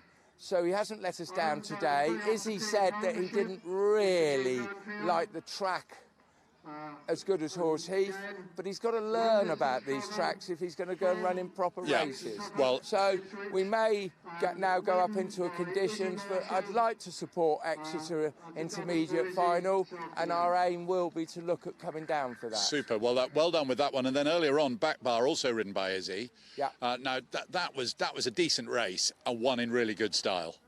Another horse bought by David Minton for the owners. If I tell you, it's embarrassing. He paid 1,000 guineas for him. Right. I must admit, when I first saw the horse, I was a bit worried. He was underdeveloped. Right. He was very raw. He was very pinny and ribby. He was bought for Henrietta, the daughter, to ride. She had a second and a win on him. Then she couldn't ride him. She had a horrible fall, and Izzy rode him. And Izzy's 4 from 4 on him. Wasn't totally suited by this sharp track. We are dreaming big of going hunter chasing with him. And then ending up at Cheltenham, hopefully. It's a dream. Right. And I'm sure tonight, probably the family, as alcohol is taken on board, will get the dream even bigger, don't we all? Yeah. But he is a lovely big horse. And he's come to himself now. He's won a 2-mile hurdle in Ireland for Gordon Elliott. He's got that bit of speed, but as you could see today, when she pressed the button, he can stay. Yeah. And stay he did. So. Well, that was great, and it's a fair old way for you to come, fair old way for your owners to come from East Anglia. So it's all been worthwhile. They're lucky. They own a house down here, so they came down yesterday and had a stay. So they made a sort of weekend. Yeah. And we left at 5 o'clock this morning. These horses have been in training 4 months. What's 4 hours in a lorry? Well, when you look at it like that. I sent son Joe to the other meeting. He's gone to Chadsley Corbett, and he's had a winner. So we will be drinking a lot tonight when we get back to Oxford. Excellent. Well, look, well done today. Well done at Chadsley Corbett as well. And best of luck with all these horses as the weeks go on. Hopefully, we don't have another lockdown. We just get on with it now. I'd like to say, like I started with, well done to everybody who's worked so hard to get our sport going again. I really, really appreciate all their hard work. Excellent. Super. Well, look, thanks very much indeed to Alan Hill. Good night. A cheery good night from Alan as he leaves us. With a little hop and a skip, actually, as well. I think they're quite rightly very, very happy. And the journey home, the 4-hour journey home, won't feel quite so long, especially as they've had some success at Chadsley Corbett as well. And I tell you what, let's for the second time today bring in Izzy, successful on getting closer, clutching. What are you clutching under your arm? Some champagne. Oh, well done. We'll have this on the way. Yeah, I bet you will. The 4 hours on the way home won't feel like 4 hours, will it? It'll go by quick. Yeah, and that was quite rather the opposite of Backbar. That was a real thriller. Yeah, no, he's a very quirky horse, and to be fair to my brother Charlie, he rode him last year, and he's just a funny character, and I sort of fell in love with him in the yard, so I've sort of looked after him, and then I managed to be given the ride on him this year, and I feel so privileged. Similar group of owners. It's the sort of other family side of them. There's a big syndicate, but no, he's just such a gutsy little cheeky horse. So, Did you know you'd won? I felt like I had, and then Darren felt like I had, but then with everything, it was a bit. And it took a bit of time to just confirm it. I know, it's really nerve-wracking. Yeah. And you walked straight into the winners' enclosure. Yeah, but I was sure. Yeah. Oh, and the funny thing was, we had the result confirmed a little bit earlier than you did. So when Alan came over, he wasn't absolutely sure. And they started reading the runners out for the next race, which I thought was the result. So I was gutted, and then I realised no, that was just the runners for the restricted. So anyway, we've heard from Alan how much he's looking forward to running this horse now. Yeah. And what about you now? Let's hope the point-to-point season really gets into its stride now. What are your hopes and plans? We've all showed that we can do it safely and that everyone's sticking to the guidelines. So hopefully we've got a long season ahead of us. And in regards to this horse, we'd love to give the intermediate final at Cheltenham a crack. That's sort of been the dream. There's also one at Exeter, isn't there? Yeah. So, yeah. But options. We just touch wood. He's okay tomorrow, and I'm sure we'll dream up some plans in the lorry on the way home. But the main thing is that he's okay tomorrow, and then we'll make more of a plan then. Yeah. Well, don't let anyone else have that bottle under your. I think you're going to clutch it. Yeah. Anyway, well done you, Thank you very much. Great to see you at Wadebridge today. Yeah. Thank you very much. Thanks very much indeed. So you can really see how much it means, can't you, for Izzy there and completing that double for the Alan Hill team, which is clearly in a very good order. Hope you're not being too drowned out by the loudspeaker, which suddenly seems to have got considerably louder in the last 20 minutes or so. But hopefully you could hear all of that, the words of wisdom from Alan and from Izzy. The horses, if we can just move our camera around to the horses in the paddock, they are, as the shadows lengthen here at Wadebridge, they're walking around the paddock. Some riders already appearing for this race. Let's see if we can bring Donna in. Right. No, leave the mic where it is, Donna. Some thoughts then about some of the horses in this. Okay, Must Meet for a Pint for Dean Summersby. Darren Edwards on board. There's one here before, an Axeni, so I quite fancy Must Meet for a Pint. Shy Uphill, Hannah Clark, Charlie Marshall to ride, second at Ottery. Starsky won at Ottery's maiden. Under Will Biddock for Tom Malone. And I would say Hotel de Nord is ridden by Will Biddock's trainee, Charlie Sprake. I would quite fancy that one as well. So, Must Meet for a Pint. Must Meet for a Pint for... One here, Axeni. Seems to set the standard, but who knows? It's quite sticky ground, so. And the Summersby team in pretty good order. Yes, definitely. Excellent. Well, look, let's see if we can bring Simon in with some betting on that, and then we're going to have a quick word with the point-to-point authority after that. So Donna's very keen on this horse that could be the best-named horse in Britain and Ireland at the moment. Meet for a Pint. What sort of price? Must Meet for a Pint even. What sort of price is that? Well, the Must Meet for a Pint is 3-1, but basically the bookmakers have snapped the elastic bands around the money they've won today, and they're desperate not to make a mistake. So Hotel de Nord is just favourite at 2-1 in the early skirmishes. Must Meet for a Pint, Sheep Hill and Starsky all around the same price. They've just priced up defensively, waiting to see what comes in. But they've snapped the elastic bands around their winnings, and they don't want to give it back now. Is that a technical term? Yes. Oh, well, thank you. From me. From you, anyway. So Starsky, I like Starsky in this. Roughly what price when you were last there? It's a 3-1 chance at the moment. Will Biddock's on it, so they're always going to be cautious. They've priced up very defensively at the moment, but there's nobody in front of them when I got these prices. So excellent. Well, look, thanks to you. We'll hear about the starting prices after the race.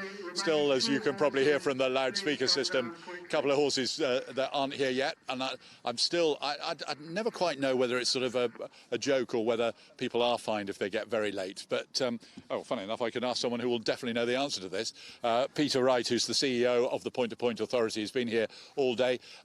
You can just slip your mask down just for a second, could you, just so we can hear you? Just well, I think you're allowed to while we're on the mic, yes. I think so, do you actually find people if they get very slow? It's up to the stewards. It's their discretion. But this wasn't the reason for getting you over. No, not at all. But I mean, obviously it's an amateur sport, so I think on the whole the stewards, if they can, won't. But on occasions there become certain individuals who are just mucking about, and then they do get adjusted. So it's an amateur sport, point-to-point racing, but it's run in a very professional way. And dare I say, the Point-to-Point Authority, of which you're the CEO, and the Devon and Cornwall area, and indeed the other areas who are putting on fixtures at the moment, they're demonstrating a great deal of professionalism.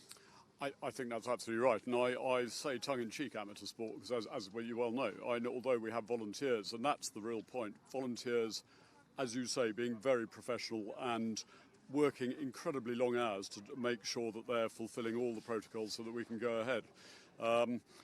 And of course, a lot of our participants are perhaps more professional than we might think, in terms of the trainers are all paid and so on and so forth, and a lot of the jockeys are actually involved in the racing industry. Yeah. So no, all credit to everyone for playing the game and doing their best to do it. Do you get the instinct that we can just get into our stride now? Because so we started at Ottery and Maysmore, then the English lockdown. Do you feel in your bones that we can now get on with it, or are you concerned about what's going to happen next? No, on the contrary. I think what is really interesting is everyone I've spoken to has told me that the sport is, they agree that the sport is safe. It's inherently safe. The mitigating processes we put in place make it even safer. And the protocols we now have, I think, allow us to move forward. I'm very happy with that, although obviously it's up to local authorities. I think the next key test is bringing back the paying public, the spectators. And we're going to do a trial next week at Larkhill to find out what works and what doesn't. We're going to combine them up in the amber zone with the owners, because there aren't that many owners. There's less owners than we expected turning up, right? Which is fantastic. In terms of being able to keep it simple for the fixtures at just 2 zones. We'll see how it works. And no doubt we'll learn a lot of lessons, and then hopefully everyone else can start after Christmas. We should just say that we're in Cornwall here. Technically, you could have had a crowd today, but there are other activities going on here at the Royal Cornwall Showground. Absolutely, and having spectators causes a phenomenal lot of extra different issues for an organisation put together to ask either of the fixtures running on this first week to put it on at 7 days' notice just wasn't a going possibility. So Larkhill next week? Larkhill has kindly volunteered to do it. But you can't pick up Larkhill and bring it to Devon and Cornwall, can you? Or has it got to stay where it is? No, sadly, it'll have to stay where it is. But I think Devon and Cornwall will be back, hopefully with crowd. Well, they'll definitely be back, hopefully with crowds in the new year. That's our hope. I think, if I may, for those of you who are watching and are hoping to get to the races, do remember that you've got to pre-register and get your tickets beforehand. You will not be able to turn up on the gate and just pay to come in. You will not be allowed in. End of story. You must pre-register and get your ticket. It's on the website. Go on the Point-to-Point website and look down the right-hand side. You see where you can click on, and it just takes you to the ticketing site, and on you'll be able to go. So I really do implore you to do that. I'm afraid there won't be any second options. It closes at 12 o'clock Friday noon, so please do remember to get your tickets. And I can tell you, it ain't complicated. I've managed to do it 3 times now. Thanks very much. Well done, Peter, in getting everything on. And what a lovely day we've had for it. Oh, couldn't be better, could it? Every time I've come to Wadebridge for pointing in the past, it has absolutely hacked down. So I'm absolutely delighted with today. I really am. Super. Well, as you can see, the horses behind you going out onto the track. Yep. So thanks to you. Thanks to Peter and everybody, Peter Wright and everyone else at the Point-to-Point Authority. Horses just coming out. There's Cottage Rose in the red and yellow just coming past us as they make their way out onto the track. Caught in Flight is the next one. So it's must meet for a pint for you, Donna, isn't it, in this race? It is for me. I think in this, what do you fancy? Did you say you like Starsky? Yeah, I quite like Starsky, but there in the purple and the yellow is must meet for a pint, and I can hear commentator Mark Dennis describing them down. The Print Concern supports the NHS restricted race, and the runners now making their way down to the start. First out was number 4, Could Be Better, ridden by Mr. Connor Houlihan, light blue with a dark blue hoop. Next out was number 3, College Rose, ridden by Angus Trelida, red with a yellow star. Then we see number 5, Caught in Flight, ridden by Mr. Josh Newman. That's white with a blue chevron. Next out is number 13, that's Design Plan, ridden by Miss E. Mosley. And in behind this we see number 8, Hotel du Nord, ridden by Charlie Sprake. That's red with the navy diamonds. Following this one down is number 9. That's Must Meet for a Pint, ridden by Mr. Darren Edwards, purple, the yellow triple diamonds. In behind this comes number 2, Anne-Marie's Reject, ridden by Miss Natalie Parker, white with the orange disc. Then we see number 1, that's Alice's Star, ridden by Miss Anna Highlands, emerald green with a purple disc. Next out is number 11, Starsky, ridden by Mr. Will Biddock, yellow with the green hoop. And following this one down is number 12, that's Stephen Steele, ridden by Fionn Summers, navy with a yellow hoop, half sleeves and yellow cap. Following this one down is number 6, Diplomatico, ridden by Mr. Geoffrey Barford Saunt, red with the light blue diamonds.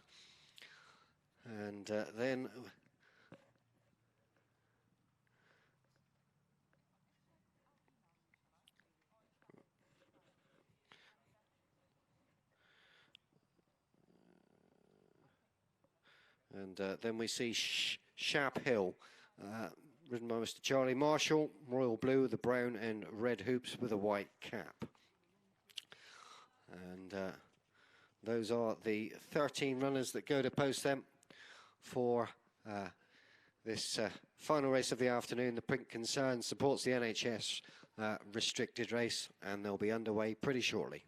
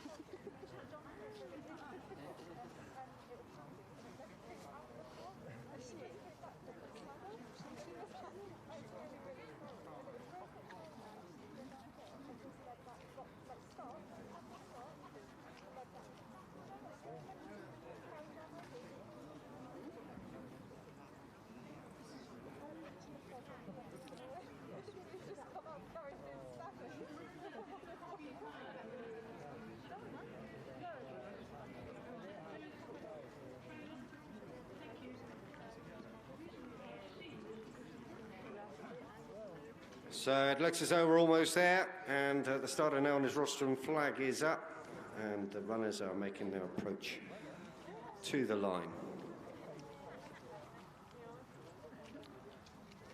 So flag's down there, so we're away for the final race of the day here at Wadebridge. Been a real cracking day of racing, and they take the first of their 18 fences, and they're all over it safely and racing on to fence number 2, and it looks as though it's Shap Hill on the inside. Shap Hill takes that over that. Hotel de Nord also up there in the front rank of 3 with Caught in Flight as they sweep the bend then and racing to the home straight for the first time. Cottage Rose is up there in about 4th on the inside with the yellow cap as they cross fence number 4. And they're all over that safely. Stephen Steele, the back marker in these very early stages, as they now prepare to race past the judge with 2 seconds ahead of them to race. And Shap Hill with Charlie Marshall leads the charge. Hotel de Nord just shades second, and Caught in Flight's next. And then we see Diplomatico on the inside just ahead of Cottage Rose, right up the inside. Design Plan follows these through with Starsky and Must Meet for a Pint on their outside. So this is the open ditch then, and they're over the open ditch safely. Gertie's Garter has just been relegated to the back marker spot as they continue on then to another plain fence. And again, they all look to have jumped that okay and without incident. So we continue on then to the top end of the course, and Shap Hill still on the inside. Hotel de Nord just on the outside. Diplomatico is around about 3 lengths behind them, right in their slipstream on the inside. Wider out we have Must Meet for a Pint and Caught in Flight. So they take this solitary plain fence in the back straight, and they're all over that safely. Cottage Road just jumped slightly out to his right over that, but they're all okay, and around about 15, maybe 20 lengths between first and last of these 13 runners. So Shap Hill leads the charge down over the hill then for the first time. Hotel de Nord in the centre, going a little bit wider. Diplomatico, Cottage Rose follows this one through. Wider out we have the maybe wiser heads of Darren Edwards and Will Biddock on Starsky, following Darren through on Must Meet for a Pint, as they now complete their descent and race up the far side. One circuit almost complete. So Shap Hill, Hotel de Nord, Diplomatico and Must Meet for a Pint. That's 1, 2, 3 and 4. Cottage Rose is next. Caught in Flight's in on that one's outside. And just following that one through on the outer is Starsky, Will Biddock. Cottage Rose then on the inside, and following that one through is Anne Marine's Reject, and Alice's Star is that on that one's outside. Stephen Steele, Cider and Black, and Gertie's Garter. That's the back rank of 3. So they've taken what will be the final fence in a circuit's time, and Shap Hill is going to try and do it the hard way. He's led pretty much from flagfall, joined on the outside now by Hotel du Nord and Charlie Sprake. These two are around about 3 or 4 lengths clear then of Starsky and Must Meet for a Pint. Darren Edwards and Will Biddock look to be getting pretty cosy as they make their way up towards the open ditch for the final time. Pace just picked up a notch, so Shap Hill leads the charge towards it. Diplomatico and his slipstream on the inside as they take the open ditch then, and we've lost one there, and it's almost impeded Gertie's Garter, but it's Anne-Marie's Reject that was a faller at the ditch. So they cross the next then, and they're all out over that safely. As Shap Hill now joined once again by Hotel du Nord, as they now prepare to sweep left-handed and come into the home straight.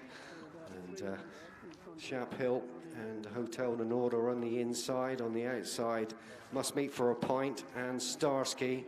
These two have raced side by side for the best part of half a circuit now. as they cross the necks then, and all the leaders are safely out over it. The tail enders now are beginning to show signs of distress. A few whips up in the air. So they race along the level and prepare themselves to make the descent down over the hill. So Hotel du Nord now with the lead. On the inside, Shap Hill. Then we have Starsky and Must Meet for a Pint. They're 3 and 4, and they're widest of all. A gap then of about 7 or 8 lengths then back to Court in Flight, Stephen Steele and Alice's Star. On the inside, Cottage Rose and Diplomatico. Design Plan is next, then Cider and Black and Gertie's Garter. But things up front are pretty hot now. So Hotel du Nord and Shap Hill, where they've been throughout, vying for the lead. That was 4 out. 4 out, Starsky into third now. On the inside, though, Must Meet for a Pint is wise to it and maintains third position as they come to 3 out now. 3 out then, out over. Hotel du Nord, now by about a length from, on the inside, Shap Hill. In behind them, Starsky and Must Meet for a Pint in 3 and 4. So that was the second last then, and out over. Hotel du Nord and Charlie Sprague come to the last now, out over safely. On the inside, Must Meet for a Pint. Shap Hill gives chase back in 3. Starsky is done back in 4. So on the run to the line then, Hotel du Nord's just putting out a little bit more, and is 3 or 4 lengths clear from Shap Hill, the long-time early leader. Then Must Meet for a Pint. Starsky is next. Alice's Stars run on well into 5th. Then we see Stephen Steele, Gertie's Garter, Design Plan, and Court in Flight. Diplomatico and Cottage Rose will be the final ones to finish.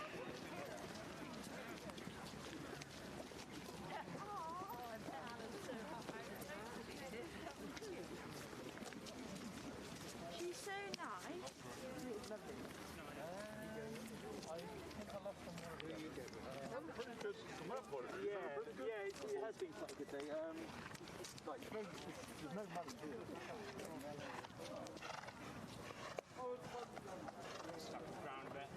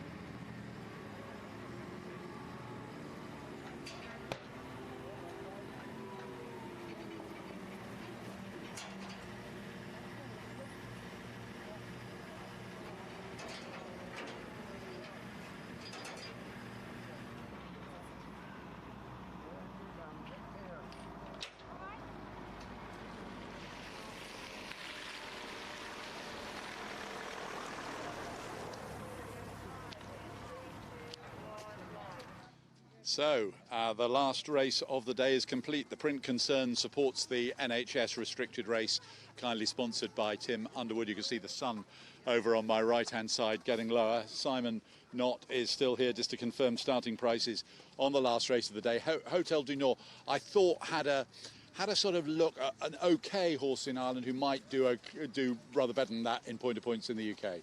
And that's what's happened. Was he well supported? Well, through most of the betting, he was 2-1, and he looked to be favourite. But there's no saying in bookmaking, if you stick your head over the parapet, you often get it shot off, which is what one of the bookmakers did. Went 5-1 Starsky, fell into 150 quid each way bet at the price. That went off a 7-4 favourite ultimately. So Hotel du Nord was the second in. And returned at 2-1. And then Shaphill second was 7-2. And then the one about a pint was 4-1. So they pretty much finished Must meet for a pint. Yeah, they pretty much finished in betting order, apart from that late money for Starsky, but the bookmaker kept it, finished fourth. And you've talked £300, £150 each way. So there was a few quid flying around here today. Yeah, for the restrictions, it's not bad. You know, not the sort of bet he really wanted to take, but ultimately he's copped the money. So. Well, no, but somebody was actually prepared yes, to put their money where their mouth is. Yep. And what about the telephone betting? Has that been a big success? I think Richard Pittard, his wife Lorraine, will be very happy that he's going home with the money today. They've used him, but he's kept the money. And all in all, you know, we have come here today. How many favourites won? Only one. I think, yes. Only one favourite all day, so no wonder the betting fraternity is smiling. And do you think people have sort of relished the opportunity to come here to take bets, to allow, you know, as it all worked well, basically? Well, I mean, the bookmakers have been starved of it, and it's their livelihood, so no doubt they're more than pleased to be here. They prove they can do it safely, people betting in cash and with debit cards and, of course, the phone. It's proved the point. You know, the punters are prepared to bet, so hopefully it's the beginning of you know, the lights at the end of the tunnel. And it wasn't too, you know, people didn't find it too complicated. They were happy to get on the phone, lodge some money, and take it from there. Yeah, but like I said before, most of the people that did that are pretty professional. It wasn't your fun punters. It was your clever people that wanted to win. And was there a bet of the day? What would you say? You said somebody earlier on got sort of, there were nerves jangling a few times. Yes, well, Dave Phillips laying the 16-1 about the 6-1 winner is probably the one he'll remember, and the punter got the value there. Apparently it was a mistake. He didn't mean to put 16 up, but he's laid it because it was on the board. So, right. So that's a... And what about Navan Man? He was 2-1 on, obviously disappointed in the men's open. Yeah, but there wasn't a dinar for it. Nobody was interested. Nobody wanted to bet the odds on. So that's another technical term, not a dinar for it. Not a dinar for it. They tend not to be a dinar for them when they get beat when they're odds on. Yeah. Well, look, great to have you along here at Wadebridge this afternoon. Thanks very much for being with us. Let's just quickly round up the results from the day so far. Not so far, we've completed a 9-race card. Radden Top successful in the opening race of the afternoon, with Conor Houlihan successful on that one. Then from Wales, Cockin Man successful at 6-1 in Division 2 of the race for veteran and novice riders. The third race, a 5-1 winner and a horse to follow, Old Town Guard. There were 3 divisions of the maiden today, and time-wise, Division 1 was considerably quicker than the other 2 divisions, giving the impression it was a pretty decent race, beating Imperial Joe and Eros in that race. Division 2 of the maiden, Ross Derrin successful with Josh Newman in that race. Then a horse that brought some decent form here, Tip Top Mountain, successful in the 3rd division of the open race, which was our 120 race. Then after that we had the Trevathan Ladies Open.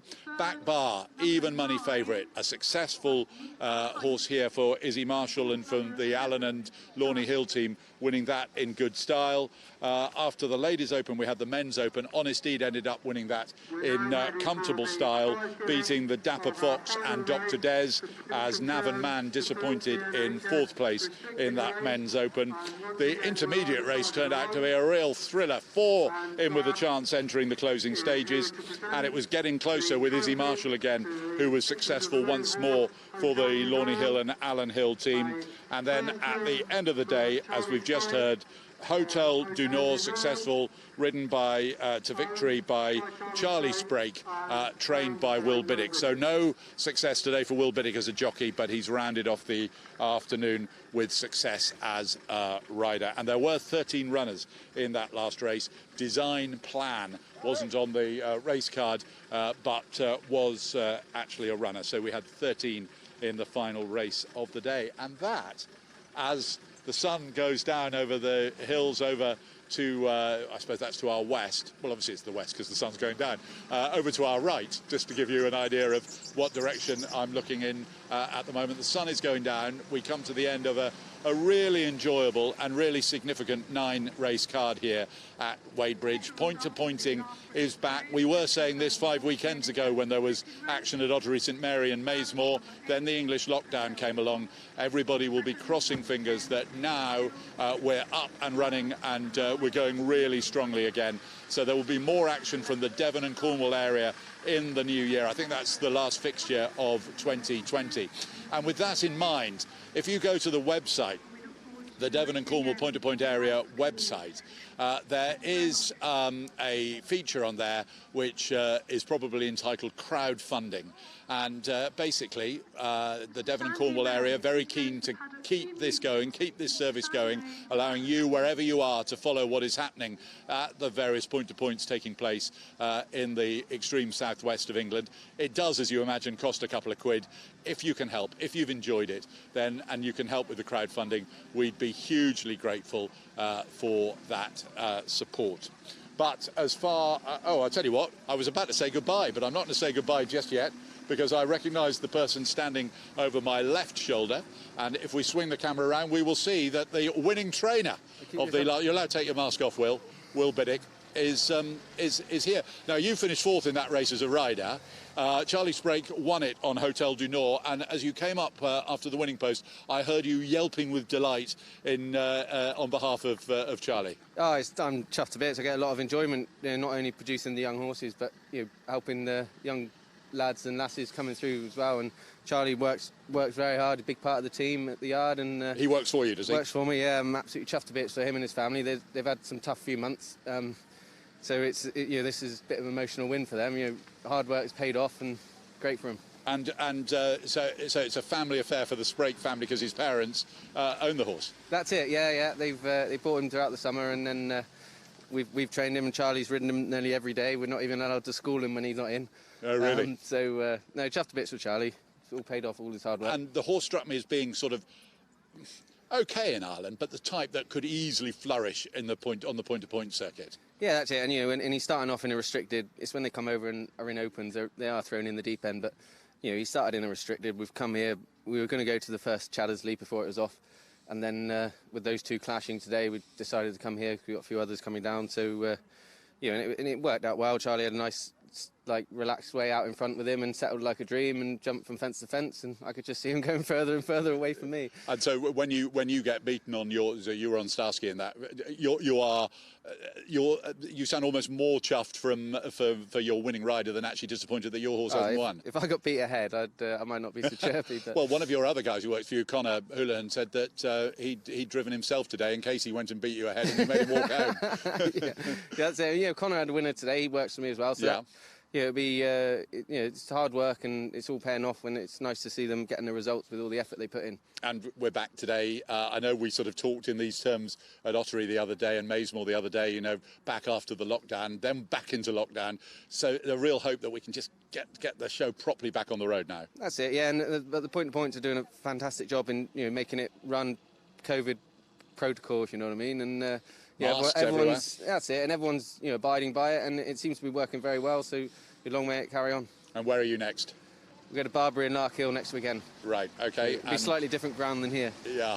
Well, and this is your manor, isn't it? This is your area. What you said to me earlier on, you come from just over the hill. Yeah, just over there. We're 15 minutes from here. This is so any success my first here? Ride here in the hunt race. Oh, really? All those years ago. So and so any success here, in this case, a training success, it obviously means a lot for you as well. Yeah, that's it. We're obviously still riding, but we are training a dozen pointers, and Charlie rode a novice rider's horse that we've got in the yard for the guys, and he's got his own horse there. And Ella's Autowell's gone up to, she was third in a conditions race up at Chaddersley today, and Connor rode a winner for Les Jefford, and it's going well. It's really going well, yeah. Well, I'll tell you what, he is hiding behind the gate post over there, so you've got to allow for social distancing. You've got to get out of the way, Will. Well done. Yeah. Thanks very much to Will Biddick. Yeah. So how does that feel? Oh, it's amazing. I was starting to get a bit close to the mic, Charlie. I was starting to forget how it felt like to ride a winner. I haven't rode a winner for 2 years now, since pony racing, so it's brilliant, yeah. So this is your first winner? First winner point to pointing, yeah. So. And when we were chatting earlier on, I just got I mentioned Hotel du Nord and said that I just got the impression there was a sort of tiny spring in your step that you thought the horse might go well. I really did think a lot of him. Obviously, I ride him every day, and the feel he gives me is mega at home. So. Will says that if you're not in, you're not allowed to. The horse can't be schooled. No, I do like to do all that with him, get a good feel of him. And he can't quite hear. So what's it like working for Will Biddick? Oh, it's brilliant. He's the best man. You can't work for anyone better. He is grinning right behind you. You can't quite see him. No, so you learn plenty, I guess. Oh, he's been brilliant for me. Yeah.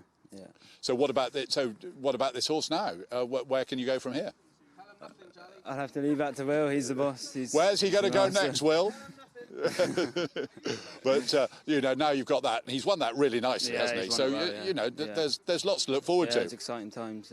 So where's he going to be? Where does he need to get ready to go over the next week or two?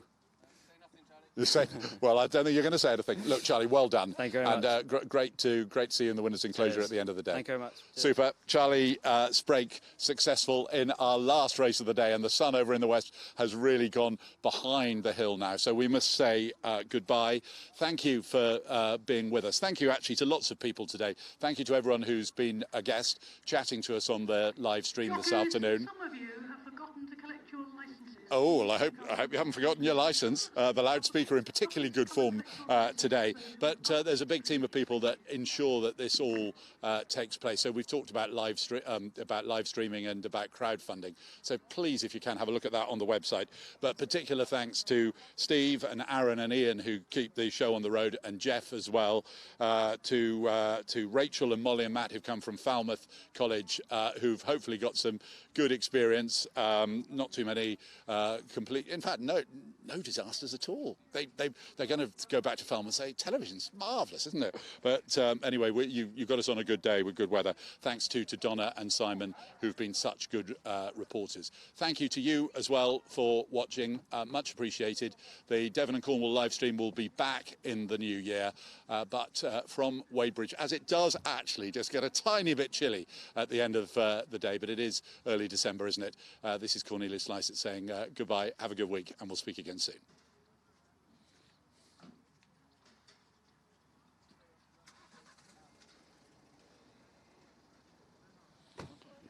Well, that's it. That's a wrap, as they say. Well done. Yeah, that's it.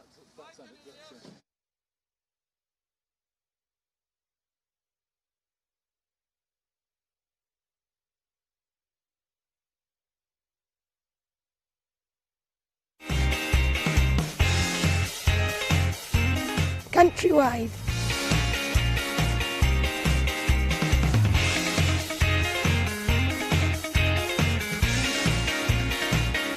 Everyone.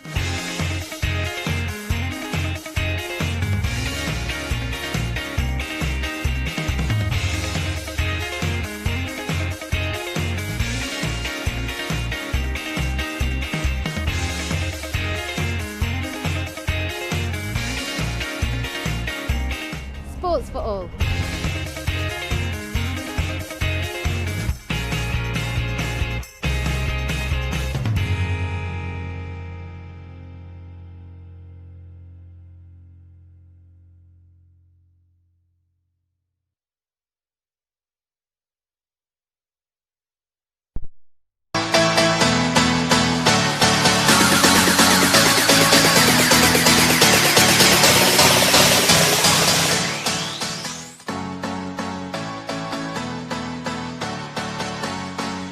Judge will have to confirm between these two. Collins Rose and the kitchen mechanic, Arctic Millie back in third, and Gunner Mix Cromwell back in fourth.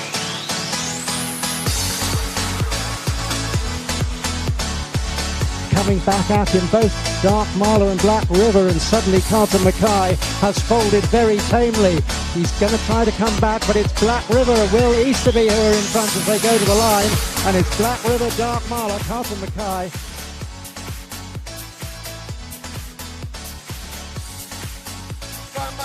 The Herd family on towards the final fence. Navan Man, he's over safely.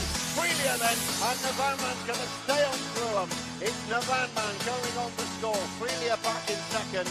Carispa from the Wilds has come through the third.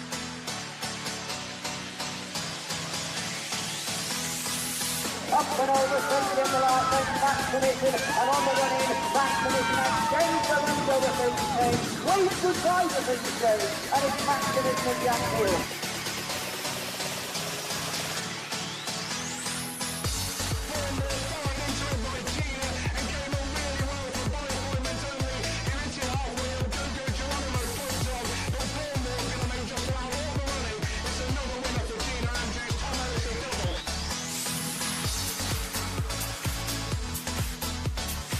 Final fence, Shontu Flyer on the inside, on the outside Salvatore, a good old scrap here with 150 yards left to go. Shontu Flyer forced to dig deep, forced to find reserves from Salvatore, a green winter from the gods. They go towards the line, it's Shontu Flyer out in front, Shontu Flyer.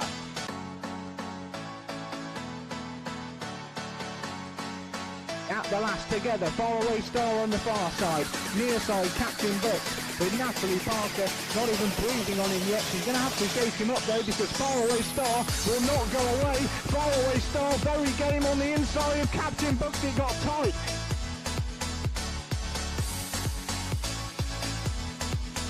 The 14th and final fence, Fumet Judaris has got the front. Half a length is the leader, they're getting closer. Who is running strongly to every call. Back in third is occupied. Fumet Judaris though is in front by a length, and he will not stop winning.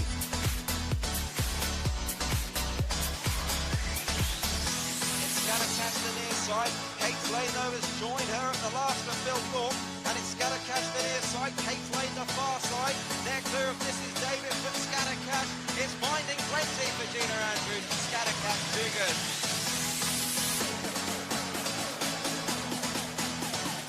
Chef to keep back with the definite advantage in the last. Jump that one well too. From Swift Crusader in second place. On to the running. Chef to keep from Swift Crusader. They're wide apart. Chef to keep. Grand round of jumping. Chef to keep wins for Philip Hobbs and Dave Maxwell.